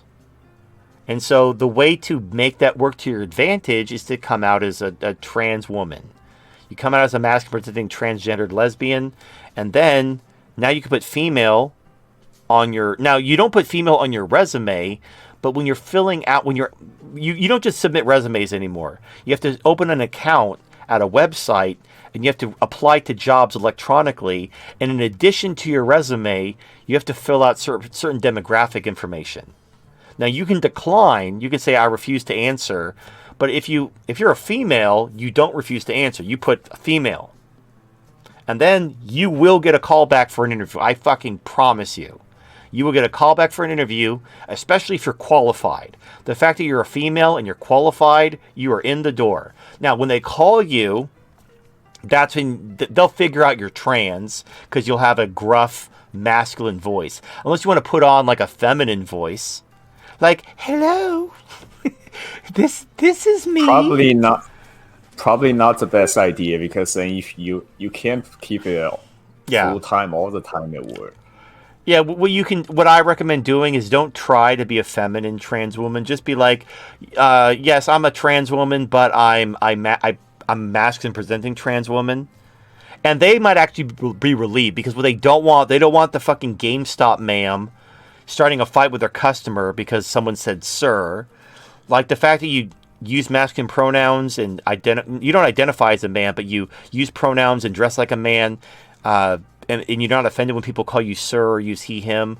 That's a huge weight off their shoulders, because they can claim you as a diversity hire while not worried about you causing a scene when you get into an argument with someone for calling you sir. So that they win both ways.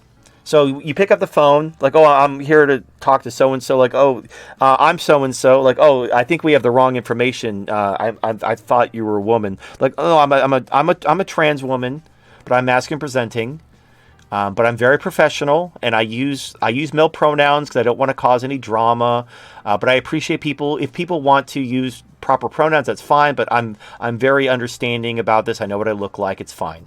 And most people are like, oh, really? And as long as your paperwork is in order, you're fine. Now, if you just say I identify as a trans woman, but I don't have any paperwork, and I'm clearly a man, they're going to be like, well, we can't mark you. But if your driver's license says female, you're official. You're officially a woman as per the government, so they can't say shit to you.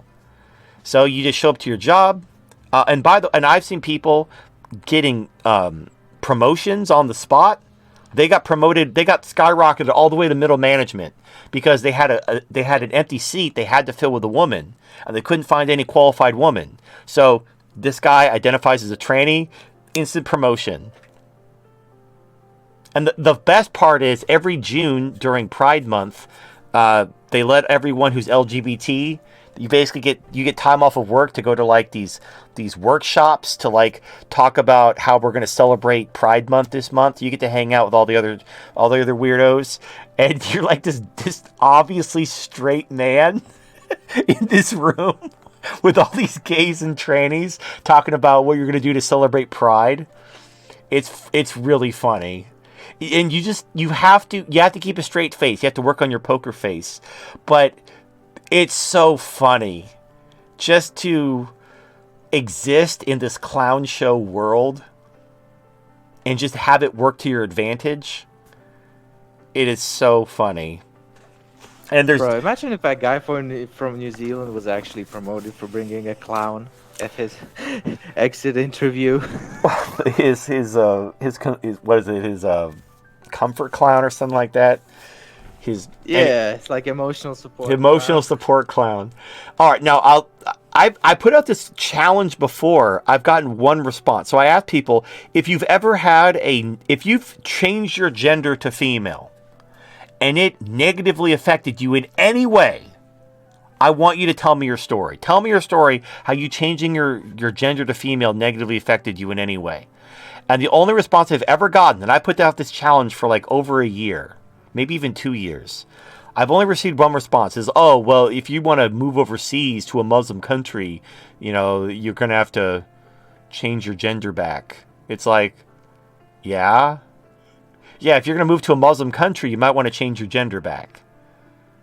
That is correct. That's it. That's the only downside. You might have to change your gender back if you plan on immigrating to a Muslim country. That's it. I haven't heard anybody give me any other first or second-hand accounts. It could be a second-hand account. Find me some example. Like, as far as I'm concerned, there's no downside. I've nothing but good things happen. No doors are closed. Only doors are opened. There's no downside at all. And you can even, if push comes to shove, you can also like become an athlete and join a female sports league and start clotheslining women. Wrestling. And if some woman is just pissing you the fuck off and you want to knock her ass out, just start yelling, trans rights are human rights, and start beating her fucking ass. And then when someone's like, oh my god, that man's beating up a woman, like, I'm a woman, and you show your driver's license, see that? I'm a female, like, oh my god, it is a woman.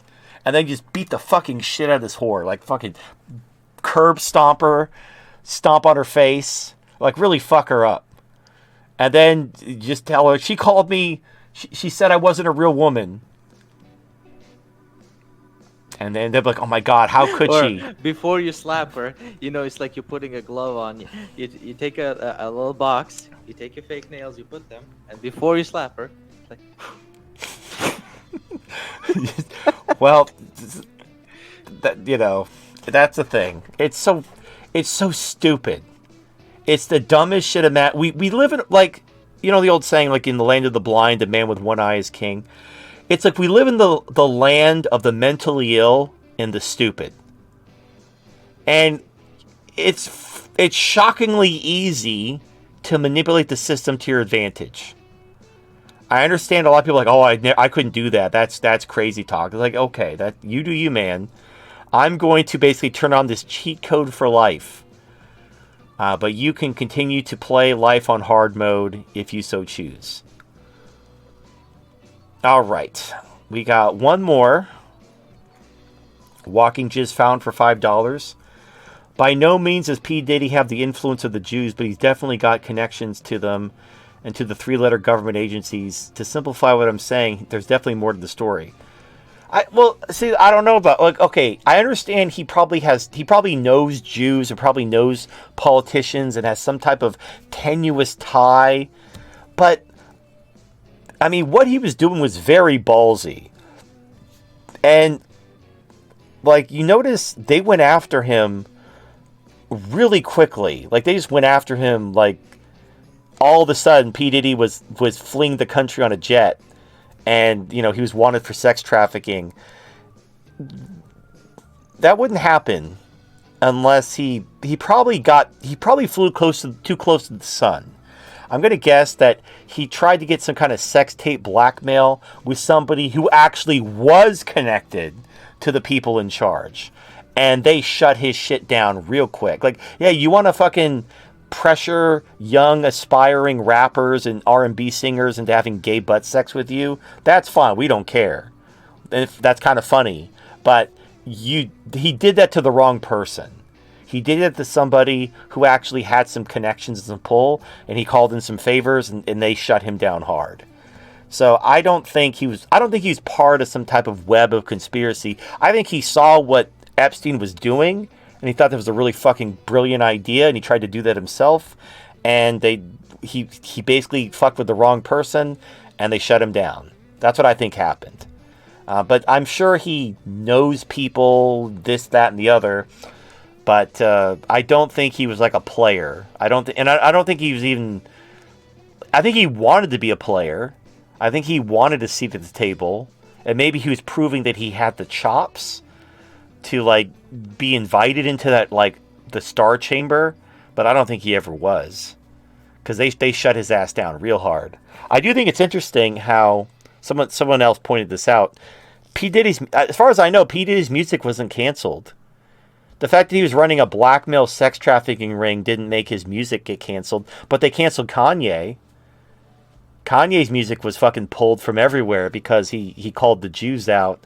But P. Diddy was running a fucking sex trafficking extortion ring, and his music hasn't been canceled as far as I know, unless it has been. But if it has been, I haven't heard of it. I mean, I don't listen to his music anyway, so... But that's an interesting little kind of apples to apples comparison. All right, so that was it. That was our last super chat. And so that was, so we sold 7 out of 12. So we still have 8 through 12. And also, I will let you guys know about... Wait, we still have 8? No, we have 8, 9, well, I can... 8, 9, 10, 11, so we're 5. 5 left. So I had to do some finger math. Yes, we have five copies left of the 12, but we've sold 7. Well, that probably went way beyond your expectation. You weren't hoping for much at the beginning of the show. That's true. I thought 100 was too rich. Now, if they don't sell, I may still drop the price because I don't necessarily need 5 copies of my comic book. But if we'll see. Sometimes what happens is people, like after the show, like people who weren't part of the show, will try to buy a book like offline. I'm not really sure how to do that. I think you have to donate during the show. I mean, there is a way to donate via Migta.tv offline, but the problem is I don't get notifications for those. So if you donate, I won't get the notification, and then it's like you'll donate money for nothing, and then I'll feel bad because like you legitimately donated for a book. I could try to I'm not going to promise. I can make it a point to check my DMs to try to look for people who are donating offline, but I could also easily forget because it's not part of my routine. And I'm very much a creature of habit. I may just completely forget. So I would prefer it if you donated during the show, so that I get the notification. Because if you donate after the show, I may not get the notification, and then you just threw $100 at me for nothing, and then I'd feel really bad. So anyway, some people may try to ask you a question about it, how it works offline. You can remind them to donate during the show next time. And just also as a proof of record as well. Yeah. Anyway, so anyone who didn't contact me with their shipping information, I'll remind you the next stream. And once these 5 issues are gone, they're gone. We're not going to do this again. I only do this 1 per book. So after we sell these 12, that's it for Lucas the Mucus. Maybe I'll write another book and we'll do it again later, but this will be it for that book. So if a couple weeks go by and they still got some copies, then I'll lower the price. So if you guys are like, yeah, fuck $100, that's bullshit. I kind of agree with you.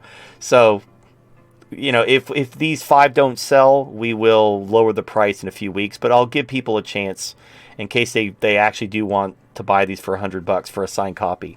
Anyway, all right, that's our show. A sub 5-hour show too. So Cody didn't show up. He's still busy. Cody did not show up. So yeah, Cody from Sheddermer Comics was supposed to be here, but he got held up at an event. He said he might make the show later, but he did not make the show. So many womps were had. But it's okay. Cody's still great. Sheddermer Comics has been a great sponsor, and the fact that they let me self-publish through them is pretty awesome. Because honestly, I don't have the time to run my own self-publishing company. I'd much rather work for somebody. And the fact that they've supported me and they're part of the community, that's easy. That's an easy fit right there. I'd rather support Shedemar Comics than go it alone and have to run everything myself. All right. So, I mean, I guess that's it. We usually don't end the show this early. I'm not even tired. Usually it's like 3 a.m. by the time we end the show. It's only 11:30. Well, Yeah. the Celestina witches, do be bringing the audience. I right, guess. the witches wasn't working. Celestina wasn't reading. I couldn't share any gameplay, and also not that many people hang around for long tonight. Yep.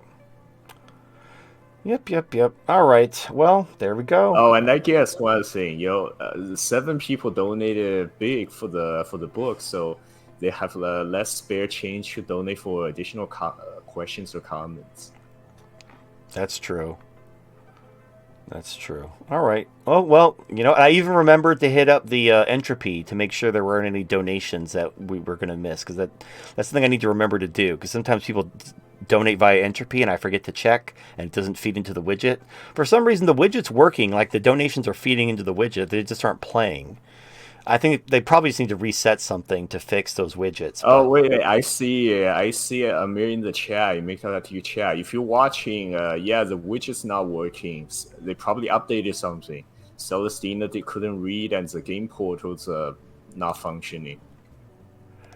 It won't be the last time this happens. There really needs to be a way for us to like hit a button that like resets everything to correct for this. To match whenever they have an update.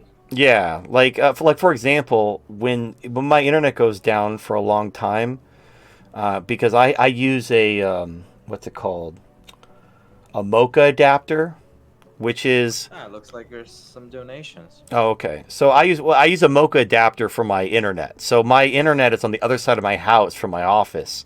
So rather than run an Ethernet cable, I run my internet through my cable lines, my coax cables, and a Mocha adapter converts the signal through the cable. But the problem is sometimes it stops reading, and so or it loses the IP address. So I have to like reset my router. So I can just do that through an app. And I just hit a button, it resets my router, and then everything works. So like it'd really be nice if there was a way, oh, the widgets aren't working. Hold on, hit a button, it resets all the widgets. It might take a few minutes for it to reconnect, but at least it would be fixable within a reasonable time frame, instead of waiting for Kingsland to answer his email to fix it on his end. I have an update on the Israel, Iran sort of thing from Pepe Escobar. If you guys want to have a look at it, it's from 17 hours ago. Oh, okay, let's hear it. All right, It's an exclusive. So basically, this is from Pepe Escobar on Twitter. So basically, the Israeli counter-response from a very high-level intel source in Asia, not Russia or China. Although the strategic partnership, of course, exchanges at high levels 24/7, confirmed and then reconfirmed. It will be great to know what Serhaj hears from his Beltway sources. Here we go. Israel initially chose to respond with extreme force. An F-35 loaded with a nuclear bomb was sent over East Jordan.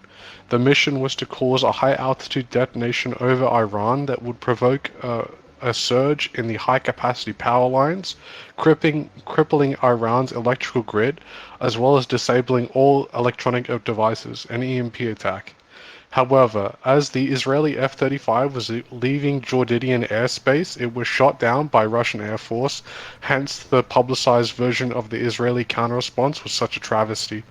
In the end, all sides decided not to publicize the real news and to de-escalate what could well turn into World War III. Well, wait a minute.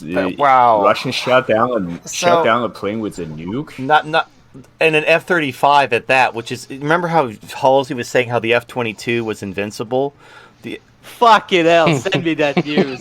The F-35, the F-35 is an upgraded version of the F-22. Like the F-22 is like inferior to the F-35.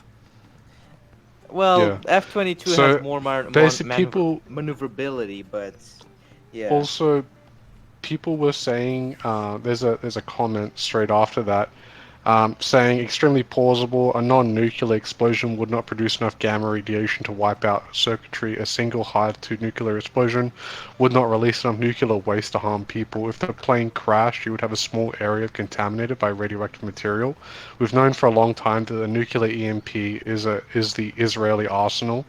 I highly doubt they have just one. What if the United States tipped off the Russians to the Israeli plans? The USA doesn't want the Iranian oil facilities to be wiped out by a nuclear EMP bomb because oil price would double. The price of any commodity is paid by the marginal buyer. Wiping out Iran's oil supply to the market will cause marginal buyers' price to soar much higher, and than one would expect when only looking at a small amount of Iranian cells. You So, can go down the rabbit hole even more. well, and just so you know, Pepe Escobar, he's definitely a Bricks cheerleader, but he he doesn't lie. He's not like he's not in the business of lying. So if he's got sources, and he has sources in like Russian government and shit like that, like if he's saying this happened, like I believe it. He hasn't let me down before. That's fucked up. Wait, so So so it Israel, wasn't the full. Go well, ahead. so Israel attacked the Iranian consulate, committing war crimes. Iran basically penetrated their air defenses, and their response was to do a nuclear strike against Iran for the crime of Was it the embarrassing them by penetrating their air defenses after they hit them. They committed a war crime first. They attacked their consulate. Was it a full nuke or was it a smaller scale and they just want to detonate in the air to cause an EMP surge? They said it was an F-35 with a nuclear bomb. Yeah, it's a nuclear bomb. They're just going to detonate it in the air to cause an EMP, but it's a nuclear Yeah. bomb. There was somebody saying that the F-35 flight ceiling is around 15,000 meters. High altitude nuclear detonation for EMP starts generating 25,000 meters. Something doesn't line up, and then somebody immediately shot back. They can just fire the nuke vertically and get all the altitude it needs. Give me a second and look. Okay, but then I the posted it to you in F-35, Element. right? The F-35 got shut Fucking down, Twitter. I but don't have there's Twitter. the F-35 got shut down, but looks like there was no big detonation. No, that was But there Well, was yeah. there was a report that there was a missile that was found that was from an F-35. There was reports of it being found somewhere. Like it was like 100 kilometers from the it was like some outer city in Israel. I can't remember. It was like 100 kilometers from the Iranian border. yeah. That's well, the fact that they so.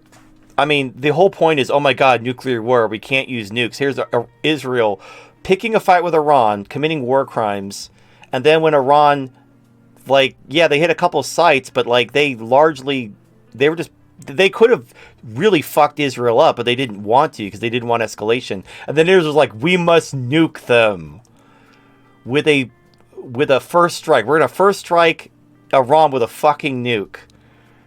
It's like, And fuck. Russia prevented war. Russia just prevented World War III. Well, they didn't. That's true. And they also shot down an F-35, which is supposed to be impossible. So, you know, lots of That's things slack. happening.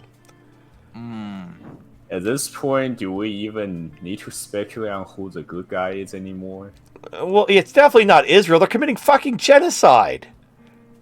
Bro, they almost used a nuke. Yeah, and they're trying. They almost used a nuke.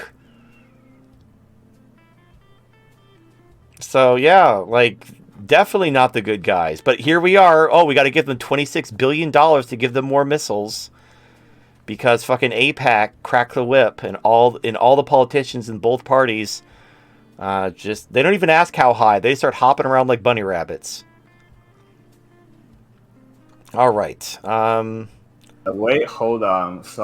Someone just donated in on Rumble chat. I think it's the same person who donated last time, but this time he just donated $2 to send a message.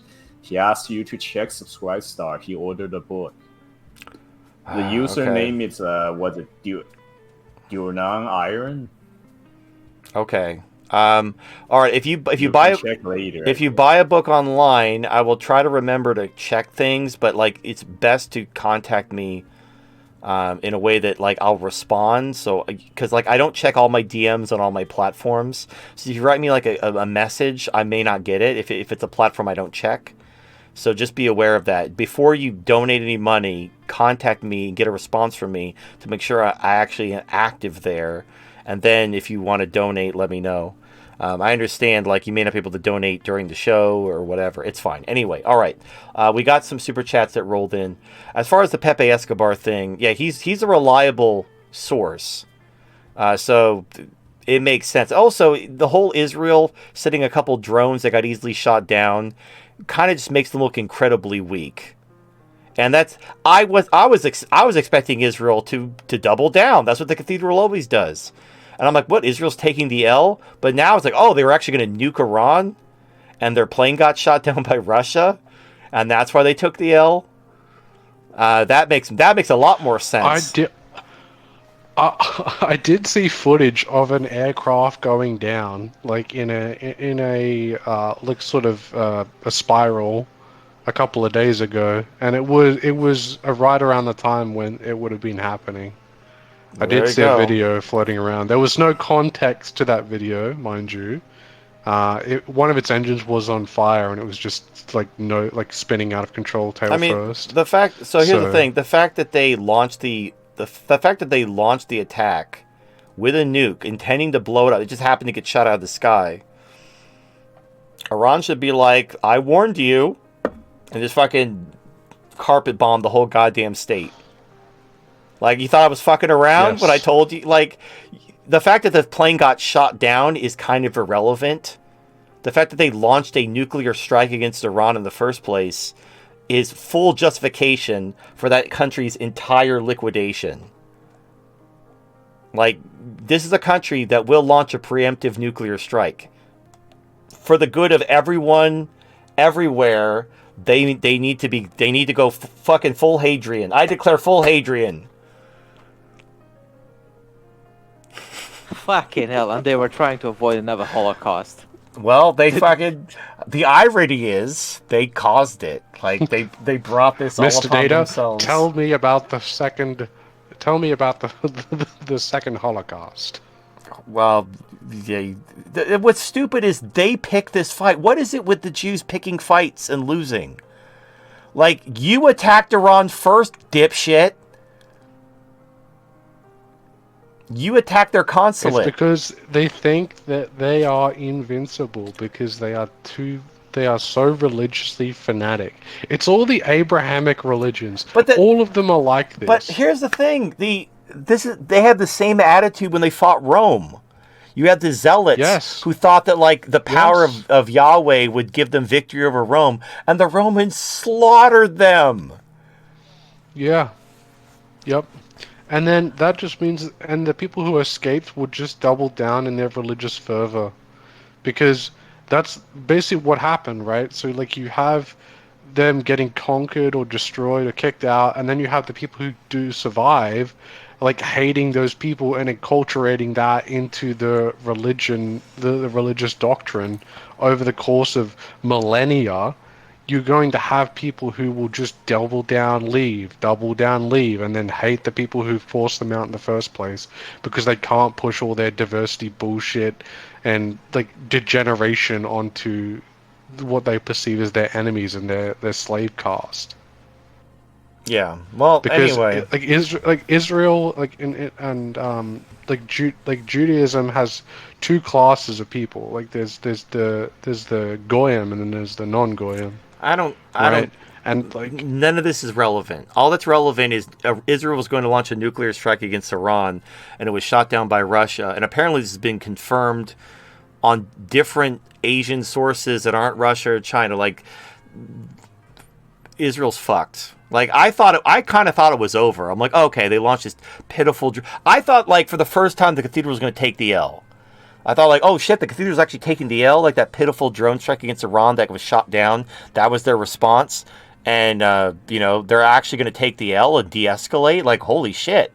I think Russia might nuke Israel just to Well, fucking now end this shit. earlier in the show, I was like, it's over. The cathedral's fucked. Like, and this is why I'm like, okay, it looks like the cathedral is backing down. They're de-escalating. World War III is canceled. So now we just have hyperinflation to worry about. But now Israel like launched a nuke against Iran. Not a defensive nuke either. This was we're going to nuke you because we can do whatever the fuck we want. And we don't care. Like, we'll drag the whole world into World War III to get our way. That country has to go. Like, no questions asked. Like, you crossed the fucking line. So when you I knew it was too simple that it would just back off and just de-escalate so easily. Now what? I mean, you now that they've been now if this is legit. Now I have no reason to doubt that it's legit. But let's say if it's legit, then I don't know. Like, this is like a global effect. Like, this whole shit about, but Israel's the right of self-defense. Like, they don't have the right to nuke Iran because they made them look bad. That is not self-defense. Get the fuck out of here. So this could actually undo, like, you know how they're getting the Republicans. You retards launched a fucking nuke. Yeah, so this is one of those things where, like, I don't know what. Now, they just passed this law in the House to give Israel $26 billion. This could affect that. Would that pay for a couple more jets and a couple more nukes to be built? Sure. Yeah, $26 billion is a lot of money. But point is, though, is like, now that Israel tried to launch World War III, and like we were that close to World War III, because Israel didn't want to take the L, I mean, this is now a threat to everyone in the world. We have a rogue state with nukes.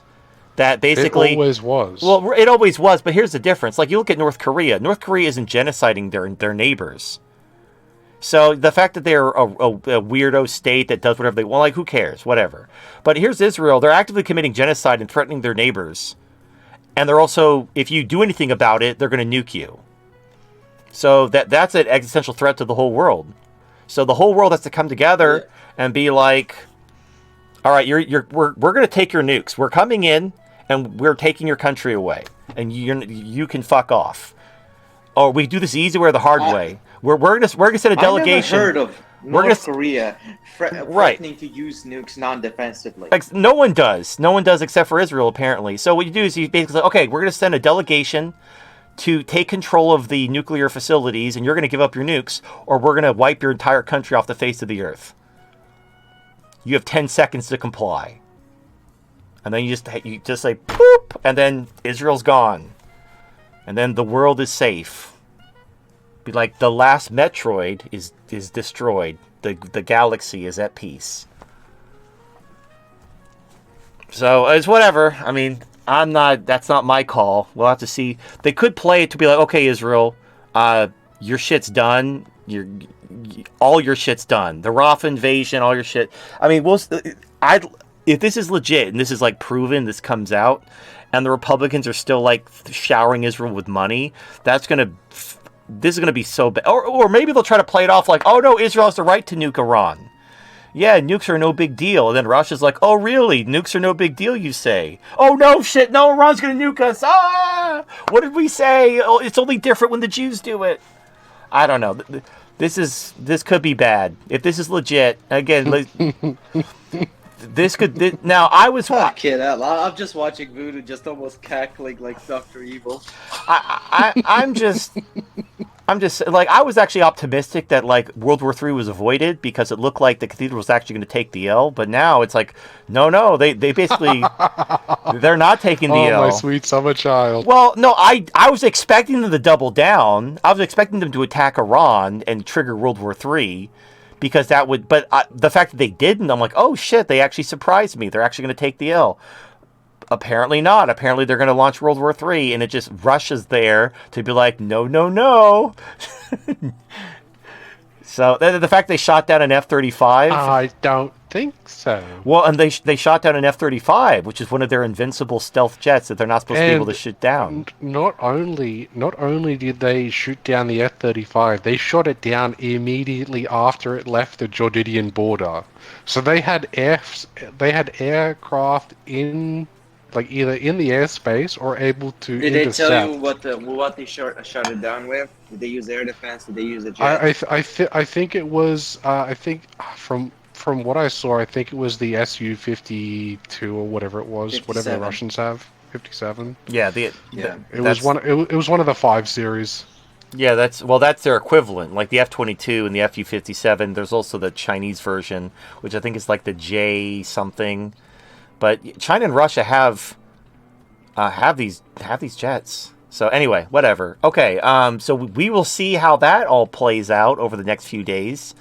But Israel trying to launch a nuclear war, that should be a red line, but it probably won't be a red line for like the cathedral. Like, you're going to see the Republicans and the Democrats try to justify Israel launching a nuclear war somehow. I mean, they're trying to justify genocide. Like, people like I saw this clip of this guy in the UK Parliament talking about how nobody's condemning Israel for attacking the Iranian consulate. And they're like, oh, what about Iran supporting Hamas, huh? What about January 7th? It's like, okay, now that they're launching nukes, can we condemn Israel now? Can we stop sucking their dick? You mean October 7th? Or October 7th, whatever. All these, there's too many sevens. Things need to stop happening on days that are 7. Anyway, all right. So that's an interesting update. It will be interesting to see. Well, they're first of all, they're going to deny it. They're going to say that's not true.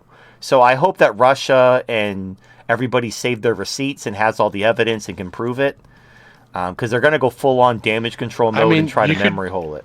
Like, obviously, you'd have flight logs and recordings of the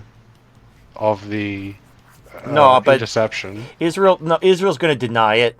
There's going to be a very obvious attempt to try to memory hole it because it failed, and it was not only a major escalation, it was a global escalation.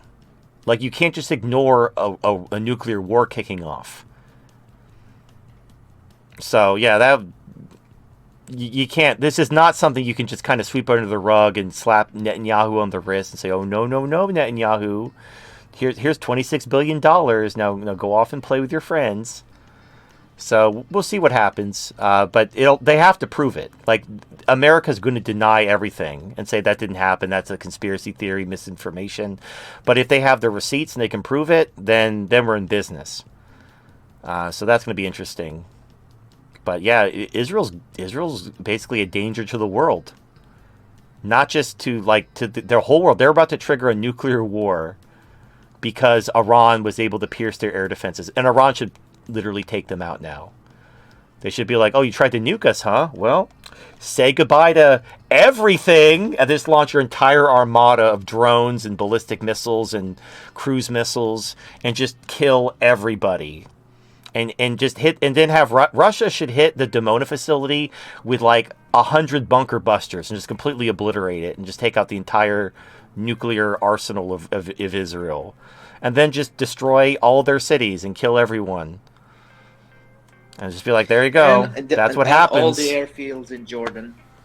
Yeah, well, that's everything really. This would have been World War III.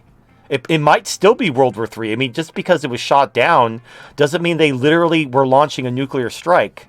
It's like if someone launches a nuke and it gets intercepted somehow and the nuke doesn't reach you, they still launched a fucking nuke at you.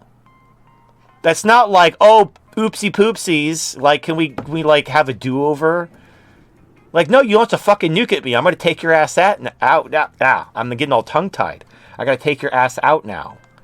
So this could still be World War III, but Israel's probably going to just try to memory hole it and deny it. And man, I thought World War III wasn't going to happen because the cathedral was going to actually take the L. But nope, here we are on the eve of World War III yet again. All right, Man, even like I was hearing to Scott Rigg talking about like the seed of Amalek and how like Judaism itself might be the problem. It's like fucking hell. Even normal people are starting to wake up to this shit. I mean, all religion is kind of shit, especially religions that believe in universalism, like everyone must join my religion. Those religions are universally shit. Like, you know, like you notice how Hindus don't try to make you convert to Hinduism. Basically, it's a religion for Indian people. So you have Hinduism, and that's fine. Like Hindus they don't bother anyone. Like you can have your little ethnic religion for your people, and who gives a shit. But when you're like, no, I must convert everyone to me, and everyone must join me. Those are always a bad idea. The thing is, it's even worse with the Jews because either Christians or Muslims, you can become a Christian or a Muslim. If you just convert to Judaism, they're not exactly going to accept you. Christians and Muslims don't accept you either. If you like, there's different hierarchies. Like it depends on the denomination. But for example, if you're a convert, you're considered lesser than the people who are like sixth generation descended from Not really. of the original. I've seen Muslims being very welcome to new Muslims. It depends, and there's Muslims also, they treat African Muslims like shit. So you have the Arab Muslims. Everybody treats Africans like shit. But they don't like, oh, my brother. They're like, no, you're a slave, even though they're Muslim, because they're still African. So the Arabs basically act like they're better than everyone because they're descended from Muhammad. But all the non-Arab Muslims, they're like lesser. So this is true of all religions. All religions have like the converts are lesser. The people who are descended from the original people are better. And I don't care. Religion it's all made up bullshit. It's not real. It didn't fucking happen. But it's whatever. Like, we're stuck with it. We got to live with it. It's whatever. I don't care. All right, we got 3 super chats that just came in. Let's get those out of the way. And then, we'll see what happens with World War III now that Israel's launching nukes at Iran. Yakub made me for $5. Two-parter. Fallout New Vegas was the greatest of all time. Most normies rep the surviving California commies NCR, but the Legion was based in close to how a true faction would emerge in the wasteland. They took women's rights away, so they have a huge population of fighting-age men and have stable silver-based coins. Bottle caps and pre-war money would be worthless. The credit-based NCR would have to fund the wage large standing armies and finance equipment through. But the NCR was so corrupt you could literally buy their entire tax-funded arsenal from the supply master. The Brotherhood were inbred as fuck. It's sad that you had realistic morality, ambiguous factions regressing to boring stereotypes in the next game. Survival games need 3D printed guns that are inconsistently designed and can explode in your hands after enough use. Stops random thugs from all having military-grade guns. Also, funny how much pre-war loot there is after 200 years of Fallout. It'd be 95% gone in 8 weeks max. So the problem with Fallout, one, Fallout New Vegas was not made by the actual Fallout team. So you had Fallout 3, and then they went to Fallout 4. Fallout New Vegas was like a spin-off made by a different studio, which is why the writing is so much better. Like if you compare Fallout 3 to Fallout 4 to Fallout New Vegas definitely stands out. That's why the Fallout 4 was such a regression. People were expecting Fallout to like move forward and like incorporate this level of writing and nuance, but that clearly didn't happen. Number 2, the NCR, they have access to all this technology. Like the NCR versus the Legion everything's kind of dumb. The writing is mostly good, but they do a lot of dumb shit just for the sake of, I guess, balance, which is, you have that in video games. They don't want one side to just curb stomp the other. So, number 1, the Legion refusing to use guns makes no sense. It makes no sense at all. Like, Caesar's like, I don't want the Legion being dependent on technology. Okay, but everyone around you uses guns. They're not like hard to find. I understand wanting to make your own. Like, I can understand them making their own crude type of like post-apocalyptic guns because they don't want to be dependent on pre-war guns. Like, you can't always ensure that you'll come across a trove of pre-war guns. So I understand you wanting to make your own guns, but to just eschew guns entirely and to only rely on melee when everyone around you has guns, that's fucking retarded. And what happens? You get picked off by snipers like there's no tomorrow, because duh. So that was dumb. Like they could have had the Legion using, domestically made guns, maybe made out of scrap metal, like old, like crude guns, something like a zip gun, or like these guns that are made out of like pipes, like that Australian guy who made a gun out of like shop tools and whatever. I could see the Legion using that. Like I totally understand not being dependent on pre-war technology, but guns are a thing that you have to worry about unless you're wearing bulletproof armor, which they're not. They're wearing football armor. They got like sporting equipment, and they basically put Roman shit on it and pretended they were Roman centurions, and they were getting sniped by the NCR like there was no tomorrow. And what they would do is they would make up for that with numbers. So they would do like human waves, which is a horrible tactic against firearms and explosives, which they didn't use. So it was dumb. It was stupid. So the Legion, yes, smart concept, but they made them purposefully stupid to give them more of an individual sense of identity and to also make them easier to beat. Because whenever you fought, like, the game was harder if you sided with the Legion, because all the NCR troopers would shoot you. But if you sided with the NCR, the Legion would have to like rush at you with their swords, and you just mow them down with your gun. It was much easier to fight the Legion because they all used fucking swords and spears, and they were much easier to kill. So that was dumb. As far as the Brotherhood of Steel, the thing about the Brotherhood of Steel is they basically looked at themselves as they were the guardians of technology. They didn't trust the technology to be in the hands of normal people, so they wanted to hoard it for themselves. So they were in the Mojave, and Mr. House wanted them gone because he was worried like they would be a threat to... Now, he didn't say that. He said they would be... He thought they were ridiculous because they used like an old medieval knights aesthetic. Like, who cares about their aesthetic? You have people LARPing as mafiosos from the 20th century running one of your casinos.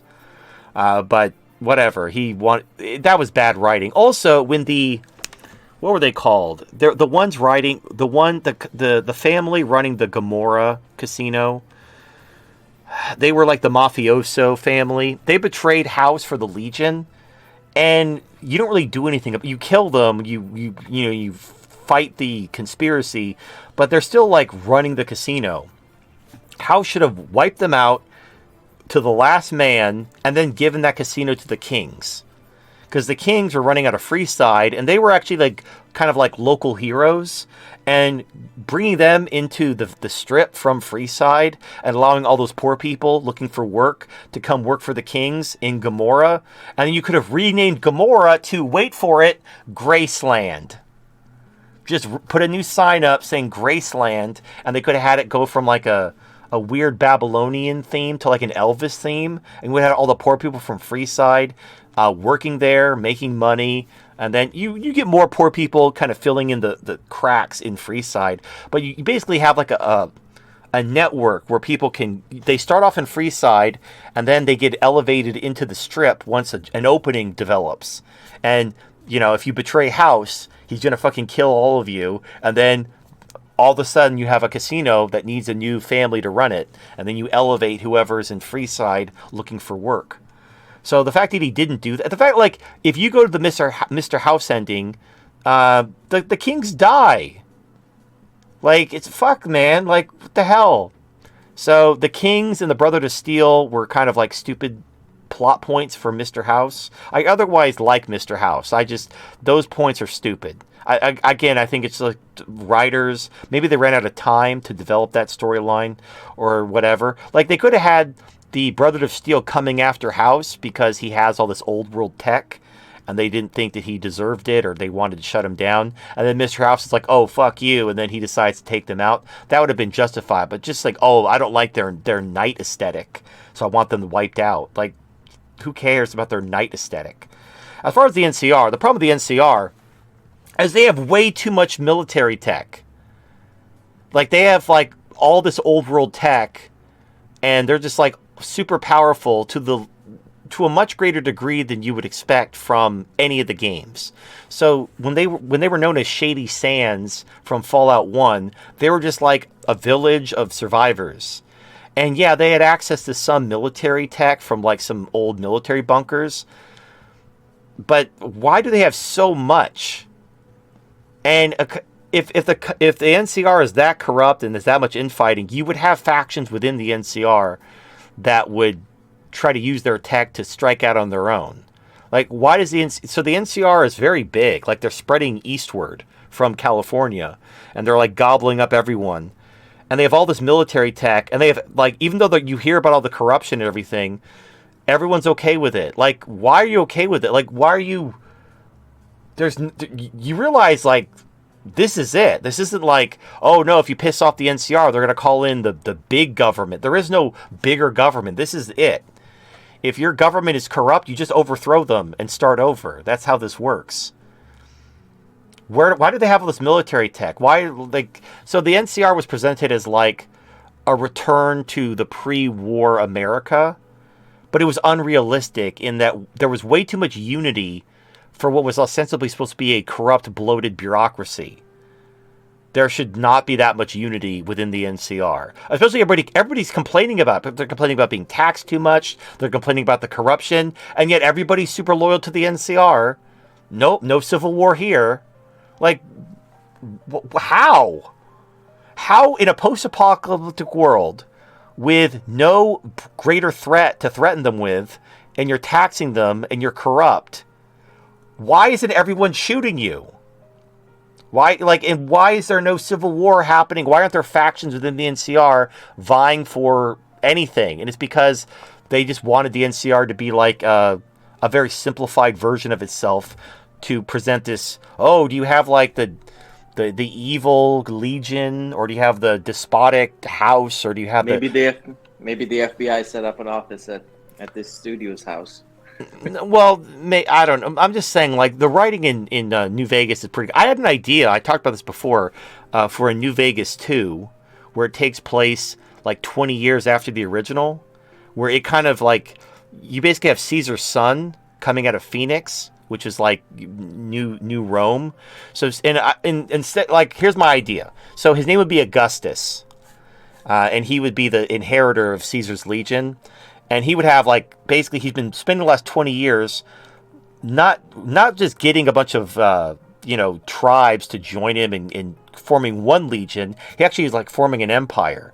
And he's, like, you start the game out as an NCR farmer. So you're living on the wasteland, you're, like, growing crops, and you're tending to your Brahmin. And then all of a sudden, like, you get kidnapped. And you wake up in a legion camp where they determine what your new job is as a slave. And that's when you pick your stats, what class you want to be, and that determines like what your job is in the empire. So you start out as a slave in the empire, but then they basically like they recruit you into the legion, and then you're then after that, shit happens and you're able to switch sides if you want, or you could stay with the legion. And the idea is you get to see the Rome that Augustus is trying to build. He's not just trying to conquer tribes to be an asshole. He's actually trying to rebuild this irradiated wasteland into a functional society. And so he enslaves the farmer. He basically, I have like this idea in my head where he basically explains to the character the reason why he has to enslave the farmers is to protect them. Because out there, you have giant man-eating geckos and death claws and fucking mutants and ghouls. But in Rome, they can protect you. So you can still farm. They want you to farm. They need the food too, and they're going to compensate you and take care of you and protect you, because in Rome there's no mutants, there's no giant man-eating geckos, there's no death claws. They protect the citizens from all of that, so they can produce and help the empire restore order to the wasteland. That's very compelling, and you get to see what Rome looks like, where they have running water. And they have a level of peace and prosperity, and it actually feels like a place you'd want to live, as opposed to Fallout, where it's like dog shit. There's like shit happening everywhere, and raiders trying to kill everyone. But then when you get recruited into the Legion, you got to go back into the war, and so then you have like basically like new Augustan legions fighting against like the NCR, which is still pushing east. It's kind of a revival of that conflict. However, New Vegas is now part of the NCR, and House is you could have it to where your saved game file goes into the new game, kind of like Mass Effect. So some of the decisions you make can affect the gameplay and which NPCs are alive and which NPCs aren't. So I was thinking, like, basically the House ending is kind of like the canonical ending. So House won, but ended up joining the NCR, made a deal with the NCR to basically be the governor of New Vegas, or the mayor of New Vegas. But he's basically an NCR. He's a member of the NCR. So the NCR controls New Vegas, but House is like he's like the mayor of New Vegas for the NCR. And so you have the Securitrons kind of worked into the NCR army, but then Augustus has power armor. And in fact, make Augustus have gold power armor. Not like literally made of gold, but like gold-plated power armor. So him and his he's not like the Legion where they're fighting in football outfits. They're fighting in no shit power armor. So that they're actually comparable to the NCR, who have their old world tech, and Augustus has his old world tech. And so he has his power armor and his legions, and they're fighting the NCR. And you have, again, it's about the nuance of, like, what should you do? Should you, like, do you fight with the Romans, who are kind of rebuilding the wasteland in a very brutal way? Like, they're basically killing the mutants and the ghouls and the monsters to protect the humans, so they can actually, like, farm and produce and the water can be clean. But they're also, like, enslaving people. Like, they don't, like, if they find a farmer in the wasteland, they enslave you. They bring you to Rome so you can farm for them. They'll take care of you, but they're not going to give you a choice. They're not going to let you have your little farm in the wasteland. They're like, "Yep, you work for us now. You can go farm over here." You know, like, sure, it's stable. It's, you know, it's prosperous, but you're also a slave. And juxtapose that to the NCR, and you could have it to where, like, and honestly, I would have a civil war within the NCR. Because, like, again, this is 20 years after New Vegas. So the NCR has expanded even more. They're even more corrupt. You're going to have factions within the NCR fighting, you know, like, they all want to control the NCR. And then, you know, like, that could be the thing. So you have the corrupt NCR fighting among itself. You can pick a side within the NCR and fight for it to try to quell the other side and restore order. Or you could fight for the Legion, finish off the NCR. Whatever. That would be cool. And then you can also, like, check up on some of the old NPCs that you met in the first game. See how they're doing 20 years later. You know, you have, like, older versions of all the little NPCs you met. You could even have the original courier. He could be an NPC in a town. Maybe depending on what ending you chose in your first gameplay, maybe he's an official for the NCR, or he's basically Mr. House's personal attaché, who, whenever Mr. House wants to go somewhere, like, the courier is always, he's like his right-hand man. Or if you chose the Legion ending, the courier is in Rome. So after Caesar conquered New Vegas, you know, Augustus inherited his empire after Caesar, you know, his heart problems caught up with him. And the courier returned to Rome to be, like, the Augustus's kind of caretaker. Because obviously, you know, Legate Lanius, he's probably not the best father figure, assuming he's alive in the sequel. But that's fuck. I'd play that game. I play the shit out of that game. All right. Okay. Well, that was a long tangent. Well, I had these, like, fan fiction-y, like, things. Like, I have this whole idea for a Legacy of Kain sequel that would tie up the series and finish it, because it kind of ended on a cliffhanger and there's a lot of unanswered questions. And then an idea for a New Vegas sequel. You know, this is what I do. This is what happens when you think too much. Like, I do this whole, like, wargaming kind of thing all the time, but then when it comes to, like, fictional stuff, I just, like, develop this whole, like, world building thing. I'm not good at writing stories, but I'm good at like designing worlds. Like I could come up with all the little nuances. Like I'd be really good at writing like a campaign setting for like a fantasy or a post-apocalyptic or a horror thing, but I wouldn't be good at writing a story within that setting. But I'd be really good at like setting up the world and like the factions and the politics and all that shit. I mean, that's why there's so many geeks among the autistic or people who like to overthink too much. There's only so much to think about in real life to analyze, and then after that you devote to a lot of your thinking to just geeking out on fictional topics or franchises that you enjoy. Well, the thing about fiction is you can ask questions in a way that isn't going to ruffle too many political feathers. Like they do this in fantasy all the time.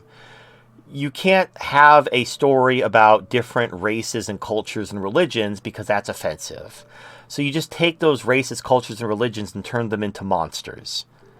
And you have Right, or just fantasy or magical creatures and beings. yeah, you have a fantasy thing where you could still have the conversation and the conflict being played out, but in an abstract way where instead of this religion or this ethnicity, you have space aliens or orcs or elves or whatever to represent this because it's really a story about people.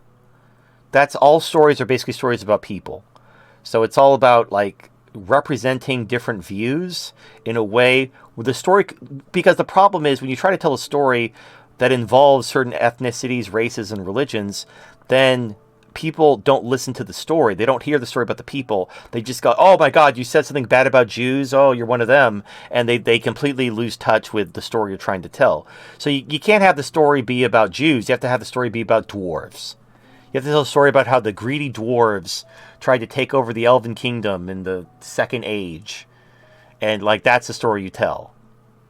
And then people are like, oh, those silly dwarves, when will they learn? And you don't let them know it's actually just an allegory about Jews. That's between you and me. Shh. Between you, me, and the Balrog. Just as an example, but just so you know, according to Tolkien, the dwarves are Jewish. I know, like they technically come from Scandinavian folklore, but the Tolkien-esque dwarves, which basically most fantasy dwarves are based on, like Tolkien invented the fantasy genre. Like before Tolkien, you had fairy tales, and Tolkien took like this, folklore and fairy tales and made it into like this adventure setting and created the fantasy genre. And dwarves are Jews, just so you know. And they are in Warhammer as well. And They're even more Jewish in Warhammer, where they have books of grudges. That's like the most Jewish shit and ever.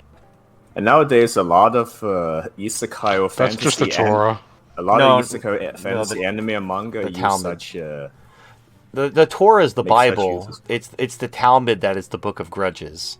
That's basically just the Jews bitching about how bad everyone is. That's the Talmud. So that's Hello? the Warhammer book of grudges. I hear you. I was just finishing my I saw thought. it glitching. Sorry, I saw it glitching out again. No. All right. No, I just a lot of isekai fantasy anime manga uses as well. Like one I remember that I did a lot of world building where they had the demon worlds, all the different tribes and clans of demon are based on various real life faction. Where the aggressive warmongering blue demon clan were obviously based on Middle Eastern Muslim zealots, and then the beast clan, a nomadic hunting tribe based on Mongolians, and then the ogre clan based on Japan, and dragon clan were based on China, based on all their wardrobes and weapons and customs. Yeah. You don't see a lot of fantasy set in Asia. There are, like in D&D, there's like, it used to be called Oriental Adventures. I don't know what they call it now, because that's supposed to be, you can't say Oriental, that's offensive. I don't know why, but whatever. But yeah, there's... Well, I looked a bit into this term, actually. It was originally it was perfectly fine used to describe objects, culture, or anything besides human. But they say it originated, I believe, back during the Gold Rush era, when a lot of Chinese people are trying to make a better life, escape their corrupt-driven emperor system Qing dynasty at the end, where it's falling apart and everything's corrupted and run down. So a lot of people try to escape over to the West and make a living in gold rush time, right, in California and West Coast. But because they basically gave up everything to just get onto a boat and come here, and they were basically looked down by everyone locally and calling it Oriental as if like merchandise or not people. Well, I think it also was like they were addicted to fucking drugs too.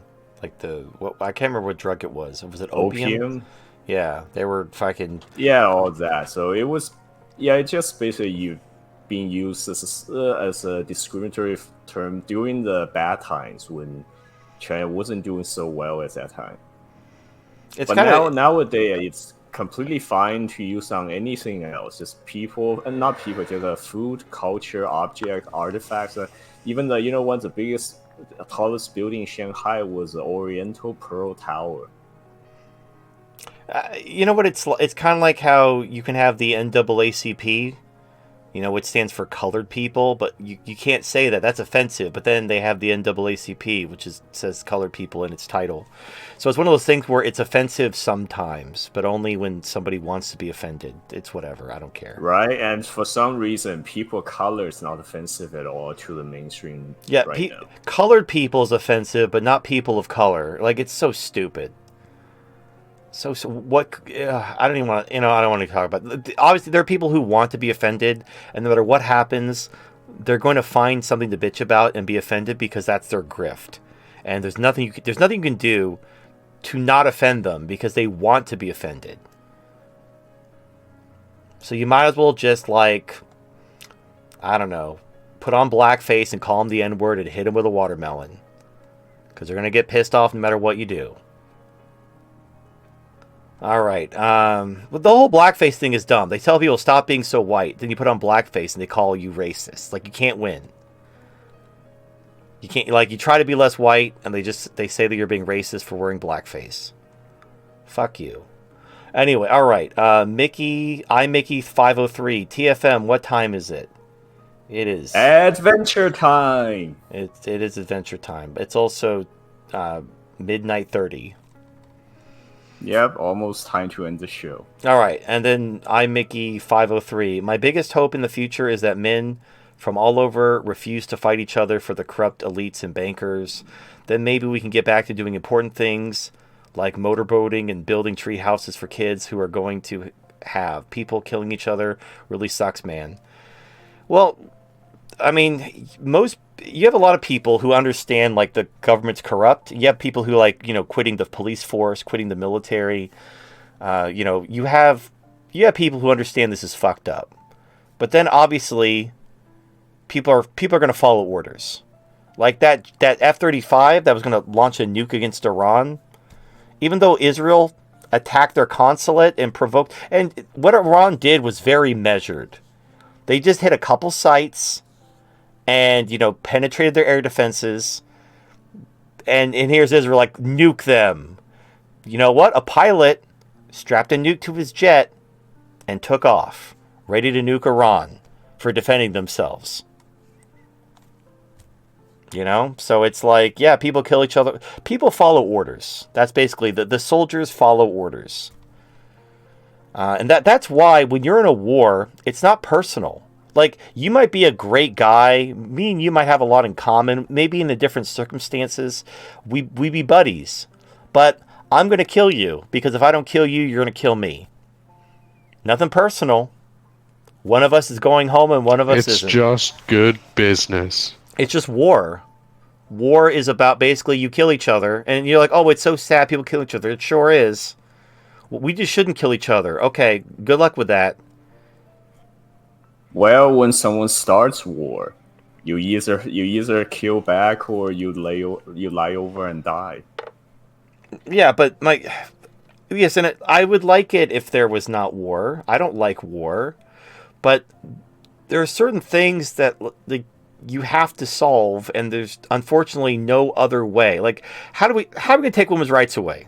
All we gotta do is get all men. No, that's not gonna work. Men aren't gonna do that. So we're gonna have a lot of problems, and things are gonna get worse.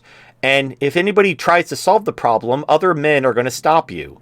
So how do you actually solve the problem? Well, you're gonna have to overpower the men trying to stop you, so you can actually solve the problem. But they're not gonna let you do that. You're gonna have to fight them. And I don't mean like we're not going to have like a Mortal Kombat tournament where our champions fight their champions. We're going to have a fucking war. And the side that wins gets to dictate the terms to the losers, or just kill them all and call it a day. One or the other. And that's unfortunately that's how the world's always worked. If we can't decide who's right, then we fight to decide who's left. And when it comes to like morality, there's no objective answer. We can't just work out who's objectively right because there is no objective rightness. It's just a matter of different values and priorities and interests. And at the end of the day, the people who are stronger will prevail over those who are weaker. But they're not going to take like, oh, you beat us in this contest. They're going to fight to the bitter end because they have nothing to lose. So wars are the result of that. Now, if you don't want to fight the war because you don't believe in the side you're fighting for, then don't fight the war. Defect. Join the other side. But like, hoping for peace, that's extremely naive. Like you have people who are trying to kill and enslave you, and the only way to stop them is to kill them first. And if you think there's any other way to stop them, you're stupid.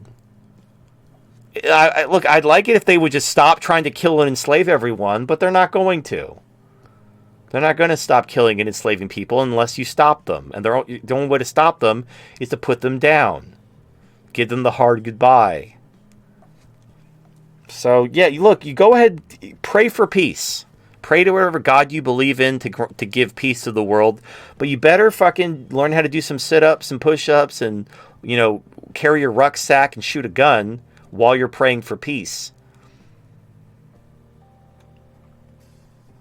All right. Once again, that is the end of our super chats, and we had a sub 5 hour show, but now we've gone on for another hour. But that whole that Pepe Escobar literal truth bomb being dropped was quite interesting. He did follow up with some people because, let me just pull back up his post, because he did have some credible source So, freaking out about it. Is there an update or? I think there wasn't. Hold on, give me 2 moments. Okay. Well, I'll announce the sponsors while you pull that up. All right. Oh wait.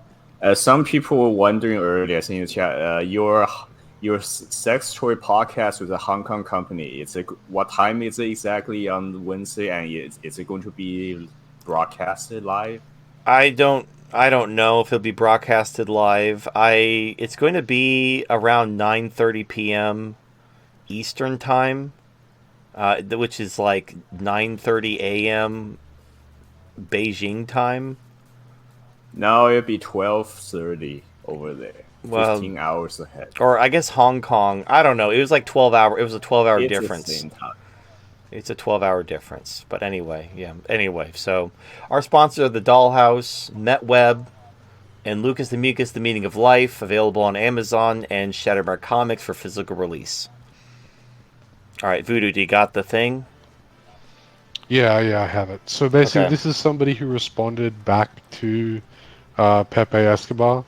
And he said, of course, I don't necessarily buy this story, but for the people debunking it, primarily by saying to shoot down a nuke-carrying plane that would have triggered the nuke, that's not the case at all.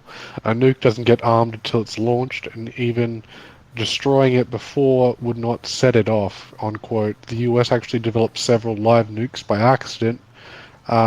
They dropped several live nukes by accident before, and they did not go off even after falling 30,000 feet of altitude because they weren't armed. So while I think this story is not likely, it's certainly not possible for this particular reason. In fact, the story comprots with several recent rumors that predicate it and basically spoke about Israel planning on using precisely an EMP-style attack on Iran.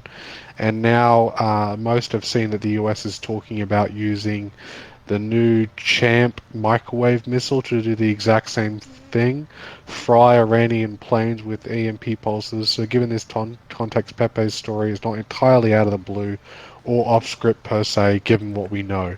And then he responded by saying, Pepe Escobar responded, saying, first of all, as much as I respect Scott Ritter, I'm just a messenger of an extremely explosive intel leak relayed by an unimpeachable source, an Asian source, that's all I can reveal.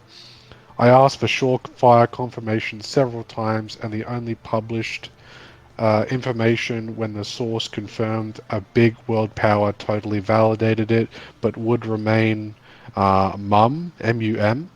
I don't know what that. That's an acronym. Means quiet. Okay. And the source also stressed that there was a large consensus among big powers that the information should be treated as, quote, this information will destruct in 5 seconds, end quote, style. This never happened. If the source retracts and it's deep into the night in Asia, of course, I will retract the post with apologies. Meanwhile, I will soon publish a physics analysis of what may have happened or not, and then quoted the Scott Ritter link. Well, I mean, it's already out, and also if the cathedral was trying to lull Iran into a false sense of security by feigning that the strikes have ended, so they could prepare a nuclear strike or a microwave strike, then yeah, again, they fuck them. Like, Iran warned Israel, if you launch a strike, we're gonna fuck your shit up. Well, they launched. Just because the strike failed doesn't mean they didn't launch it. So America and Israel want World War III, and you can't stop them. Like, okay, you shot them down this time, but what, are you gonna like just let them keep trying until they successfully nuke you? I don't know. I guess we'll find out. It's pretty silly. Well, we'll find out. Like, Iran clearly didn't want war. They were trying to de-escalate. And then I guess America and Israel were playing along. Like, they were de-escalating too while preparing a nuclear strike. So, you know, now the ball is back in Iran's court. I'm like, all right, what are you going to do? Well, I mean, it is also the weekend as well. Like, it's not like, you know, that means anything to anybody. But, like, if they were going to like put on a show for the media, they would obviously wait till Monday, right? They don't care about it. Iran wouldn't care about putting on a show. They would. Yeah.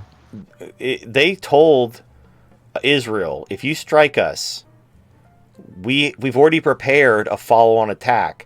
And there was some source in the Iranian military that said that the follow-on attack would be 10 times larger than the last one.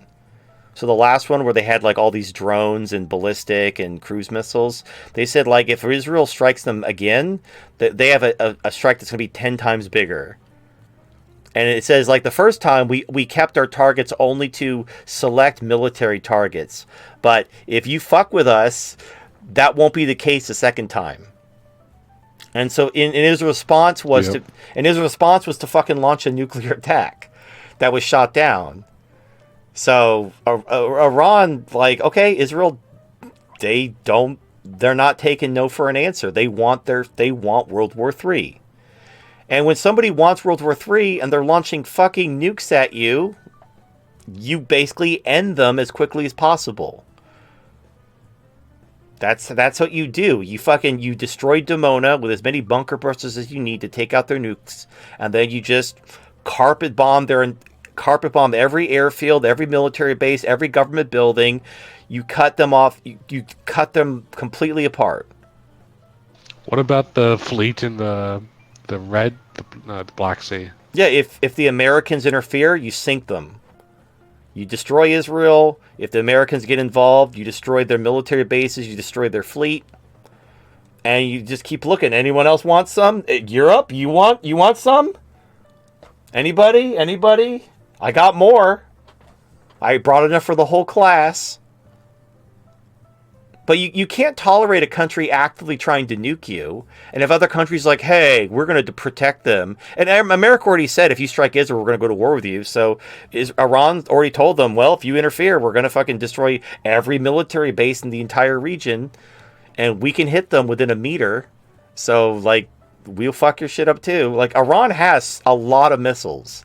They're not fucking around. So, I don't know. I didn't think, I thought they were taking the L, but no.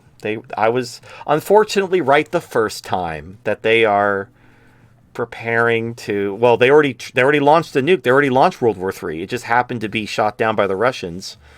But they're going to try again unless there are not just reprisals. Like, at this point, sending a signal, a message, that's not going to work. You got to take them out. There is no more message to be. There's no more message to be said. Hold on. Okay, what's come out now? So I clicked on the post that Scott Ritter posted, and it's fucking hilarious. All right. So this is from Scott Ritter replying to the post that about the F-35. So Okay. Pepe Escobar has written a post where he reports that an Israeli F-35 carrying a nuclear weapon was shot down over Jordan by a Russian fighter. While I respect Pepe as a journalist, his source is wrong. Israel would never take such a precipitous action. Not only would it provide the public acknowledgement of Israeli nuclear weapon capabilities, therefore putting Israel in open violation of existing agreements between the United States, it would also put Israel in a violation of the 1968 Outer Space Treaty, prohibiting the development and or use of nuclear weapons in space, and the Biden administration's recent admonishments in this regard. Moreover, the situation describes makes no sense in terms of a characterization of weapons involved, both in terms of the alleged Russian-Israeli engagement and Israel would hope happens regarding the EMP. This is, in every way, shape, or form, nonsensical reporting. Pepe should retract his post. So basically, the whole gist of it is like, Israel wouldn't do that. They would be breaking treaties. Yeah, as they commit genocide. So, whatever. At this... Look, this is breaking news. We don't know. We don't even know who the source is for this. And if this is like, oh, everybody's just like burn after reading, deny everything, well, then it's probably not going to get confirmed at all. Someone has to come out and actually confirm this one way or the other. But yeah, the idea that this would never happen, if your answer is, oh, Israel would never do this because they'd be violating treaties, like, what do you think Israel's doing right now? They don't give a fuck about treaties. Like, they're committing genocide. So yeah, that's a dumb argument from Scott. So that's whatever. It's fine. And look, again, this could. I don't know. There might be more to the story. There might be less of the story. There might be some. This might be a psyop. This might be whatever. But if this is legit, then Israel's got to go. There's no ands, ifs, or buts. There's no more negotiating once somebody launches a nuke. So Israel's done. If this is true, then Israel's got to go. This is the end. Or maybe it's not true. Or maybe like America. Here's the thing. This is what I would say might be confirming evidence. If all of a sudden America suddenly turns and like takes a pretty hard line against Israel and makes them concede to the Palestinians, like all this shit, what that might show is that basically the world is about to destroy Israel. They won't do that. Well, but then, if they've already shown, like Iran's already shown that there's nothing America can do to stop their missiles. So yes, but the U.S. isn't going to turn on itself because the U.S. is controlled and puppeted by Israel. No, Jews. they're not. They're not going to condemn themselves. Here's the problem, Voodoo. If America doesn't rein in Israel, they will be destroyed. Have they ever stopped? We were just talking about maybe they've learned their lesson, and then we just realize, again, oh wait, Voodoo, they sent a nuke. Again, Voodoo. That's the point. If everybody's like, "Hey, Israel launched a nuke. We got to take them out." There's no ands, ifs, or buts. America might step in to basically strip Israel of their nukes or whatever, basically end the conflict in order to save Israel from being destroyed. Basically to appease the rest of the world who's got their finger over the button ready to wipe Israel off the face of the map. Not because because that's the only way to save them. Like But they think that, but I don't think that the rest of the world, i.e., China, Russia, like Iran, are stupid enough to believe that the United States will rein in Israel when they came to their defense. They came to their right. defense. Okay, my point is, if Israel's about to be destroyed because they launched a nuke, then America, in order to save the Jews, might be like, "Hey guys, don't nuke them. You know, we'll remove." Now they'd have to show, like, there'd have to be like an envoy to confirm that America isn't playing some bullshit. But that might be, America might actually do it in order to save the Jews from another Holocaust. A self-inflicted Holocaust, mind you, but a Holocaust nevertheless. They wouldn't do it because they're actually turning on the Jews. They do it because it's the only way to save them from immediate, permanent, terminal reprisal. That might be the only way to stop World War III. If this is true, the only way to stop World War III would be for the United States to basically, like, lock Israel down and allow an international group to basically strip Israel of its nukes, and probably also give the Palestinians their land back. You know, you'd have to have which they wouldn't. Well, which they right. wouldn't Well, agree then, to, and they double down, well, they don't, and they get nuked again. Right, then they get nuked. So this is the thing. Like, okay, the world is basically tired of your bullshit. You're either going to have a two-state solution and give up your nukes right now, or we're going to kill all of you. Those are the only two choices. There is no cry to the U.S. and whatever. Like, the only way to save your people from annihilation is you're going to have to give up your nukes and basically give up half your country to a two-state solution, period. Because we are done with your shit. You crossed the line, and we are done with your shit. And America would support that because the alternative is all the Jews are dead. And then where are they going to get their Jew cum from? All the Jew cum supply will be cut off, and the Jew cum must flow. The cum melange. Anyway, we'll see. We'll see if this is legit. I didn't see this coming, so I'm open-minded that this could be nothing. This could be made up. I doubt it. Pepe Escobar is very reliable, so I don't think this is made up, but we'll see. He even admits this is like a source that could retract, so we'll see. Anyway, that's the thing about breaking news, especially on social media. Sometimes it doesn't pan out, so we will see. All right, let's go ahead and get out of here right before the 6-hour mark.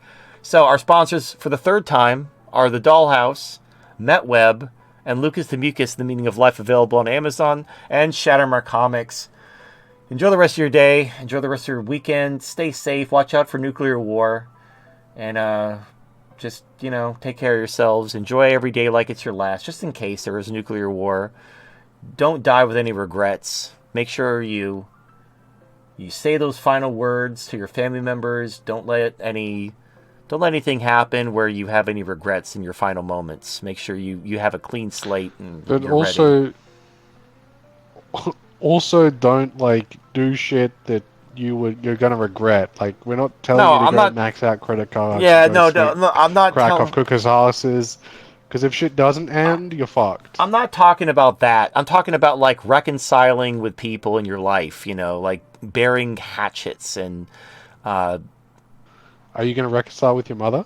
No, she's dead to me. I don't have any regrets over her.